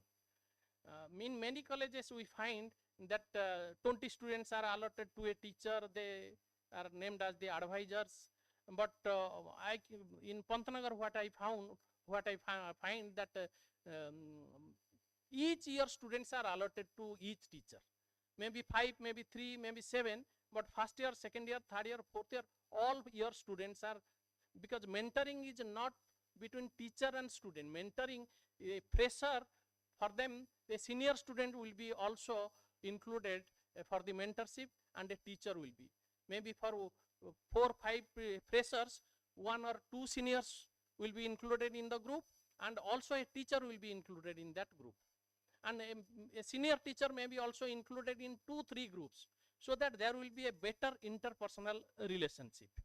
Then interaction with the parents at regular intervals is a recommendation of the committee. And then the faculty development programs. During my tour to Pantnagar, we were discussing, we have discussed with many of the teachers, including Registrar, Honorable Vice Chancellor, Deans of the faculties, and the IDP, Principal Investigator IDP also. So a suggestion came that why cannot we have the faculty development program in form of faculty exchange programs. That means a teacher from OUAT can visit Pantnagar for maybe about 2 weeks to teach a course, and in the same time a Pantnagar teacher will come here and teach the same course. And due weightage should be recorded to add to their credential, whether in form of API score and all that, but that will be a very good approach to have interaction with many of the university. In the same year we can touch maybe more than 20 universities at a time. That is one wing to be added to the faculty development programs. Then the terms of reference, let me omit this. Then Sanjay sir has discussed it. Then entrepreneurship development is the primary objective, so it includes the skill development courses supported by elective courses and all that. So as we know, after the first year, one has to go with the certificate course, provided he completes 10 credits of 10 weeks duration. Then similarly, in the second year, one can live with a 10 weeks internship program for 10 weeks to have a diploma course. Then there is a finally the third exit with the degree program. And these internships, the last line you can go through, these internships preferably arranged outside the parent institution. Maybe in some organization, maybe in the industries, maybe research institutes, maybe projects with progressive farmer, or maybe agri entrepreneurship. No restriction. Wherever it is possible, the student can go and learn and do the internship program. Then student ready program is also included under the internship, where earlier we are following the rural agricultural work experience and in-plant training, industrial attachment programs. So hands-on training can be added to it, and skill development training can be also added to it. So that means the earlier student ready program is strengthened in this program, and that is offered in 8th semester. So that is about 20 credits of internship program. And the internship program, the alternative is the project work. Project work, maybe internship, maybe other forms, and that has to be followed in the final semester. And there should be the coordinators, co-coordinators for any internship program to increase its effectiveness. Then the projects are also, there is provision of project work in the areas of interest, aptitude, and potentialities of the students to add on the creativity and critical thinking. This will help the students to gain research skill. That means a student can take up the project work in the research station and also in Krishi Vigyan Kendras. So we have that opportunity, we can explore. Then these projects can be chosen with the guidance of the advisor to as per the career he chooses. If somebody is choosing academics as the career or research as the career, his project work will be in that field only. Those who want entrepreneurship as the career, then he can go for skill training and all that. Then totally, though there is minor variation between the different course programs from engineering to forestry to fishery to agriculture, but by and large it is 166 to 174 credits in total for the graduation programs. Then here you can find in different semesters, different type of courses are given. You can just look at the last line where 167 is the total credit and 4 is the non-gradal, as I was mentioning from the beginning.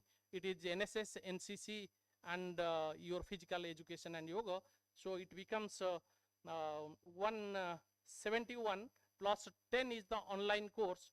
So 181. So 181, but there is a provision that one can add new courses, change some courses, but not more than 4 credits. That means 181 can go up to 185 at best. Okay.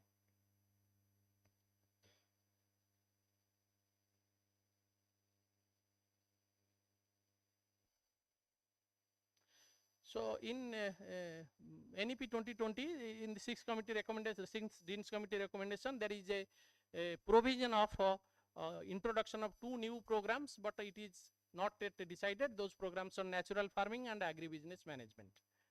Then the total credits, as I have mentioned, it will vary from 166 to 174 plus. Then what is the scope of moderation? Today morning we were discussing about 30% moderation possible at the beginning of the course program and subsequently 5% in every year. This puts a moral pressure on the teacher. Probably I think from that angle it has been decided that to update the course at every semester. Unless a teacher update himself, then he cannot add to the courses. That is the purpose of updating 5% every year. And then there is freedom in elective and all those courses. The skill enhancement courses, internship programs conducted in collaboration with other industry. When the student has to go outside to take up the internship program, what about the other course program during that period? And accordingly the timetable has to be adjusted, and each credit of that internship must be covering 15 contact hours. That is the specifications. In the Keynote program, another thing I left that for the students, the same problem was also discussed at Pantnagar. The students who are being nominated by the ICR or ICR candidate, they are coming quite late, maybe after 2 months. Then how to carry out the Keynote program for them? The Pantnagar people, they are carrying out from morning 7 to 8:30 and again 4:30 to 6. So anyway, since gradation is to be given, that is to be program is to be evaluated, so the stipulated time period of 14 days or maybe 14 days into 6 hours or 4 hours, those hours must be covered. Admission criteria, it is strictly mentioned that the eligibility criteria and mode of admission UG programs as it was prevailing, it will follow the same. Today morning we are discussing about the DSW sir was inquiring about the entry of diploma, entry of certificate course programs, but then it is clearly mentioned that no diploma is admissible without the entrance. So entrance is to be done, but what will be its mode and how to carry out the entrance, for how many students, all those things is a matter of debate and finalization. The institutions are at liberty to assess their students and the intake capacity which they need to announce from the beginning. At the beginning of the course program, what is the total number of seats that is to be filled up, and subsequent semesters, how many seats are lying vacant, those number of seats are to be filled up only by the lateral entry. Then question comes, if somebody is joining after first semester, whether he should be, suppose there is only 2 seats and 5 applicants are there, on what basis we will be selecting 2 only. In that case, either we may consider the merit, then if we consider the merit, that will vary as per the evaluation standards. If we go for entrance, then it's again a repetition of the very cumbersome process. So that is a point to be discussed. Maybe it will be carried out at the ICR level and ICR will nominate, or in the university level we can also carry out. The liberty is given to the university or the institutions.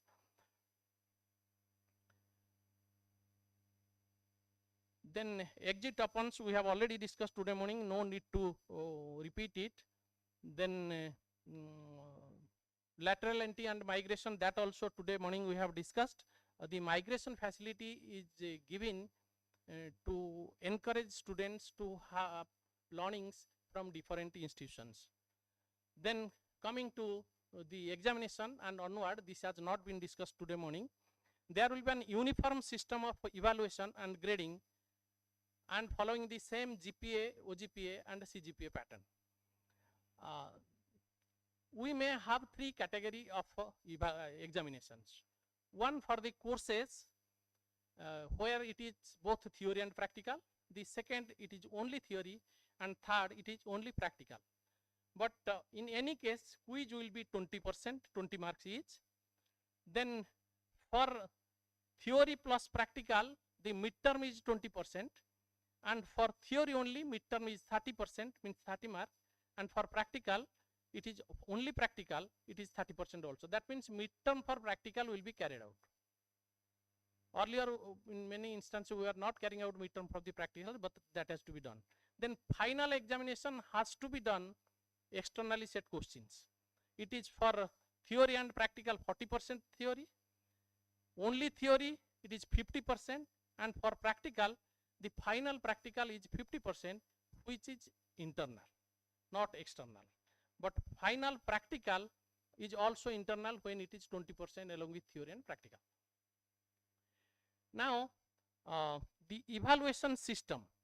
The evaluation system should be progressive one. At least 2 quizzes may be declared, may be undeclared. The institute has the liberty, and the liberty is bestowed upon the teacher. Whether at Pantnagar they are declaring, giving 1 week time to conduct all the quiz examinations. But it can be also surprise one, and minimum 2 quizzes. If somebody secures less than 50% in any quiz, chance will be given to that student to repeat it again. So 2 to 3 quizzes can be carried out, and throughout the semester, progressively we will go on evaluating the students. Then there is an alternative to the quiz in form of progressive assessment in terms of group activities or group assignments. But those assignments and these quizzes are not as it was followed earlier.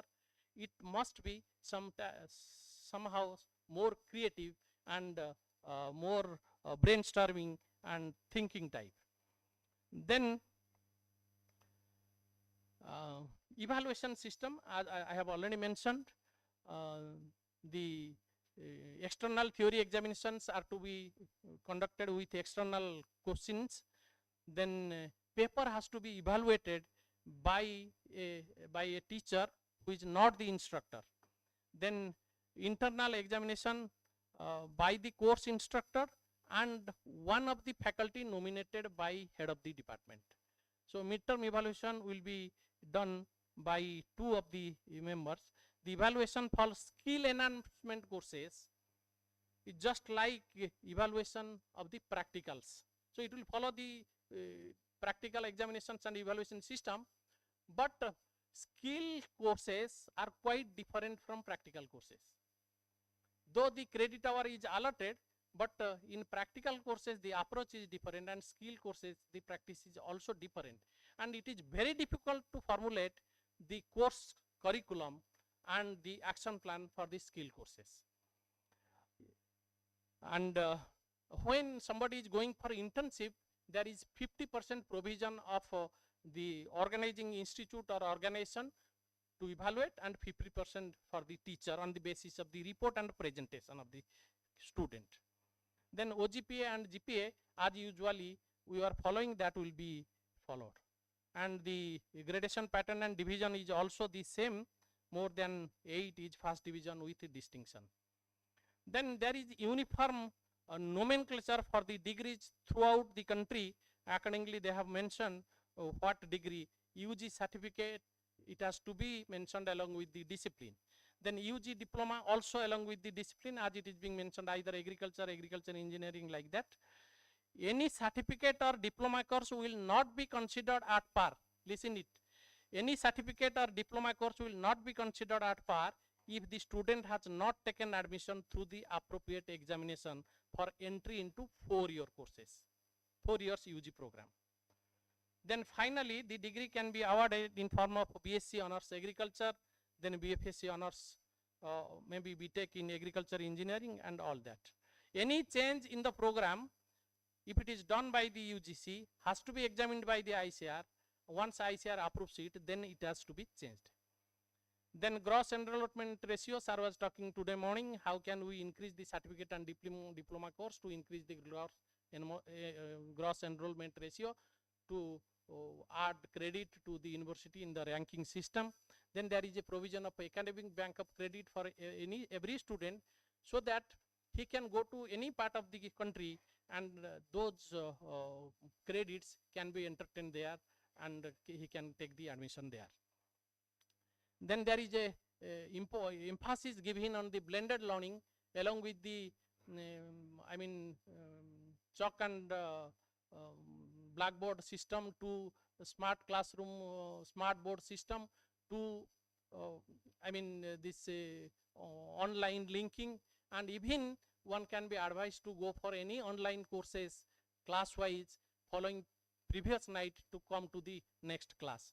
So blended learning has many forms, and it will certainly improve the capacity of learning and the style of teaching also. So skill development course, there is a 10 to 20 number of skill development courses as suggested by the UGC has been given in that report, but not necessarily those courses are to be followed. We can formulate our own skill development and elective courses. There is implementation of this 6th Dean's Committee recommendation has become mandatory so as to for this National Agricultural Education Accreditation Board, and it is not merely changing the course curricula would not be sufficient to address the quality education, but a sound framework suggesting minimum requirements for degree program, including teaching and non-teaching staff, instructional laboratory, instructional farm, and supporting units are also equally essential. Thank you very much. At the end, I can only tell there is a lot of hope in this 6th Dean's Committee recommendation following the spirit of NEP 2020 that can only be fruitful if we contribute to the functioning of this NEP 2020. If somebody will work on the syllabus and we will just follow it, then probably we are not going to fail. If everybody involved in the process try to have some innovative idea and contribute to the implementation of the program, development of the course program, execution of the this course programs, then only automatically the standard of learning will improve. Thank you very much. Thank you, Professor Sabyasachi Biswal, for highlighting the activities specifically of national education policy, what is happening there in the once advanced university of the country, GB Pant University of Agriculture and Technology. I would like to welcome our Honorable Vice Chancellor for his kind presence here. So I request for his kind remarks. Let there be queries raised by faculty members and students, if any.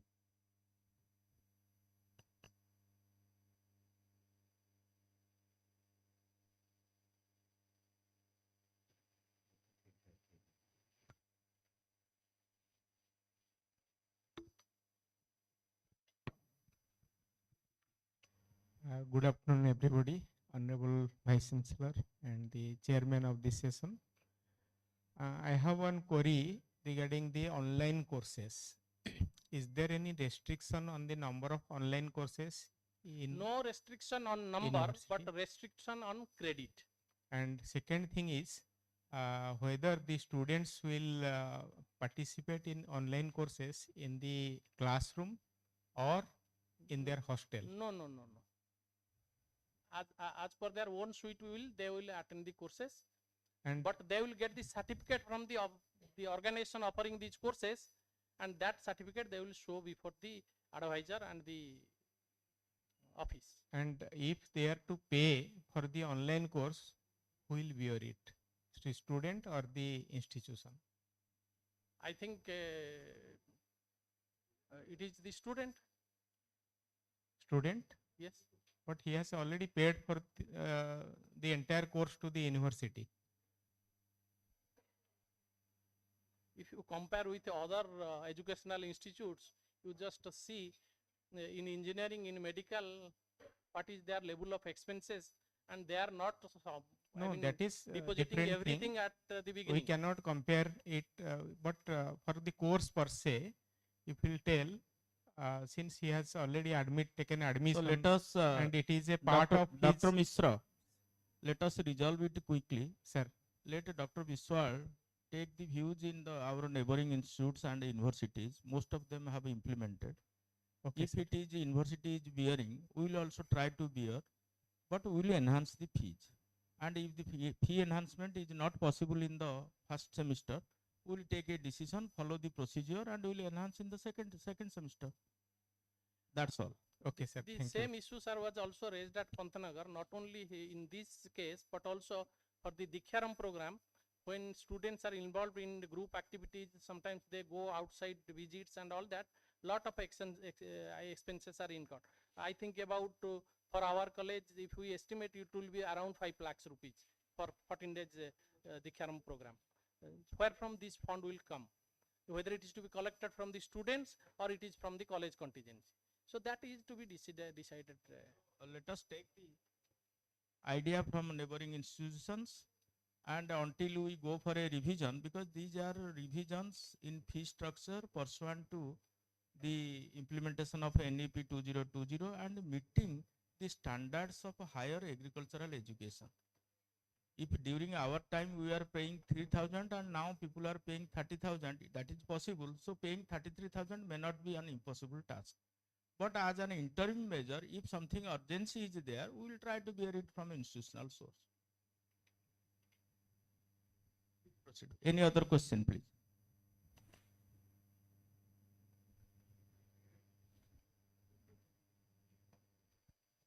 Honorable Vice Chancellor and respected Chair and Co-Chairman, I have a query. How many elective courses a student have to take?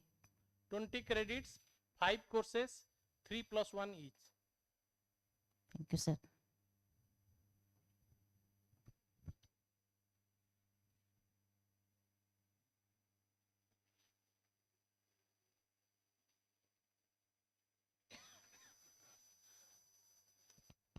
Honorable Vice Chancellor, esteemed dignitaries on the dais and respected faculty members.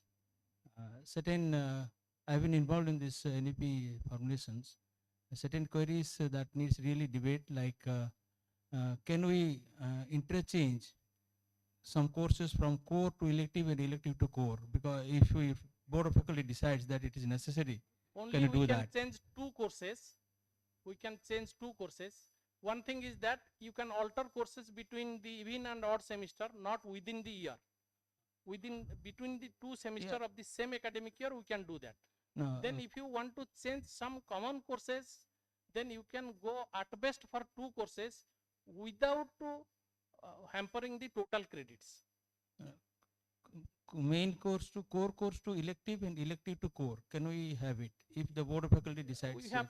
We have to again verify by all the members of the committee, but what I find that there is a provision you can change it. It can be changed. There are Only two courses of 4 credits. Okay, then Even after 181 also you can add 4 credit course, but not more than that. there is a provision to mingle up to 4 credits, total 4 credits in a entire 4-year course. Can you do that with elective course also? Elective course, already they have fixed 3, 2+1 and 1+1 in our case. Major they have made 3+1, minor they have made 1+1. Can we if we feel board of faculty decides it is, then can we? You see that NEP is has given lot of liberty. If it is possible for core courses, I think for elective also it will be possible. Okay, sir. Asking any query, please introduce yourself so that the rapporteurs will be able to note it. Sorry, sir. I am Dr. Vrindavan Sahu, College of Fisheries, Assistant Professor, College of Fisheries. Then certain other things needs really debate, residential period, maximum residential period. 7 years. I think even now also 8 years. 7 year for 4-year course program, but those who are taking an exit within 3 years, they have to come back if they wish. No, I think now it is 8 years. I think, sir. Somebody if But leaves, in new program, it is 7 years. then that is again to be discussed. Then another inter-institutional transfer, like after 2 years, somebody from other university in NEP guideline is there, they can come back to, they can change the university. Yes. That also need to be decided how we will, To on what maintain basis. I think to maintain the quality, entrance will be the best option. On the basis of the courses they have studied, we can carry out entrance and accordingly we can select the candidates as per the seats available. We cannot increase the number of seats. Sir. Thank you, sir.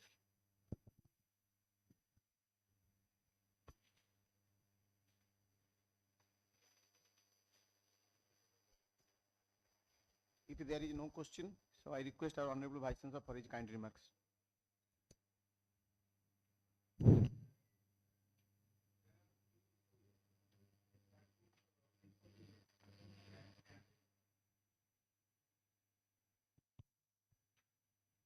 One is with respect to Diksharam. It was informed that ICR admission took place later, so they need to be compensated with the shortfall. All colleges to take appropriate step to compensate the Diksharam shortfall with them. Then number 2, Diksharam is not once in 4 years. It is a continuous process, as I learned here. Is it so? Diksharambha is a one-time program, but the spirit of Diksharambha is to be continued in one form or the other. So, in that context, my suggestion is that let the Diksharam continuance, as Dr. Biswal suggested, be with AICRPs. We have good number of AICRPs in respective disciplines. So they need to be exposed. Suppose agriculture students, they can also visit the mushroom or honeybee like that. Will it be permitted or any issue? That is just a visit, but what I was saying, these research stations and KVK, that is regarding these internship programs. No, I am not talking that. Diksharambha is, as I understand, it is a kind of orientation to the agricultural activities, starting with the activities, then to academics, then to research, then to extension. So if it is so, one has to know, apart from the his own academic programs, what are the agricultural activities in and around. So in that spirit, it will be easy for us, since we nurture 51 AICRPs and they are doing some work in some form or other. So it is better if we can continue that spirit even during their practical classes, not as a leisure and pleasure, but also as a mandatory with respect to NEP 2020. From time to time. From time to time. And also not for the same AICRP, maybe different AICRP. And exposure visit, as you rightly told, it is for KVKs at research stations and also local institutions beyond the arena of agri and allied sciences. Then it was also informed that even the senior students can be mentor to the junior students. Yes. We cannot leave the business as usual.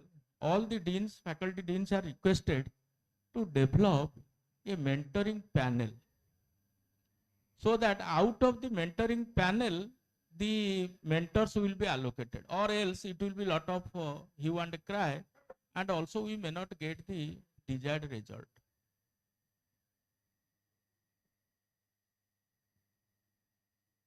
Then attending seminar, workshop, symposium, in which context you told, just recollect? Because I thought that since we are already having the budget head for this, if our teachers, if the respective deans, they can coordinate with their counterparts in other institutions. Right. We have a budgetary provision for seminar, workshop and symposium. My purpose is if 10 persons can simultaneously visit to another institution, meeting the expenses, hardly 2% of the budget might have been spent.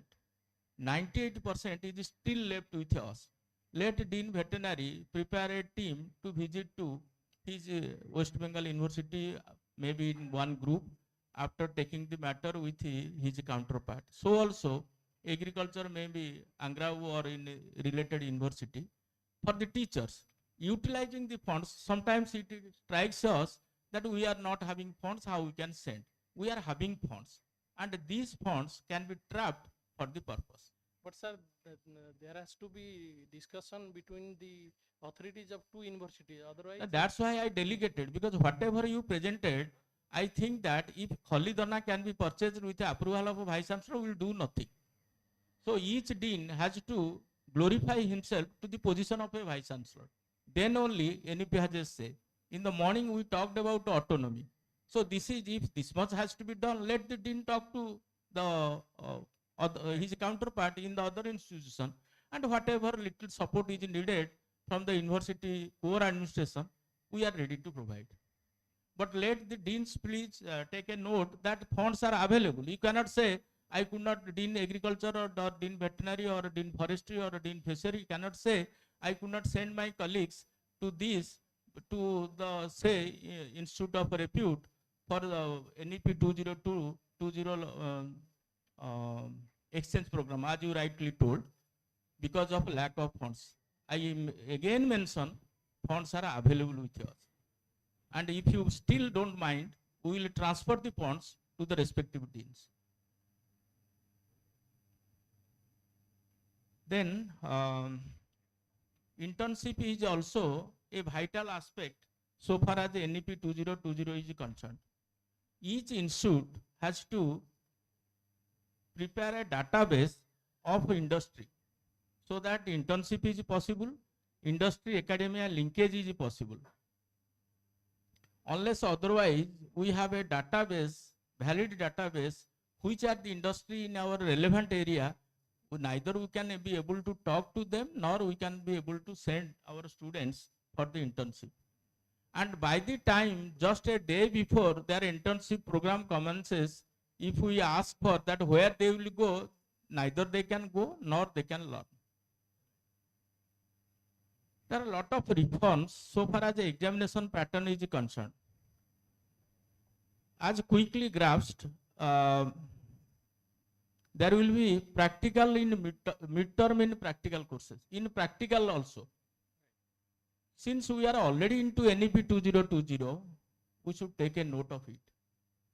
Because once the midterm time is over, the semester will be over, we cannot have a Sarvakhyama Yojana in academic council that we entered into NEP 2020, but we have not inculcated or we have not executed any of the things. Practically it's taken, midterm is So taken in please take care, all the faculty deans you are requested to please take care of the whatever reforms are there so far as the examination pattern is concerned. There is also some deviation in breakup percentage with respect to marks breakup in quiz, midterm, final across theory and practical. It cannot be said that the quiz was the way I have learnt here, the way I have experienced here, that midterm is supposed to be for 20 marks. We have made it for 10 marks. Let us multiply it with 2 and take it under Sarvakhyama Yojana. So please take a note of it. Evaluation has some specificity also. I don't remember what you presented. But Dr. Biswal told that gradation is the same. But as I found, gradation is not same. First class, second class, or whatever. This is not same as we are going now. Can we go back to that slide?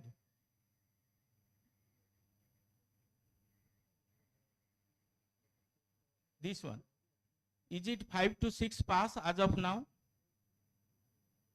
Is it 5 to 6 pass as of now? OGPA?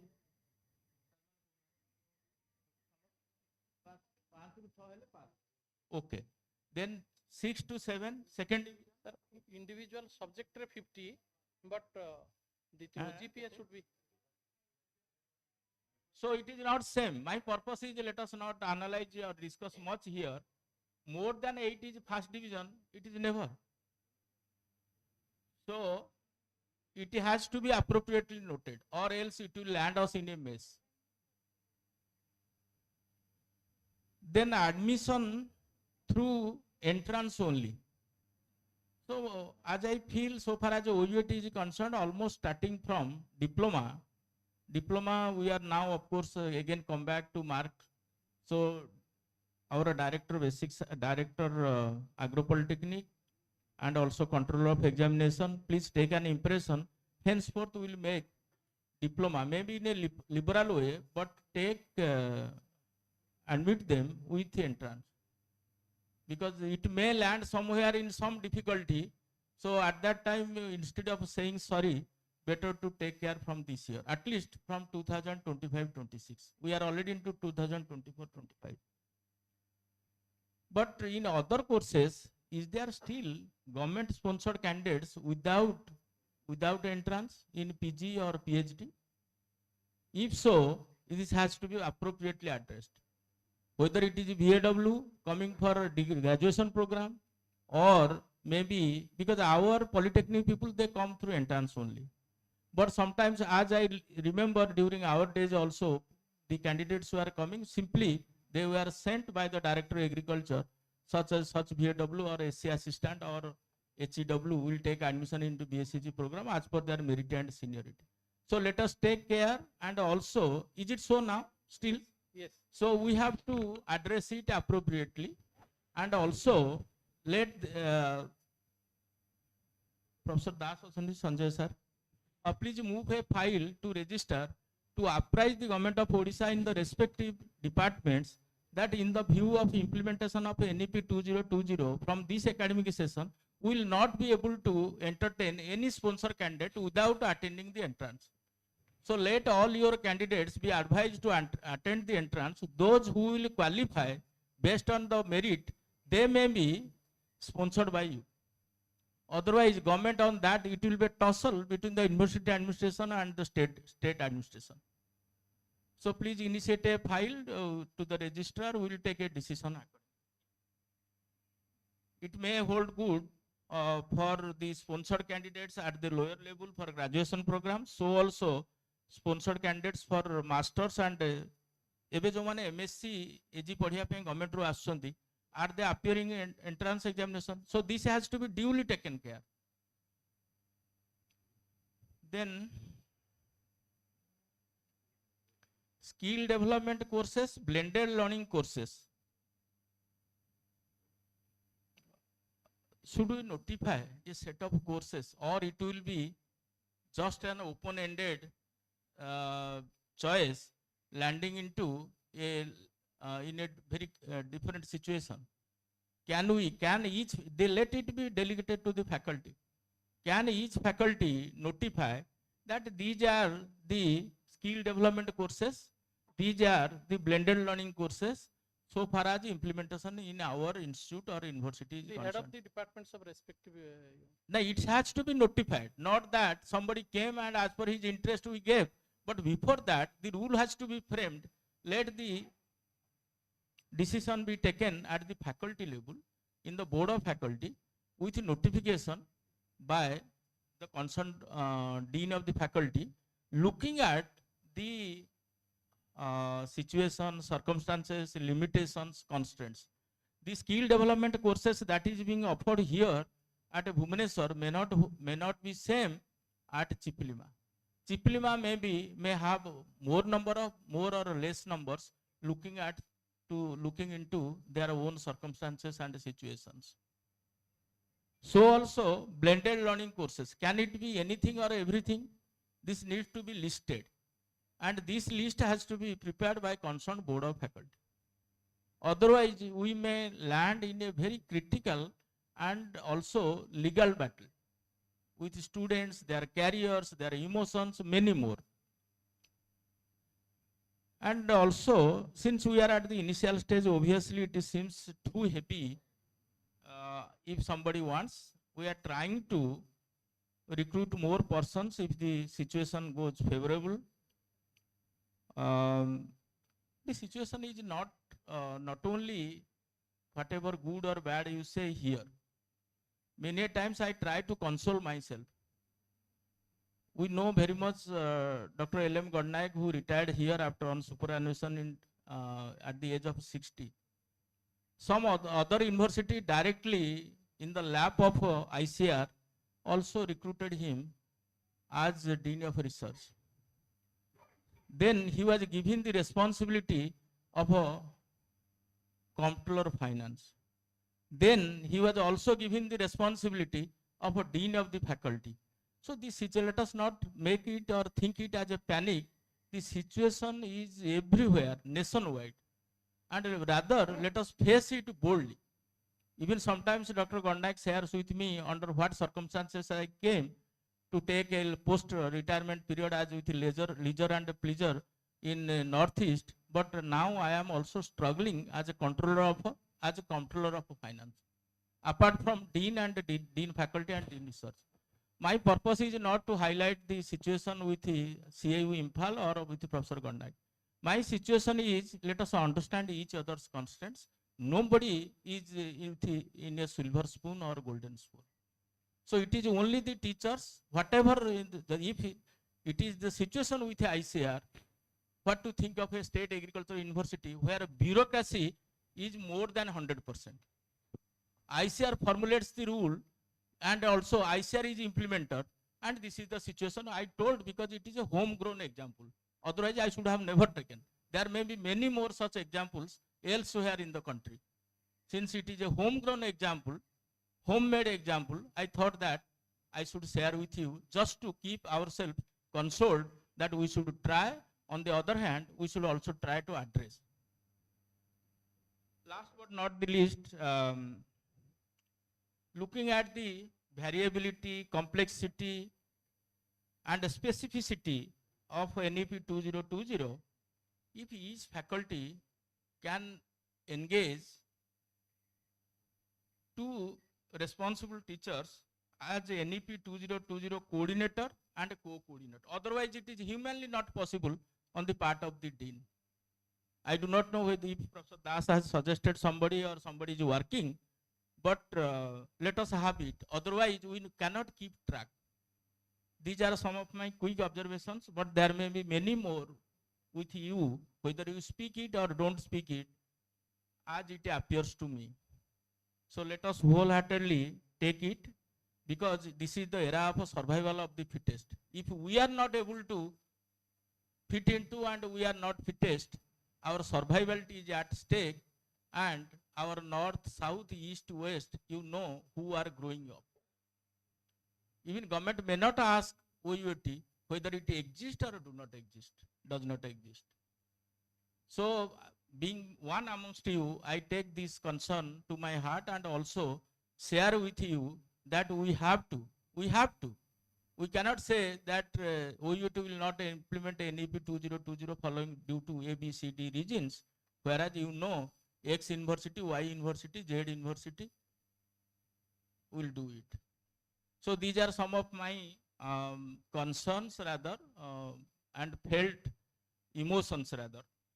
So let us come to the occasion and deliver, and hopefully we will win, and we will win in a better situation. Thank you. Sir, to add on one point, I have not touched the College of Basic Science and Humanities because they are going to adopt the higher education policy in toto. They have also provided all the documents regarding that, and Veterinary Council of India, as per the guidelines of VCI, veterinary science will follow. But at the end, I will suggest, sir, one thing, that in NEP, the emphasis is given on integrating the digital actions, digital mode, integrating the digital approach. So can we think of evaluating our answer sheet in digital mode and carrying out examinations on online mode? In Sere Kashmir University, they are being using a digital plate instead of papers on which they are writing, and their handwritings are being converted to the printing matters. I mean, maybe in Times New Roman or in particular font, it is being converted. So in printed form, the answer sheets are recorded. Then now with the help of ChatGPT, we can standardize the answers with the sample answer sheets provided, and accordingly, by the time students comes out of the examination hall, within 5 minutes, all the papers can be evaluated. But that has to be verified by the teacher if it is up to the standard or not. 4 or 5 answer sheets can be evaluated manually, can be compared. If not, in relaxation command can be given to the ChatGPT so that the software can develop the marking system. By that, lot of workload will reduce. There will be unbiased evaluation and quick evaluation also. It is not that expensive, but only thing we have to search for the opportunities. This seems to be an encouraging suggestions that even without much infrastructure required, we can switch over to digital examination and digital evaluation. Sir. But let there be a committee under your chairmanship as control of examination with the DPME as the convener, and maybe 1 or 2 deans as you suggest over file will agree at least to assess. If required, you visit Seri Kashmir, no issue. See their methodology, how they perform, and if it suits, we will also switch over. Because we are trying to develop, कौन ताऊ कहते से जो परीक्षा examination centre कहते जोठी जाएंगे online examination center, that was also one of our vision, but somehow it could not materialize due to some other reasons.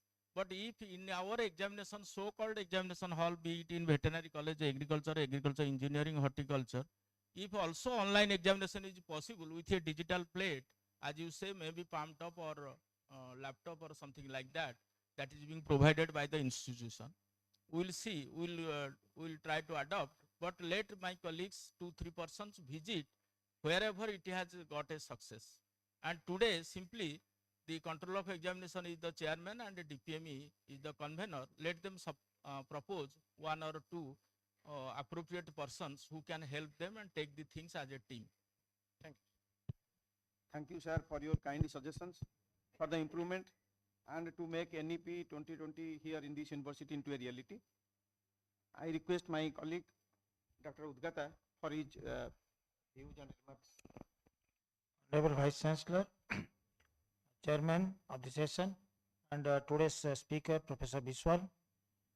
And during this presentation, we saw the the story of G.B. Pant University. It gave some insight to us to think forward and to take forward our own university protocol for guidelines for making the NEP 2020. And I also thank the delegates who are present here who asked few questions, and I hope that they have got their answers. Thank you once again. Thank you, sir. So, lastly, I thank our Honorable Vice Chancellor for his kind presence and kind remarks on the issue, and our speaker, Professor Sabyasachi Biswal, who has highlighted the takeaway points of the GBPUAT, a changeover, revision of the course curriculum, flexible course selection, and more specifically which will be taken care by the teacher and students. At the same time, the industry-oriented internship, and where he has already highlighted skill-oriented courses mostly in the first year and second year to be compensated with fundamental courses in Diksharam. And again, the induction and foundation courses are to be taken care of as a deficiency. And besides that, he has also highlighted the course details with respect to compulsory, skill development and elective courses, and we all have taken care of. At the same time, the remarks of Honorable Vice Chancellor with respect to industry database, NEP coordinators, faculty exchange programs, I request all esteemed faculty members to be very serious to take all these aspects so that we will be successful in 100% implementation of NEP program in this university. Thank you all. Thank you.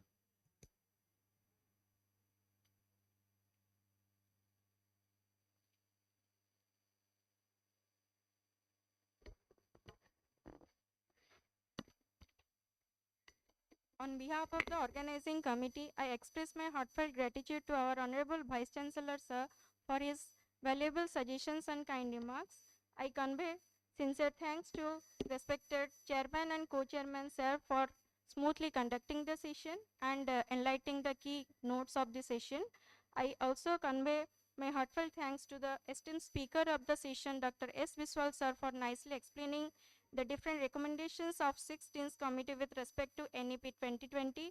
I am very much thankful to our rapporteurs of the session. I thank each and everyone present over here for your active participation in the session. Thank you all.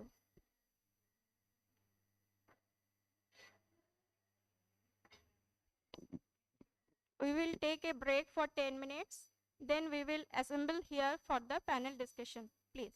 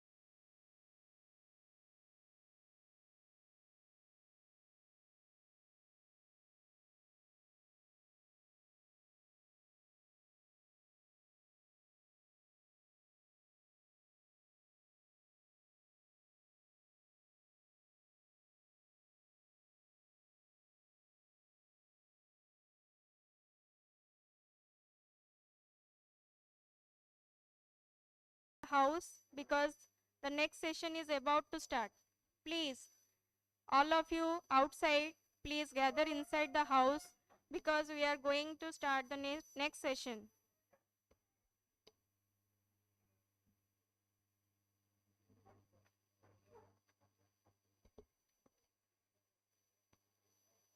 After successful completion of session 2, now we will proceed towards the session 3 of today's 12th Education Council meeting 2024.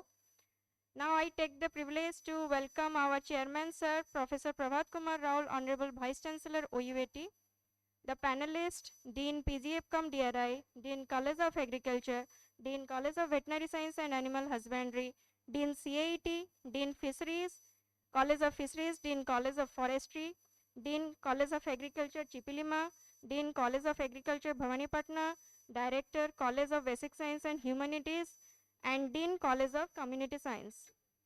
Please. Now I request Dr. Swagat Mahapatra, Assistant Professor, College of Veterinary Science and Animal Husbandry, and Dr. Jivan Jyoti Behra, Assistant Professor, College of Agriculture, to act as the rapporteur of the session.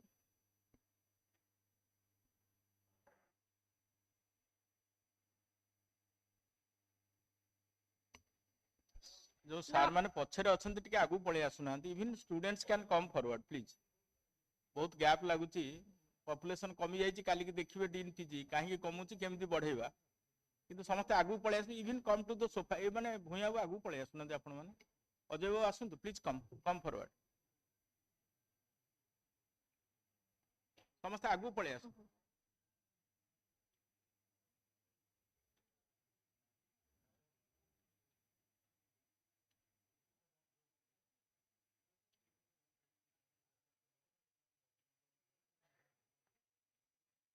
Now I take the privilege to invite our esteemed speaker, Dr. N. Panda Sir, Professor and Head, Department of Animal Nutrition, College of Veterinary Science and Animal Husbandry, to present the brainstorming session on strategies and institutional reforms on quality assurance academics with respect to plagiarism, Scopus Index publication, institutional email, and Google Scholar. Please, sir.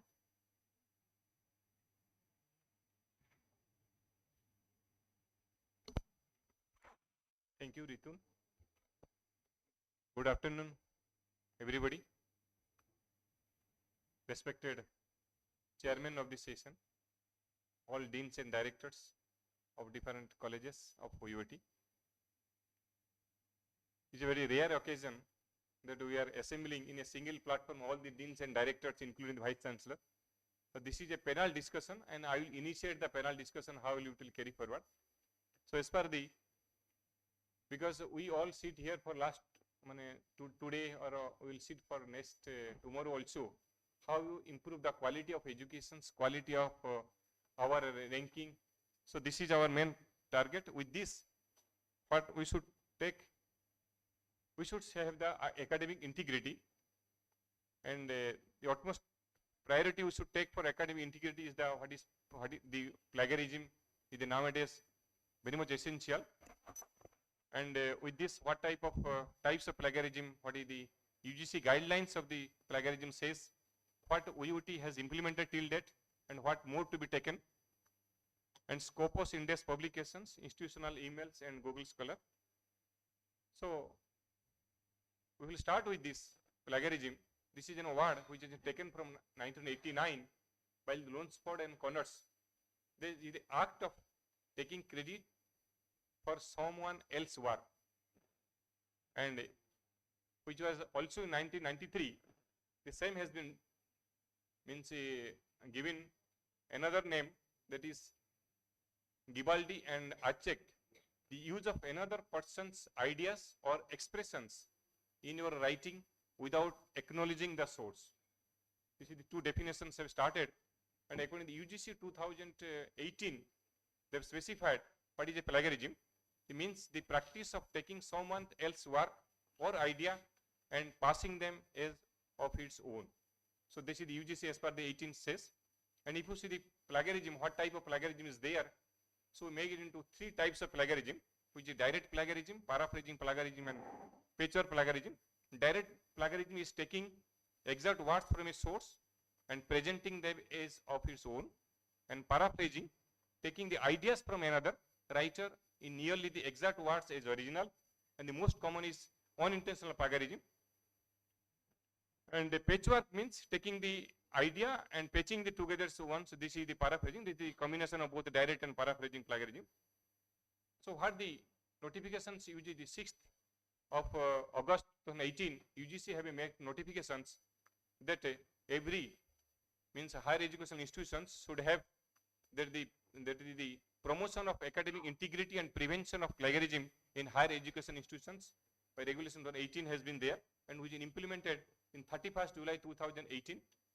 And these regulations is called as promotion of academic integrity and prevention of plagiarism in higher education institutions 2018. This will apply to students, faculty, researchers and staff, and these regulations come into the force from the date of notification, that is 31st July 2018. So as per the guidelines, the objectives were there, 3 objectives were there: to create the awareness about the responsible conduct of research, to establish institutional mechanism through education and trainings, and to develop systems to detect plagiarism, and to set up mechanism to prevent plagiarism and punish a student, faculty, researcher, staff of education institutions committing the act of plagiarism. So what are the duties of higher education institutions? And each institution, means the university will say, should establish the mechanism as prescribed in these regulations to enhance awareness about the responsible conduct of research and academic activities, to promote academic integrity, and to prevent plagiarism. Awareness programs and training, that the educational institutions to have a make awareness regularly, that they act as that they instruct the students, faculty, research and staff about their proper attributions, seeking permission of the author wherever necessary, acknowledgement of the source. So this should be done, and a seminar and awareness programs should be conducted to sensitize this. And how to stop plagiarism or curbing plagiarism? The document has been duly checked through a plagiarism detection tool approved by the higher educational institutions, and should develop a policy on plagiarism and get it approved by its relevant statutory bodies or authorities. And the approved policy shall be placed in the home page of the higher educational institutions in the website. What is the policy we have done? I will come to the later what the VOT had done so far. And each supervisor shall submit a certificate indicating that work done by the researcher under him or her is free from the plagiarism. And this either dissertation should be submitted to the Sudganga repository, that is the mandatory there. And we are also doing the same for the VOT is concerned. And as per the similarity checks or exclusion of plagiarism is there, what type of exclusion is there also, we should take into account that is the all quoted or reproduced word with necessary permission, all references, bibliography, table of content, preface and acknowledgements, all generic terms, laws, standards, symbols and standard equations. All the things we can exclude this by taking the, because whatever we have purchased, we can exclude this, there is a scope of exclusion is there. But the note he has mentioned that, last sentence I am telling, it shall exclude a common knowledge and coincidental terms up to word of 14 consecutive words. UGC has prescribed like this, we can go up to maximum, means 14 consecutive words we can take, but we cannot take more than that. So the levels of plagiarism, they are divided into 4 categories. Depending upon the plagiarism, it may be up to 10%. The penalty is, no penalty is there, minor similarity is there. And if it is go 10 to 40%, then similarity is above 40 to 60% and above 60%. Then what type of, if there is a mechanism should be there to detection, reporting and handling of the plagiarism. So first, if any member of the academic community suspects with appropriate proof that in case of plagiarism has been happened in any document, he or she shall report to the departmental academic integrity panel.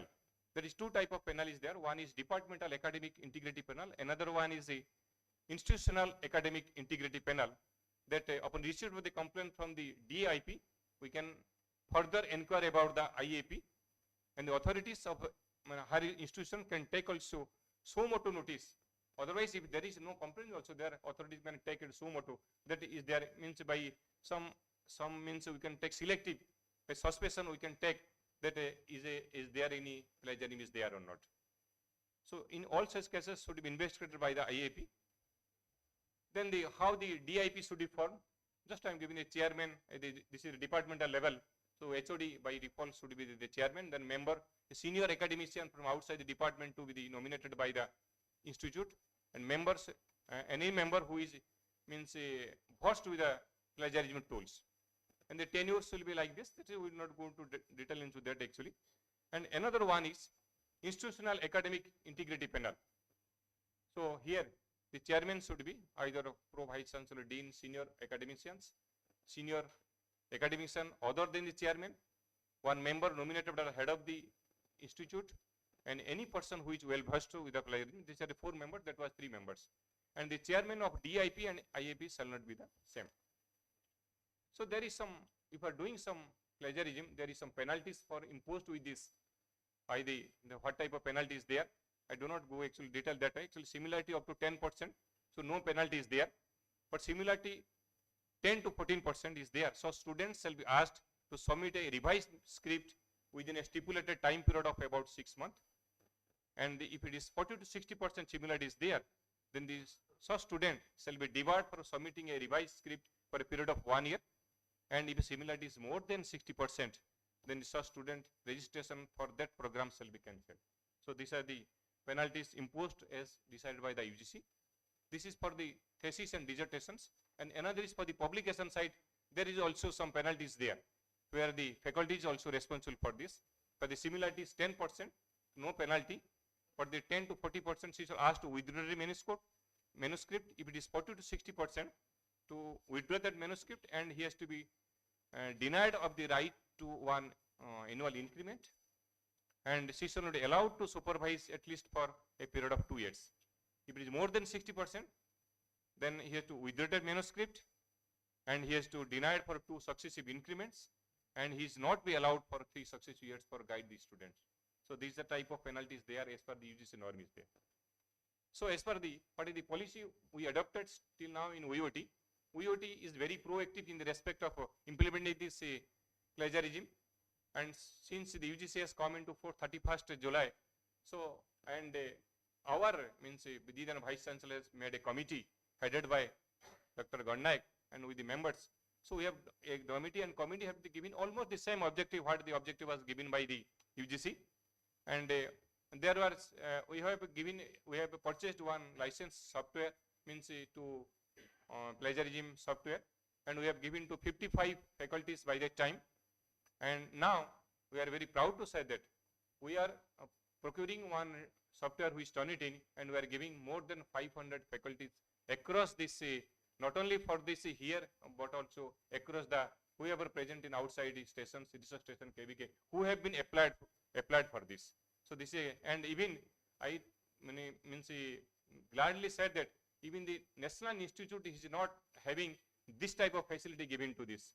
And with the remote access we are giving this. Previously it was only the LAN connected who was head of the department in this headquarter, but now through remote access we are providing all the research scientists, all the KBKs, all the faculties outside the headquarter also. So more than 500 as of now, Dr. Mayor sir is there, who is also there, more than 500 licenses have been given to them. So as per the plagiarism, what we do actually, we have gone up to 50% acceptance levels. Our committee has recommended, and still we are following that level up to 50% recommended levels of plagiarism or similarity. And we have made a policy how that means in a thesis what type of should be written as a certificate should be attached in the this thesis which have been given, and previously we are not following strictly, but now we are last 2 years with Honorable Vice Chancellor, with the Academic Council has passed it. We are following very strictly, and this should be mentioned like this. But and certificates should be, and previously it was the dean and advisor and student were responsible, but now dean has not been omitted from that. The previously the police were there, but now only the major advisor and the student is responsible for this certificate. So this is how we are doing actually, because online is not there, we are not able to see. Perhaps most of them have done this. Just I am giving an example how we are doing actually. This is the first page of the report what I paste is one of my student, and this is the similarity index it is giving to 2% only, and the acceptance level 50%, but the first instance we got this one of my student has done this, only 2% similarity index was there. And the last I am telling that there is two types of option in the software is there, Turnitin we are using. One is level of acceptance, or you can tell in the percent level, and it is word level. So two options are there, but Dean PG has very well pointed out, Dr. Ponda you tell this, but UGC has permitted not percentage. If you see the percentage wise, suppose it is 20% in similarity index is coming, you see minimum 13-14% is coming less than 1%. But if you omit this less than 1%, it will come hardly 3 to 4%. But UGC has not yet recommended. UGC has recommended only words. That means 14 words. So in this you can see last line, exclude matches that in less than 13 words. So this should be there. We cannot take other options. We can take only the option of only not percentage rather than the words. So this is the policy of UOT. And what more we have to take, because we already then one, we may not go for departmental academic integrity panel. We may suggest, sir, that the institutional academic integrity panel should be established with this, where the 4 members should be there.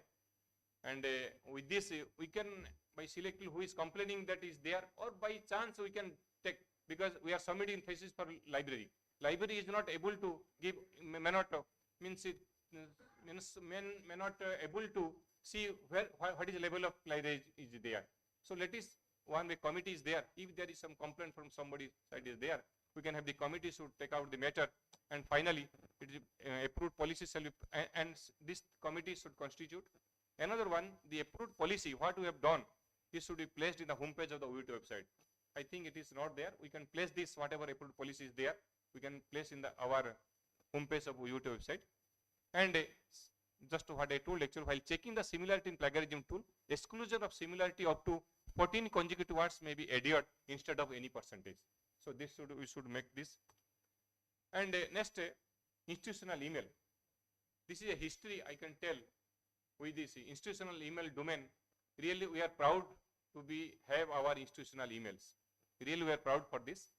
And with this institutional email, lot of benefits you can get like this. And with this usefulness, how we can assess different books, we can publish books, we can download number of research articles if you see. So there is number of benefits you can get with an institutional emails. And one thing, when we are telling the Scopus database, or we are telling because the NRF ranking, the whole publications, it is not taking directly, it is indirect matching with the third party source by online or AI it has been done. So it is taking from the mostly the Scopus database. So whatever our chief librarian presented in the academic council, just we have 4 names in the database, OUAT, Odisha University Technology, like this. And finally, we say that rather the last one, that is Odisha University of Agricultural Technology, should be there in every publications. If it is there means we are one, we should not exclude this, and then our publications will be taken by the NRF ranking committee. With this, I thank organizer for giving a chance to present before you this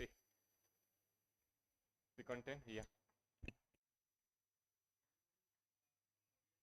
Respond. Ponda Bosantu. So anybody from audience to please respond. Abhijit Saru tapare ye kahibo. Sandeep kahibo. Sandeep, please leave Abhijit first. You sit down, then then is your turn. Thank you, sir. Sir, my question is, first of all, is similarity index same as plagiarism? Number 2, suppose as per the rules, we have to publish the publications as a minimum criteria to submit the thesis. So in this case, the data that are published in the paper and the observations, so that becomes a part of the thesis as well, because we cannot change the data sets. Right. So in that case, the plagiarism, the similarity of the published paper is also a part of the similarity index. So how to solve this problem? So, Abhijit, you have raised a very two questions. So, similarity index is same as the, because similarity otherwise known as plagiarism. So, we will take the similarity index whatever UGC has given, that is the up to 15% UIT has prescribed actually, we will take that one. The second question that is you are telling about the that actually not covered in the Turnitin perhaps, you are very right actually, the self-cited papers that should be, and in this case actually we can have a the departmental committee what I am telling actually, or the institutional committee may take this into account, that where because it is we have made the 2 publications in case of PhD with already published papers, and that published paper, very right, that published paper is taking as a the plagiarism. So we can exclude that portion also, and in this software perhaps it is not there. We cannot exclude that portion actually, because only the bibliography reference is there, but this portion we cannot exclude actually. So this I think this will be taken with committee should be formed. This type of situation occurs, then we can have the either departmental committee or institutional committee may take into account. Thank you, Thank sir. you. Thank you. Yes. Yeah. No, it's the same thing. Abhijit, you asked same thing, but I answered. Yes, sir. He's correct, madam. He's telling that once the PhD publications, madam, we are two research papers are mandatory. When you are means just after, because research paper publication is fast, then he is or she is submitting the thesis, and when you are submitting thesis, that paper is coming to the plagiarism. The self plagiarism it is known as self plagiarism. Actually, self plagiarism excludes on. And Mayor sir, can you interpret, sir? Actually, anything self plagiarism can be detected with the tool. Is there any? Yes. Please come. Thank you, sir. Yeah. Thus, Yeah. Net. Acha. Self plagiarism. Mayor Babu to clarify, na? Yeah. Please. sir, plagiarism software just shows us similarities, and it is the subject expert who can decide whether it is plagiarized one or not. Exactly. First thing. Second thing, in case of excluding the author's work, or if it is included in a thesis, yeah. in case of each paper, some exclusion facilities are also there, but that should be gone through the departmental committee. So thank you, Dr. Sandeep Kumar.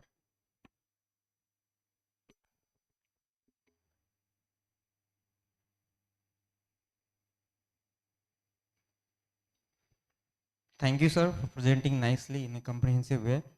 Sir, my query is these days AI component has also been included, even in Turnitin it has been incorporated. Yes. So I would like to know whether UGC has any recommendation AI score should be this much or not. First thing. Second thing, whatever the Turnitin software we are having in our university, so that is upgraded, whether in that AI score is mentioned. So these two things I would like to know. And sir, it would be better if this presentation, even all presentation is circulated, can be made in PDF, so that will be able, because it's human nature, we cannot remember everything. So if it will be circulated, it will be better for all of us. Thank you. Will sir. So one thing actually, what you told actually, AI, UGC has not made yet the AI, but this software Turnitin has AI facility. We actually in the whole world, if you see, this is the best software we have purchased actually, and this is a very large collections, and perhaps, and most of the university I have gone through external examination also, number of university has not yet done this compulsory. We are very thankful to our university authority. They have made a compulsory where certification packaging should be attached with the thesis. But anybody else, please? Okay, thank you. Yes, anybody else, please?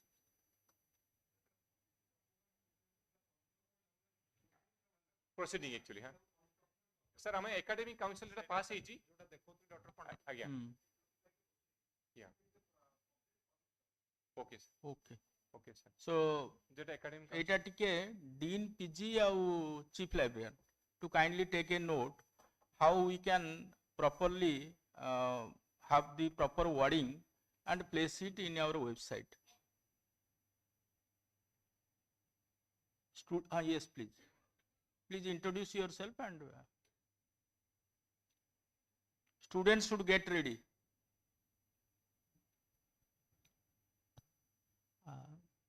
Sir, myself, Dr. Jeevan Ranjan Das from College of Veterinary Science. Thank you, sir, for your nice presentation. Sir, my question is that through you, I came to know that UGC is emphasizing on 14 words instead of the percentage of similarity index. Sir, I just want to know, while checking the plagiarism, do the whole content of the manuscript has to be checked for the plagiarism, or it should exclude the references, figures, and tables? Actually, there is a scope. Given actually there is a scope. There is a bibliography should be, references should not be there. That is scope there. And the paraphrase they are telling the certificate page we can omit, because same certificate is from all the students are there. We can omit that. From the introduction up to, we can go up to summary conclusion. Or if you are giving the bibliography, you can exclude that. That part will taken care of that. Otherwise, you can make from introduction to summary conclusion. You can take this portion, including figures also, because figures you can take also. Because if you not take figures, the size will not increase. Because if you increase the number size of the, then the level of similarity index will be means less. Can you get my point? Okay. Suppose this size is something you are telling 5 MB. If you are not excluding your figures, the size may reduce to 3 MB. So that the level of plagiarism will be reduced actually. So that's why you can include all your figures, all your tables, exclude that means the bibliography, that will be better one. Yeah. Okay. Yes, please. Sorry. Respected Honorable Vice Chancellor, sir, and all the dignitaries in the dais. I have one more question. That if you tell introduction to summary conclusion, in between. He introduced. Sir, myself, Dr. Vishwajit Sinha, Assistant Professor Soil Science. So in between there is materials methods also. But materials method is same. You cannot change the materials methods. So should it be included or it be excluded, sir? Vishwajit, you are right, very right. But please be seated. Metal methods is included in this. You cannot exclude that actually. But thing is that you should write in such a manner metal methods actually. You should not repeat. Suppose I am telling an example. Estimation of dry matter you are telling. You should write then it is as per AOSC method. You should not write the whole method because it is an established method. When you are going for any new methodology, then you can write there. Unnecessarily we are analyzing, let us you are analyzing some biochemical parameters, where whatever the kit procedure, we are write down the same kit procedure. So you just write down very briefly. Metal method, what you are new following, that you can write down. Otherwise, you can cite whatever methods you are following. Yes, I think it will be, so, yeah. Otherwise, it will check plagiarism from others actually, yeah. Dr. Karnam, please. Myself, sir. Yeah. Actually, I have got a question. Yeah. In plagiarism, this Turnitin software, 3 aspects are there. Yeah. 3 sources are there rather. Yeah. One is publication, another one is internet source, another one is student research. papers. Yeah. Now, as for the circular that has been made with regard to checking of plagiarism, the only criteria is 15% similarity index. Yeah, exactly.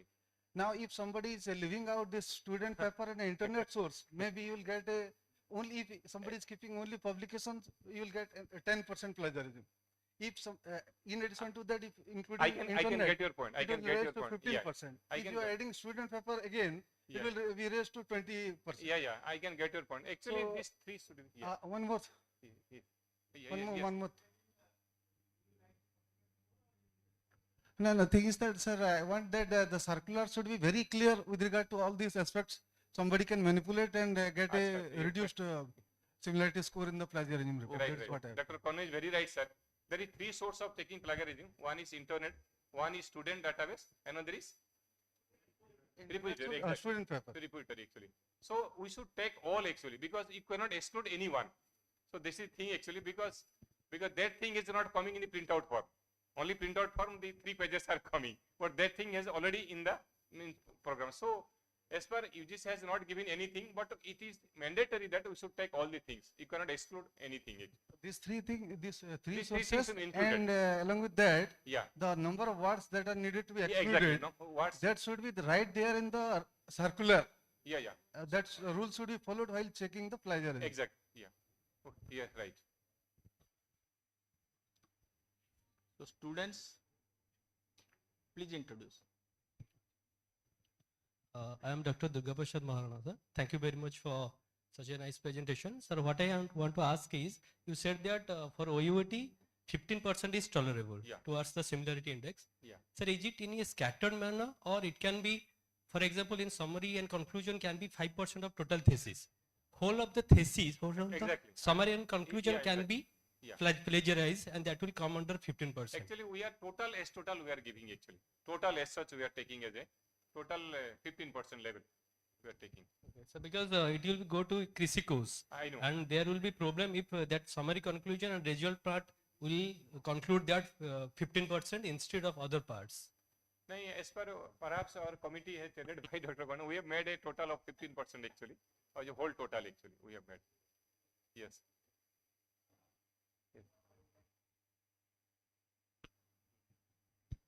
Yes. Sir, I'd like to supplement. How may I help, please? In that proceedings, you can see that there are two areas, sir, core area and non-core area. In the core area, there is zero tolerance, sir. Yes, they are. Sir. Yeah. But we have not taken the core and non-core. We are actually total we are taken actually. Yeah. But thing is what Biswajit had told, we should include all the thesis, not part we should check.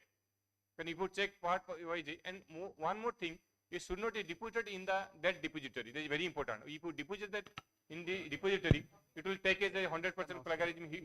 Next time you will see. So this is very important. When you are doing this, it should be total no repository should be there option. Otherwise, it will take 100%. Next time when it will taken. And most of these plagiarism we have seen, it is our student. Criticos is the number one, sir.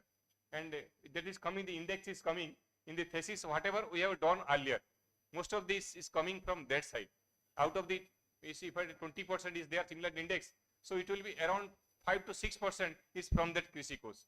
That means whatever other students have done, we are doing the same. So this type, that is the way the quality assurance is there. You should do of your own actually. Sir, myself Pradeep Kumar Jana from Basic Science College. So one problem we are facing, so there is a compulsory that PG dissertation is uploaded in the website. But when we are publishing paper from that thesis, then we are facing the same problem, the plagiarism percentage. So if something will be done that to producing the paper, this thesis should be laterally it will be uploaded, or something will be made so that easily we can publish the paper from that thesis.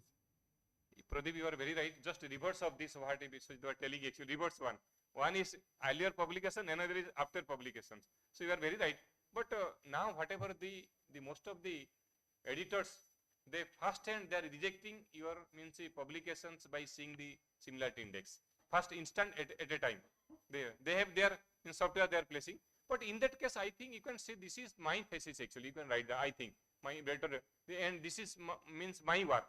I am my thesis and I am reproducing in this. That is there. Another thing what you told actually, and we can have a one, what Jana also told, we can have 1 year actually, because the UGC has a mandatory that how many thesis you have uploaded.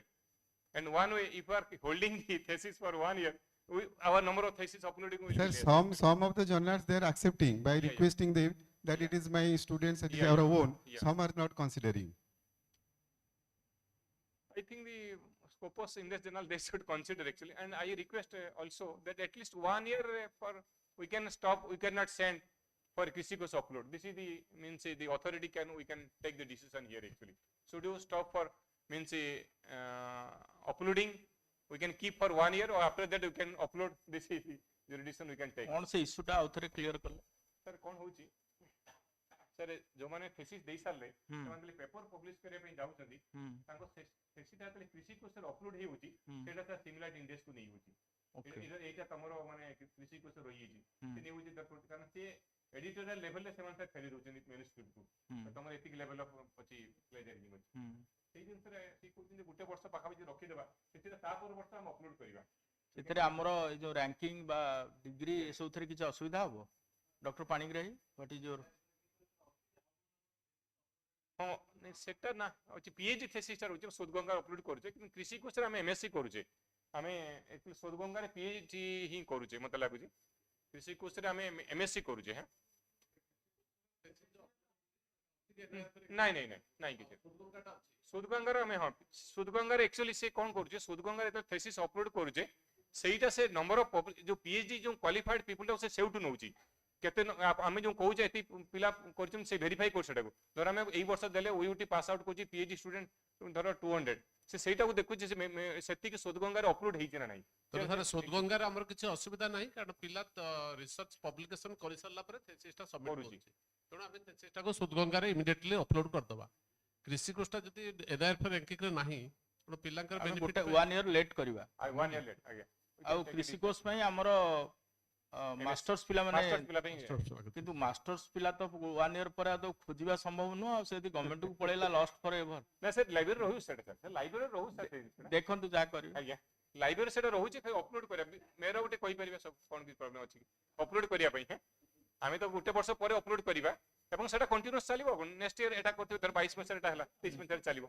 हां ठीक है माने submit करंतु किंतु आमे upload करिबा 1 year परे आ ठीक है मेहर बाबू या कहिथान तो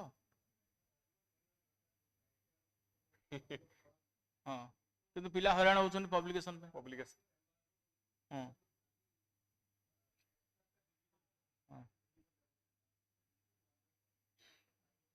ता भितरे इश्यू रिजॉल्व हे जिवो हां ओके सेटा ही ओके हां कोन आज्ञा से जो आमर जो कमर्शियल जो आछे सेइतरे पब्लिश कर दोसंदी पाइरेटेड हला जो अछि बायोलॉजिकल फोरम ए सब किंतु जो मानकर पेपर सब पठा होची बा पठेबा पे अछि गुड पेपर्स से वर्ष 1.5 वर्ष टाइम नउची ता भीतर जदि माने अपलोड कर देथिवे तांकू भी से रिजेक्शन आते नै सेल्फ क्लियर हबनी सुनदो जे माने एलसीबीआर कोंदो से माने भलो भलो जर्नल से माने एक्चुअली देखु जन एटा निजर की से जानि पारे they can no say no this is if your thesis they will accept actually this is today we come from the plagiarism today agur kon thila ki तो it is self आपण गुटे paper publish करले आउटे paper से देखुस ता माने एटा आपण जे हेतो सेटा से नबनी कारण मोस्ट सिमिलरिटी कंटेंट भी सेम रहउची पेपर टू पेपर भी सेम कंटेंट रहउची तो से नबी होता if it yours means it self cited हले प्रॉब्लम हबनी मु भाबुच ता माने बड़ बड़ जे माने नउचन से माने नउ नान ता माने ए एंगल टा कहीं बहुत पीएचडी पिलांकर माने भलो भलो काम होईची भलो पेपर्स आसीबो किंतु ए डिग्री पेपर डिग्री पर्पस रे जति के होची फास्ट किसी कर दोछन ता पर को हला ए समस्या ता आसे आउ एनी स्टूडेंट पिला माने किछ पछारिबे नै पिला अछंती ना सम पळै छंती there are some young faces पिला पछरे से बाबू कोन कहिया पे चाहउछन त माइक दबो पीएचडी स्टूडेंट के अछंती के एमएससी रो अपलोड अछंती एनीबॉडी इंटरेस्टेड So anyway, किया पिला मागु छन mic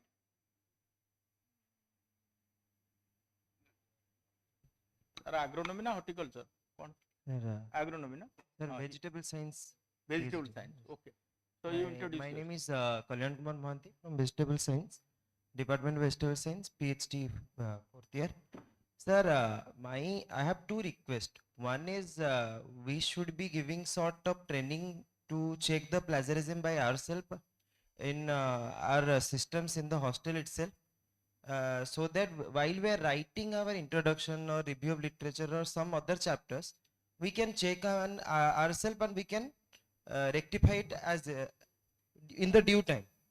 Second thing is that if we could kindly be provided with academic email ID then we will be going to get accessorized with the good journal and good scientists, so that would be a okay kind request.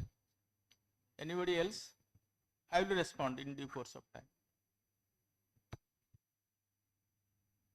So if there are no queries from the audience, then all the deans and directors present here, please take your turn.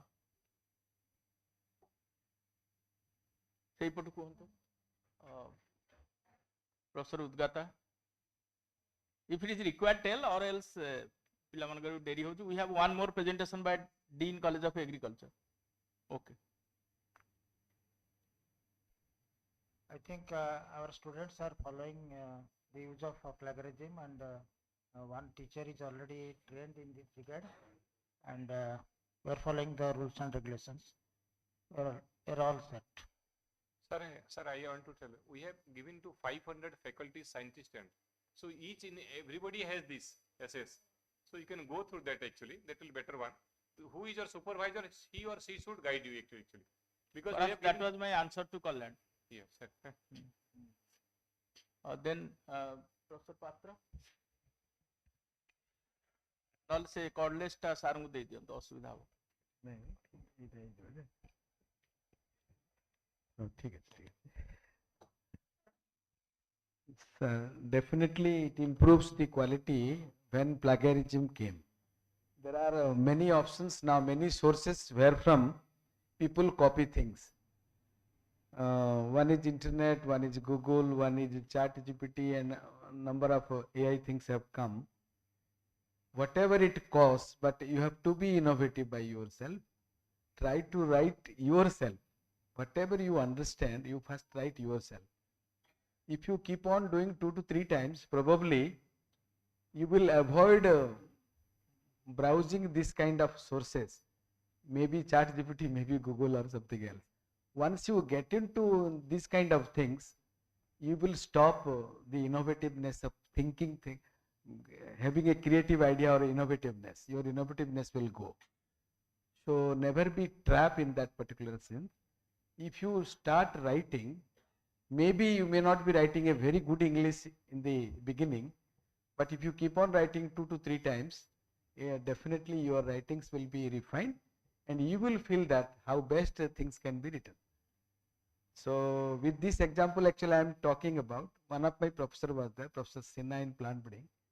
When I went to him with 8 pages of writing, I normally write a lengthy writings, but it is very difficult to write a very focused content. So when I took to him, he told, if you are applying for America, you have to summarize all 8-page content into 1 paragraph. So I had to sit with him for 8 times. Whenever I went with 6 pages, he told me that it is to be reduced. Then I go with 4 pages. Then I went with 3 pages. Then I went with 1 pages. Ultimately, I ended up with half a page, 1 paragraph, maybe 3/4 of a page. So that give the entire content of 8 pages. And I am astonished how could I write because of his guidance and all that. I did myself. It is a long back story I am talking about. At present, you may be having n number of scope, n number of advantages, but you never be trapped in that. So that whatever you write, maybe a paragraph, maybe an article, maybe a manuscript, you see that your innovativeness will be much better. You will be having 0 plagiarism. I am sure it will be done. Our students have started doing that. As because copying is being done, so plagiarism as we have already started, our university has adopted a policy of anti-plagiarism. You need to submit the thesis before to do that. So I hope people, I urge mainly student friends and young faculty friends, those who are having long years to come, try to write by your own, keep your own mind in your own writing. So this is my advice to all of you. Thank you.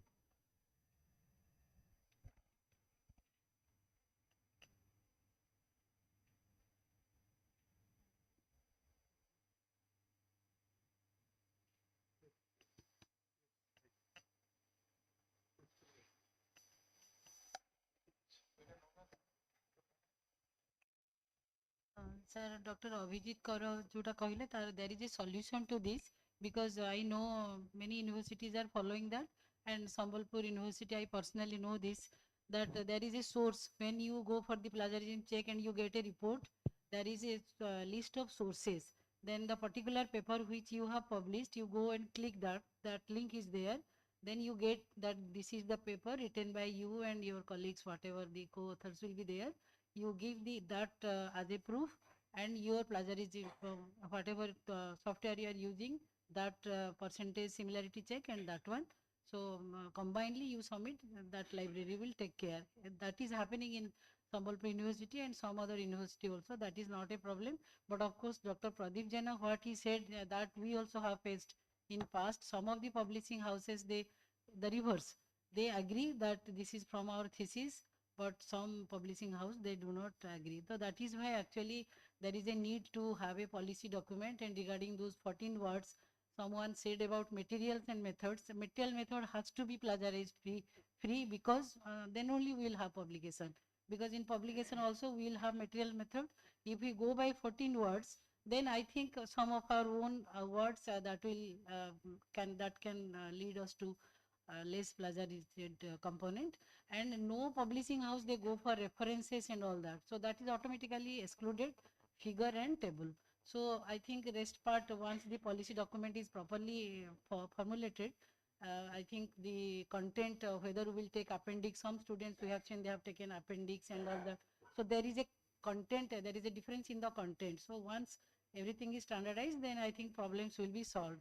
And the second one, I just wanted to say that Google Scholar, I guess by now all of us must be having an account in the Google Scholar. If we have not done yet, we can do it and get it verified by institutional ID, not our personal IDs.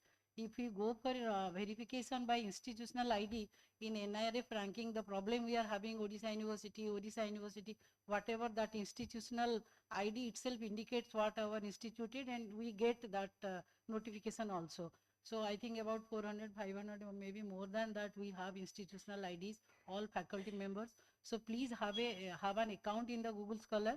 And sometimes we have seen that our students have fall prey to the fake journals. Same NAS जाउची, NAS rating लिखा ହେଇची, ପିଲାମାନେ କରିଦଉଛନ୍ତି ପଇସା ଦେଇକି. Some of you might have experienced, କିନ୍ତୁ ପରେ ଜଣା ପଡୁଛି ସେଟା Google Scholar ରେ appear ହଉନି. ତା ମାନେ that is a fake journal. ସେମାନେ କିଛି ଖରାପ ଗ୍ରୁପ ସେମାନେ ଦେଇ ଦଉଛନ୍ତି, ଆମେ ଜାଣିଛୁ ଅଳ୍ପ ବହୁତ. ତ ଯଦି Google Scholar ସମସ୍ତଙ୍କର ରହିବ, ସେଟା that page ରେ ଆସିଯିବ ଯେ ପ୍ରକୃତରେ ଜର୍ନାଲଟା ଠିକ ଅଛି ନା ନାହିଁ. ଏ ଦୁଇଟା ଜିନିଷ ମୁଁ ସ୍ପେସିଫିକାଲି କହିବାକୁ ଚାହୁଁଥିଲି. Maybe in due course of time ଯଦି ଆମର ପଲିସି ଫର୍ମୁଲେସନ୍ ହେଲା, maybe we can come up with some more details. Thank you.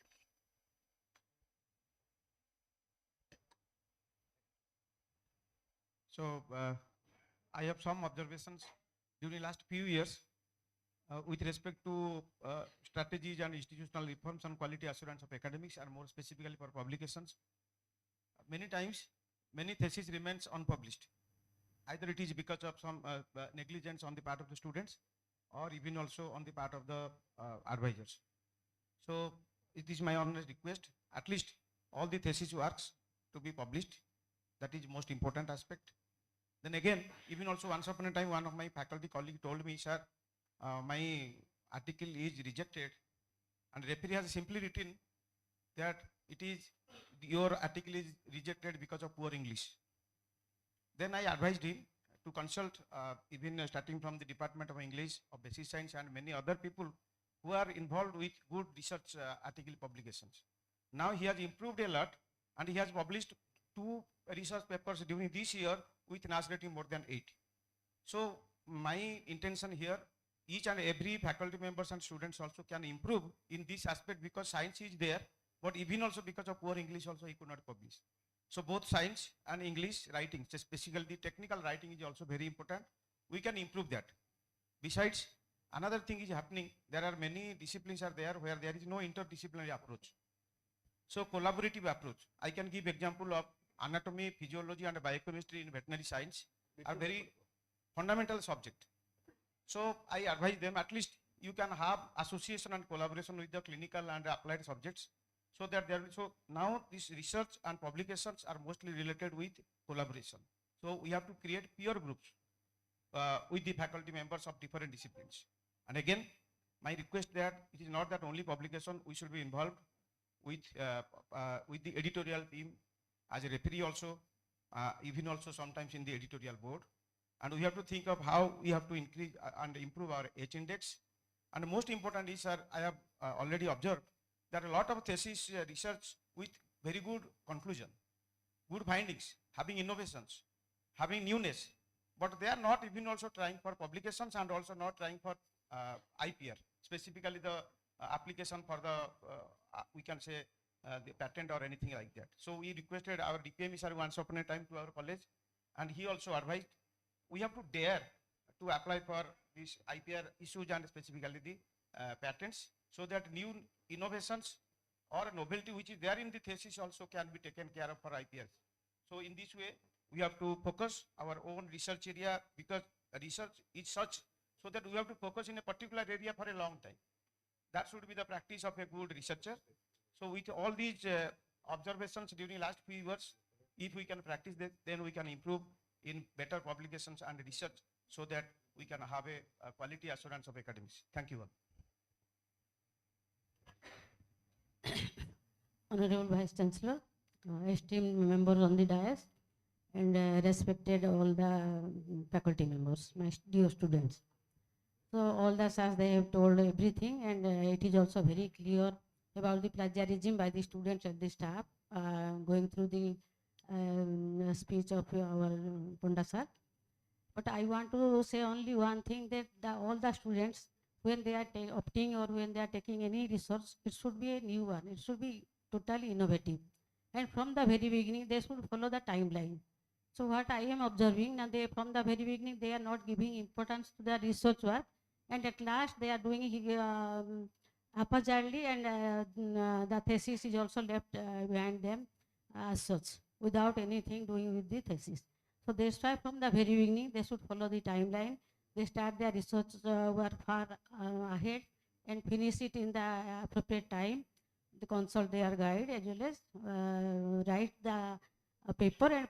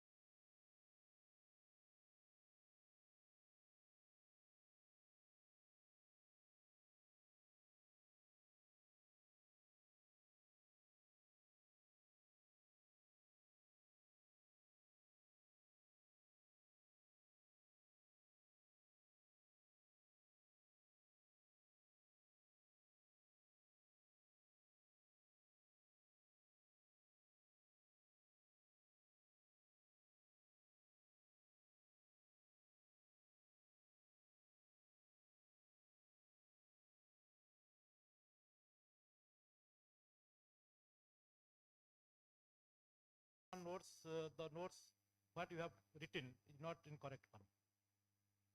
And if you go through books, your knowledge, English knowledge will increase. Secondly, the writing of thesis pattern and writing of paper is different. So in thesis writing, the methods is elaborated, but in paper writing, the methods are very small. So in that way, if you publish the thesis and in future paper will publish, it not catch up. Second thing, in our thesis, there is a options. The data can be given either in the form of figures or tables.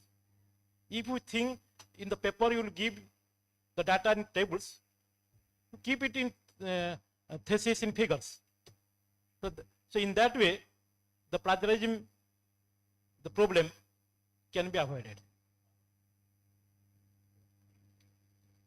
Second thing is, while some students, while they're doing writing the thesis, they're testing it.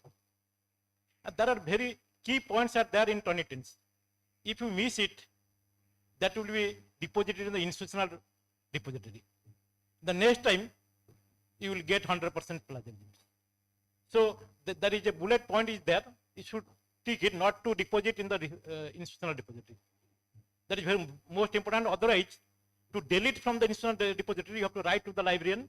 Then librarian can, with a lot of difficulty, can delete the material which is deposited by you. This is the very key point. So for that reason, I request before PhD or MSc, some type of training should be given to the students. What are the do's and don'ts in the Turnitin's? They are very important. In that way, we can reduce our plagiarisms. Next thing is, after publication of any paper, you have to upload it in different agency, like ResearchGate, Google Scholar, Academia, and Web of Science. Then only the paper is visible to others. In ResearchGate, you can deposit it. If you think this is the institutional property, you cannot deposit it. You can deposit it as private. Private means only after it will be seen, the whole paper cannot be available to anybody. And if anybody requests you through email, you can either you can send it or you cannot send it. So there is no worry about depositing any paper in a ResearchGate. So in private form, there are two options are there: private and public. In public, anybody can see the whole paper. In private, only abstract can be seen. The whole paper cannot be seen. With request, there is a options there. If anybody will go through your abstract and request you, you may send it, you may not send it. The company will not do anything about your papers. And second thing, while publishing a paper, while depositing a paper, we have to giving the main author and co-authors in the ResearchGate. Then this software will invite the co-authors if he is not available. Otherwise, his photo will immediately shown already if it is there in the ResearchGate. If it is not there, we have given the email of the co-authors. The ResearchGate will send an email to the co-author, and he should respond. Many times I have seen they are not responding. If he responds, automatically he will be added to the ResearchGate. Any new paper will publish, in his name it will be published with main author and other author. In that way, we can increase our visibility, OOT visibility in ResearchGate. Third thing, in Google Scholar, same thing. These are the different companies. They are interlinked. They are taking all the papers in different sources. And Google Scholar will tell you about your I10 or I index, H index. Many NIRF ranking on that, they are seeing what is your H index of your professors. So in that case, as they rightly pointed out, we have to give the OOT email ID so that it will be verified and you will be remained. Once we give the OOT ID, it will be seen as the paper is published from the Odisha University of Agriculture and Technology. That is most important. And in that way, we can increase our visibility in this digital world.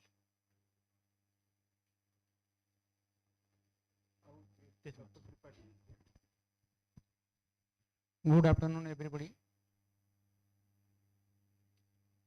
Thanks to Dr.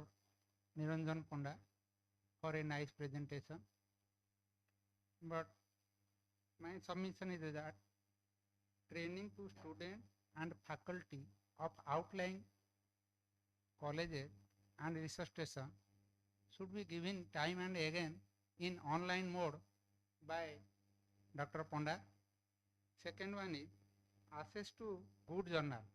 I think Dr. Paitel from Basic Science College has published a good number of articles in different journals. Through online mode, if they will train to our faculty and student, then it will be good for all. Thank you. I hope we have taken the views and suggestions from all the esteemed members, including the audience. As I understand, plagiarism is an academic integrity, and we also accept integrity is the ethics of life. Plagiarism might have come today, but it was there. If you correctly recollect, there is a statement in the certificate by the advisor that this piece of work is based on his or her original research under my guidance. That is more than plagiarism. So time has changed because in the present day, when you move to bank for opening an account, they need KYC, which was not there. So with the evolution of time, such things are coming. Let us comply to that, and moreover, in an ethical sense. Hopefully, we have discussed a lot about this and will have impact on us. Then institutional mail ID, we tried to create for all our faculty members, officials. So when a PG PhD thesis is being published, obviously he or she has to carry the name of our advisor, his advisor, and obviously the institutional mail ID, not her own mail ID. But still we have sufficient scope, cushion to issue additional mail ID. I do not know, I called Asim for that also, whether our new faculties have been issued with the institutional mail ID or not, how much is the surplus, and how to go about that. 10,000, if I correctly remember, 10,000 mail ID has been created. So we will be happy if it is utilized. And our student strength is less than 6,000. Still 4,000 will be left, or 2,000 taking the staff and others. But how to deactivate once the his or her studentship plus 2 years, something like that, is over. If that policy can be formulated, hopefully in the first go, let us give it to PhD scholars, then we can think of masters. Asim, your response? We can give. So all the head of department and colleges, faculty deans are requested to send the name of the PhD scholars, that to valid PhD scholars, to DPME. And I am sure we have enough mail ID, otherwise it may also lapse. So please avail that, and in a good sense, we will see how it can be deactivated after their studentship period and a cushioning period is over. Number two, Dr. Tripathi requested that the faculty members should be guided for publication. He also quoted Dr. Paital. Dr. Paital is here? Yes, please, Vishwabas, sit down. And also I see Dr. Alok Patra and many such of our colleagues who have good publications time and again. I requested them, made a facility in the university library that on such and such date, such and such college, students, young faculties, without getting anything otherwise, because learning is a continuous process, only we say in statement. But if you say what I will learn from Vishwaranjan Paital, then things are completely different. So I also followed it up, but sometimes I get frustrated, honestly. Both Dr. Paital and Dr. Patra are here, and they know the kind of things, the kind of feelings I do have. Still, we are ready to extend such facilities, and hopefully my colleagues who have been given this responsibility, and chief librarian is coordinating, even on each month, chief librarian is used to send me a statement that how many classes were held, what was the attendance. But over a period of time, you know, we are all human beings and driven by our own emotions also. But if we take a decision, forget about the headquarters, outlying stations are also ours. be it research station or be it college, be it a faculty or a student. So that can be also extended. Let us let chief librarian take the pen how to revive the things. We will be happy. Then there are a lot of debates with respect to plagiarism. The debates includes that a proceedings has been notified but not as a policy, named as a policy. Of late we understand. So that everywhere, at each occasion, we have an opportunity to refine. So if we can constitute a committee under the chairmanship of a Dean Postgraduate Faculty with our Chief Librarian as member convener and Dr. Meher also as a co-opted member. He has understanding as I learned. And so also 2 of our earlier librarians, chief librarians, maybe the present DPME, Dr. Dayanidhi Mishra and also Dr. Ponda. If they can help, also one of our publication leader, say Dr. Paitad, if all of you can sit and give a new shape, revisit the policy or notification with respect to plagiarism, hopefully by end of January, this is the deadline, by end of it, whether a notification comes or does not come, please don't mind for that. Please do your work, send it. I hope Chief Librarian will send it to me in the file. We will do the needful. Get it notified. DPME and also Asim is here. They are here. They will notify in the website. That also requires, so that all others can follow as per the requirement. Another thing that comes to my mind regarding this PowerPoint presentation, this university has also long back 2.5 years ago, maybe 2 years plus, we have also developed a template that all OUT presentations while working with commercial organizations, corporate house, I learned that you cannot make a copy of a EI presentation or you cannot make a copy of any consultancy firm because it will always carry such kind of a logo and their insignia. So I thought that similarly, let OUT should have a presentation style, format and also template. That was done not less than 2 years, to more than 2 years back, but still as on today, it is being followed differently.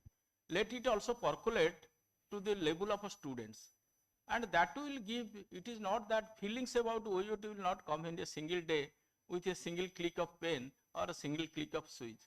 This is a wholehearted thing in a holistic manner over a long journey of lifetime. So I will also urge upon that I will be happy while taking classes in smart classrooms or in any other occasions, even in government meetings, and though DPME and all my senior colleagues are also following the same, and also I will urge upon if the students and our colleagues in their day-to-day life follow the same, but again we can sit after some days to have some improvement. It is not that this is full and final. So thank you, Professor Ponda, for your nice presentation, and hopefully we have learned that I will take hardly 10-15 minutes for a presentation. Again, a kind of awareness. It is not a presentation, not for deliberation, not for discussion. Let others know what are the opportunities and how to avail it. But otherwise there will be a time when the requirement is there, opportunities are not there. So Professor Patra, please. Let us have patience for 10-15 minutes only.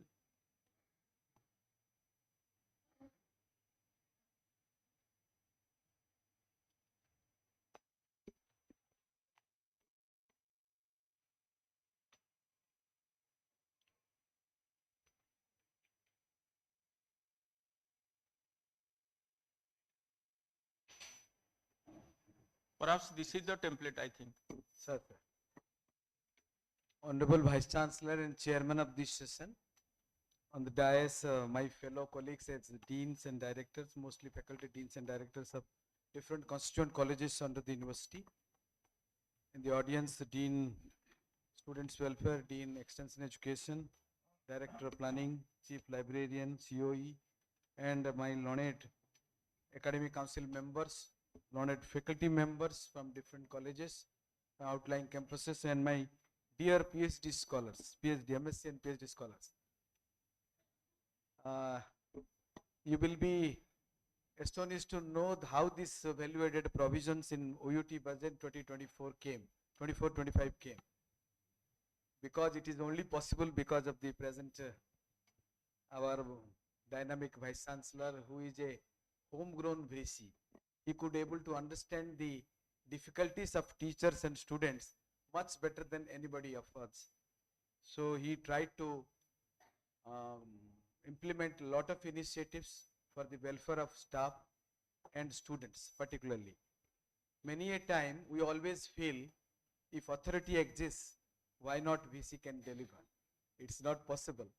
At the other side of you, you will be feeling there are limitations to that position also. So many a time, of course, we have been associated, working together, doing to government. Government doesn't have a specific or dedicated budget provision for many of the academic, many of the research and extension initiatives in a university. That we normally feel, why not a budget provision is there from government? Normally it doesn't get happen. So for which he actually felt, he tried to add value added budget, that too, that is from the internal resource budget of this university. He could visualize that these are the things my faculties require, these are the things my students require. That's why he put these provisions, because these provisions are mostly related to their intellectual and academic growth of their as well as of this university. So the first of its kind, support to teachers of OUAT for attending seminars and symposium. There are 9 value-added provisions he has made in 24-25 budget. We have started, of course, this year at the in the mid of the year, or normally we started implementing the program. Many a time in every meetings he is urging upon all of us that try to place applications, try to place a number of cases from your university, from your colleges, so that we will be able to, the budget that has been kept almost 1.69 crore for all 9 value-added budget provisions he has made. Support to teachers of OUT for attending seminars and symposium. Many a time we have learned this. This has been kept for updating our faculties on the recent research and developments that are going on outside OUT, maybe outside Odisha and in the different parts of India only. The scope here is a regular teacher or scientist that are newly recruited faculties, up to 21 days of faculty development program we can have, to and fro travel fare as per OUT norms, registration fee or training fee for the entire 21 days, accommodation in university or government guest houses or hotels as per OUT norms, and DA as applicable. The fund provision is rupees 21 lakhs for the university for all colleges. Here a nodal officer is Dean PG of DRI. He has already this all budget provisions have already been notified by the university, have been communicated to all the deans and directors, and in down the line they have also communicated to the different faculty members, different head of the departments. Try to aware these are the provisions available. Unless and until you aware them, personally aware them at your department level, this cannot happen. So this is a provision. Second one, support to मुझे मन पड़ुची से fast instance रे hardly से 21 लाख रु लाख टका खर्च होइथिबो कि नाही dean PG will supplement to the best of our ability 2 lakh टका खर्च होइची आ 19 लाख टका अछि एबे आमे जेतबेले डॉक्टर विश्वाल को सुनुथले जे हमर कोठी आमे जीवा पई चाहूछु एक्सचेंज प्रोग्राम रे the opportunity is with us so I leave it to the discretion of all the deans. If they can plan appropriately, our faculty can have the exposure to other institutions. There is no definition whether for 5 days or 7 days, up to 21 days is there, and let us avail it. I will be happy if by 31st March, at least by end of February, everything 100% is spent. Then second one is support to masters and PhD students for attending seminars, symposium and workshop. To encourage the MSc and PhD students of this university to attend different seminars and updating themselves on the latest research and developments in their respective fields. Scope is the full-time students of MSc and PhD programs of the university will be eligible to receive the support under this category. The category to and fro travel fare limited to third class AC, registration fee or training fee, accommodation in the university or government guest houses or on hotel accommodation as per OUT norms. DA as applicable at the minimum entitlement as per Government of Odisha rules. Here the provision is also again rupees 11 lakh, where nodal officer has been kept as Dean Students Welfare. He has also communicated to all the deans. So try to, at the department level, I urge upon all the head of the departments and especially the advisors, so you tell your students so that these are the scope, these are the support available from the university, they can better equip themselves while doing so on the latest research and developments in their respective fields. एथरे DSW is the nodal officer. DSW कहंतु how far we have progress. Sir केते टंका हमें देलेनी?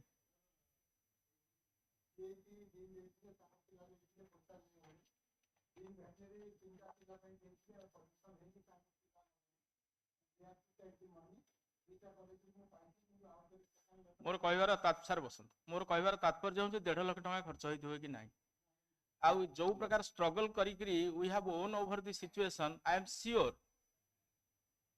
perhaps this provision will not be there in the next financial year if it is goes unutilized. Next please. Sir. Then third one is support to students for out of state thesis research. So this is again to encourage students to take up research projects on a national basis and conduct research work at national research institutes, yielding a better exposure to the students on the latest developments in their own field and enhance their knowledge and skill. Scope is full-time students of MSc and PhD programs at the university will be eligible to receive this support.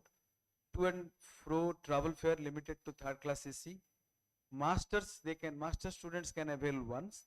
PhD students can avail multiple times, but there is a limited to 12,000 per year.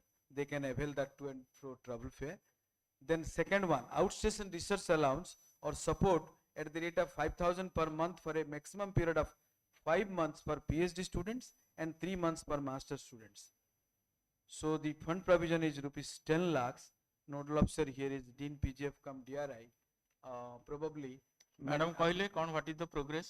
We have sponsored one master student from Fishery College and 3 agriculture PhD students. But the rough estimate says it's about 1.6 lakhs so far. मोर जा मने पडुची डीपीएमई will supplement मी 62 टा institution सांगरे national international institution सांगरे आमे MOU करिछि ये कहूची व्यवस्था कहूची जेति कि national level institution अछंती से मोर जहा लास्ट मने पडुची उटा Indian institute of vegetable research को काहा को आमे देले से जेति कि दिन रहिबो सेठी ताऊ मासु 5000 टका सस्टेनेंस अलाउंस तार जीवा आसीबा खर्च गोटा वन सेट पीएचडी पिला जदी जीवो से 2-3 थ मु एथर कसिना आमे किछि फीडबैक पाइले से 12,000 टा 22,000 हबो कि 10 लाख टा 20 लाख हबो तापे निष्पत्ति नेबी with material evidence documental evidence किंतु जदी 10 लाख टा एई भली भाबरे रहे unutilise we know the fate next please sir then engagement of adjunct oblique visiting faculty to meet higher benchmarks in teaching and research at the university with support of acclaimed academicians, professionals, practitioners, policymakers and industry experts as adjunct or visiting faculty. Here maximum age for engagement is 70 years. Thus recommended maximum age for application or nomination for engagement is 69 years. If one can avail for 1 year, also there is a provision. Local adjunct faculty will be entitled for a total of 15 sessions of 90 minutes each at the rate of 2,000 per session. So in addition, a local conveyance allowance of rupees 500 per day, maximum of rupees 7,500 shall also be paid.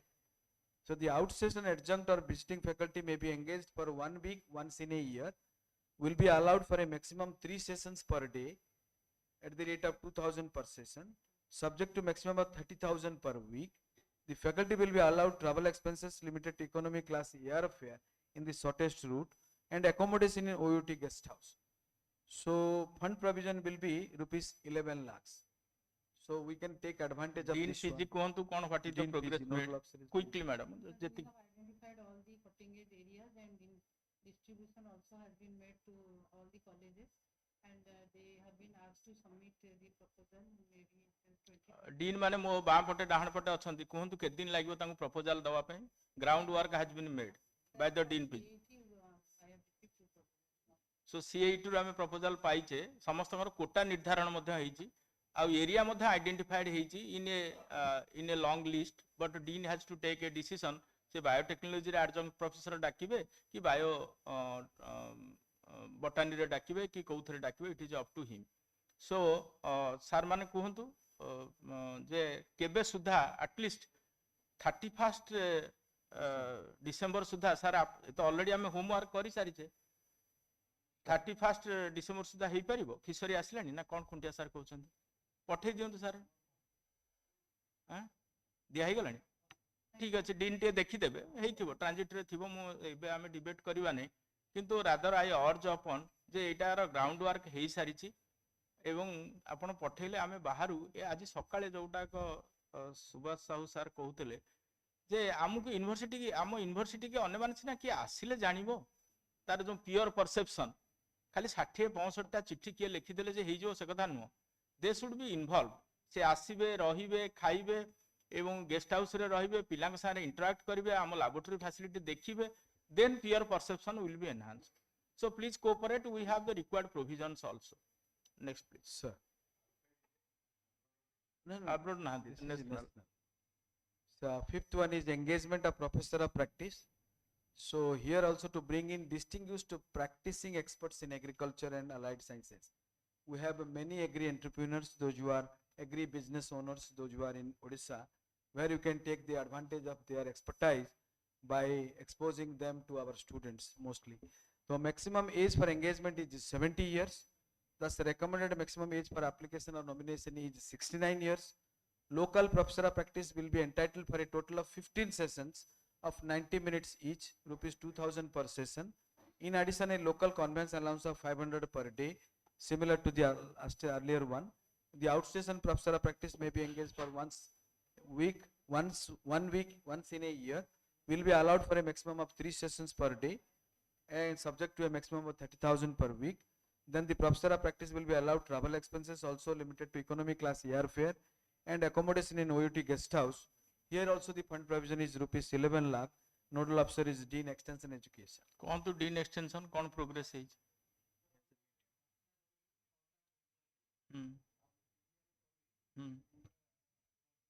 मते proceeding दबारे एते समय लागु नथिबो कि कोनोसी file आजि एते व्यस्तता सत्वे मध्ये मो टेबुल रे कोनोसी फिजिकल फाइल किंबा कंप्यूटर रे कोनोसी ओसास फाइल मध्ये पेंडिंग नाही सो मोर कहबा कथा आपण जो 5 जन देइछन तांको देई दियंतु देन ओनली ये 60 मन घियो हबो राधा नाचिबे से कथा त आमे जानिचे जदि 5 जन को देई दियंते अदर्स में बी एनकरेज्ड आल्सो केबे सर दे केबे सुधा 5 जन को आपण अप्रूवल देबे फर्स्ट वीक रे दे फर्स्ट वीक न मते date cone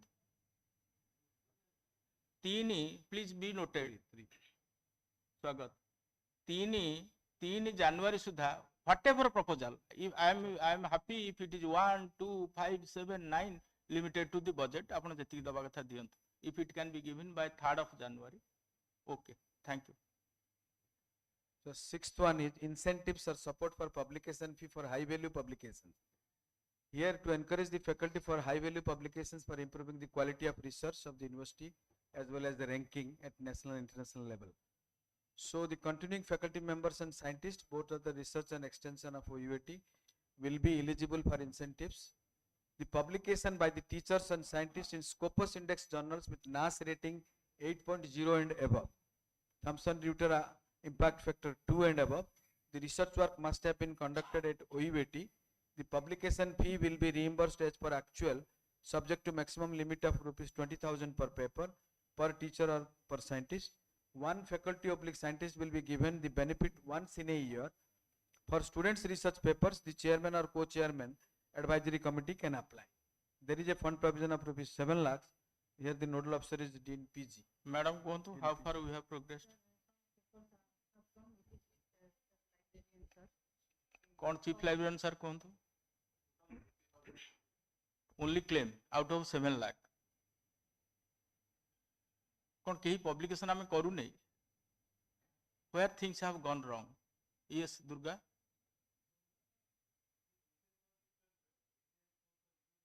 it hardly matters let us not debate at this micro level एटा केवल जुक्ति करिवार निदर्शन किंतु जो स्पिरिट रे कराई से स्पिरिट रे कोन आपण माने केही रिसर्च पेपर पब्लिश करू ना जदि रिव्यू पेपर मध्य पियर रिव्यू जर्नल रे हेई परचु I hope we can consider research paper भी पठांतु that has to be review paper दियंतु जदि नास रेटिंग तारा अछि it is considered at par as a research paper sky heaven is not going to fall please do that. Sir, the seventh one is support for young faculties from competitive research fund to encourage and motivate young faculty for quality research and to support them with seed money for taking up research during the initial career. The young faculty members who are less than 40 years of age of different colleges and scientists are with work experience of not less than 8 years in OUAT. The support will be extended to them. The support will be on a competitive basis based on the project submitted by the faculty member. Budget is restricted to a maximum of 5 lakhs and the project duration should be less than 3 years. The funds proposed for support manpower in no case should exceed rupees 1 lakh. Need-based equipment including computer and peripherals can be included. Ideally, the project should be planned considering the facilities available at the institute, the travel and other expenses related to the research work in the project, and for attending seminar conferences to present paper on the basis of work done in the project can be met from the project. Here the fund provision is rupees 50 lakhs. Nodal officer is Dean of Research. Dean of Research kahanto? Sir, we have a format for submission of the project, and in the meantime 40 young researchers have applied, and out of that 10 will be selected. So we have made a score also in consulting all deans. So within a week, so we will finalize, they will have a presentations. So maximum total 10 numbers will be awarded with that because of their 50 lakhs. So please give us a deadline when you will be able to get it approved. Sir, we are not going to interfere whatever decision you take, but only thing is that please implement. Kebe sir motor date diyantu. Within January 7 we will finalize everything. So the deadline is 7th of January. Be noted accordingly. Next please. So 8th one is support for alumni promotion activities. To strengthen alumni connect of the university by conducting different programs at the university and college level, and to improve interaction with the among the alumni of OUT for possible collaboration. Scope is distinguished alumni talks at the university and college levels, alumni promotion meeting at the university and college levels, alumni industry academia interaction meeting, workshop on advanced areas involving international alumni, alumni database preparation in coordination with respective deans, conferment of distinguished alumni award in different disciplines, passing out ceremony of each batch for orientation of fresh alumni. Here the fund provision has been rupees 30 lakhs and the nodal officer is Dean, College of Veterinary Science and Animal. एथरे कौन है कहंतु सर? Nodal officer ki Dean? CIT. Sorry. DSW जानछन तो sir?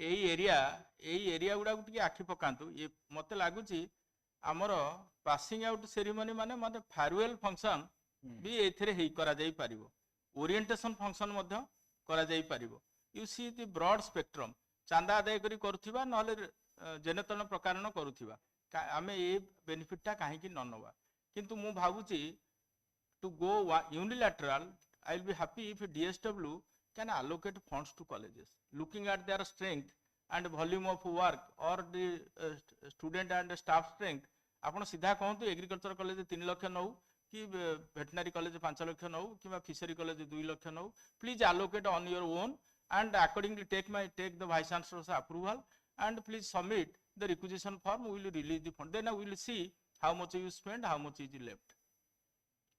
Next. Then the 9th one, support for organizing seminars, workshops at OUAT. The objective is to encourage conduct of seminars, workshops at the university to enhance technical and professional competency and skill of the faculty and students. The scope is the funding support will be provided to different colleges for conduct of seminars, workshops or similar events at college or university level. The seminar, workshop, conferences can be organized at college or university level. The duration of seminar or conference can be from half day to 3 days duration. The events may be planned at a state level or You at a see national the flexibility. गोटाए ओली जदि आपण faculty मानकु student मानकु बसई कथबार्ता करिवे 50,000 टंका रु लक्ष टंका पर्यंत मध्ये नेइकरी एटलिस्ट गोटे एकेडमिक स्पिरिट भी डेवलप करि परिवे half a day very dare माने I thank Professor Das for drafting all these regulations. So we have tried to keep utmost flexibility. कहंतु एथरे डायरेक्टर प्लानिंग कोन केते बाटा हमें गलेनी Here is DP.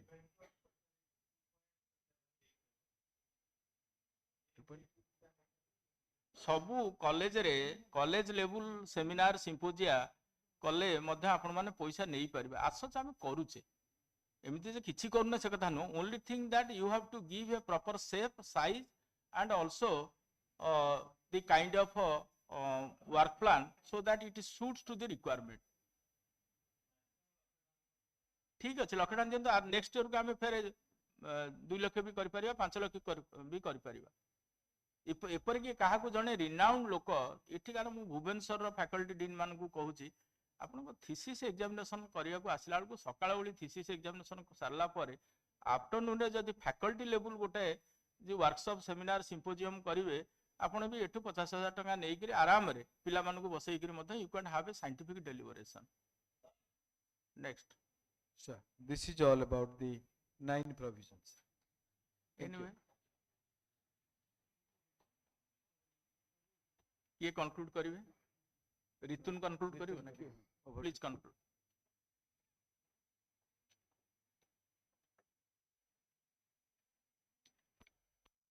Thank you, sir. टिके ए जो प्रेजेंटेशन ता सेते गोटे करेक्शन हबो डीन सीबीएसई जगह रे डीएसडब्ल्यू हेबे एवं सेटा को हमर जो ग्रुप सब नाही जो थरे कादो फोपड़ा ग्रुप म ता भाबुची माने जणे आउ जण को ऊपर दायित्व देई दबो से ता थटा करिवो से ता सारे कजिया करिवो से कादो फोपड़ा ग्रुप रे मधे एटा फोपाडी दियंत जो तीनटा ना चारटा कादो फोपड़ा ग्रुप अछि से चारिटा कादो फोपड़ा ग्रुप रे मधे आको फोपाडी दियंत लेट अस सी किंतु गोटे करेक्शन करिवे सेटा सीबीएसई जगह रे डीएसडब्ल्यू कर पीडीएफ करी पके okay I express my heartfelt gratitude to our Honorable Vice Chancellor, sir, all the deans and directors present on the dais for their valuable suggestion, kind remarks, and to the point clarification on various aspects of plagiarism check, Scopus Index publication, institutional email, and Google Scholar. It will definitely help all of us to come up with good quality research work and publication, and definitely it will help our institute to rank to obtain a better rank in the world. So nextly I will express my sincere thanks to all the deans and directors present of the dais, all the respected faculty members, all the research scholars, PG, PhD, and present one and all over here for their patientful listening to the valuable discussion and taking the keynotes from this so they can implement in their research work and to bring up with good quality publication. So thank you all. Okay, we will call it a day, Sanat.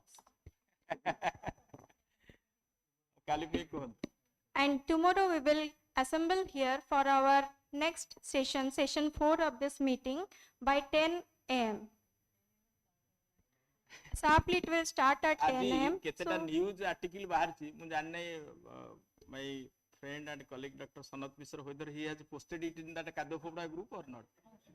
So OUAT रो 12तम शैक्षिक परिषद बैठक जोग देबे 4 कुलपति आभासी जरिया रे जोग देबे आईसीआर रो उपमहानिर्देशक एते कथा कला परे जदि कुलपति माने आसी पहुंचला परे जदि आममान नथिबा सेटा निश्चित भाव हमकु कष्ट लागिवो so please make it a point by 9:45 be it here they will also once in a lifetime or once in a their tenural time or once in a year they might have come they should know the ethics the integrity and the kind of a decency with us along with our students I request mu jai mazhire ote kodu basile obse setolu ku sanjay sir galeni but he is having very good opinion about OUT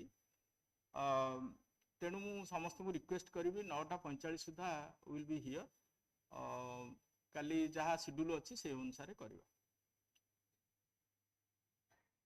Anything more, Pritam? No, sir. So, as per the sincere advice of our Honorable Vice Chancellor, sir, you are sincerely requested to reach this hall by 9:45 tomorrow. Thank you. ठीक है, thank you.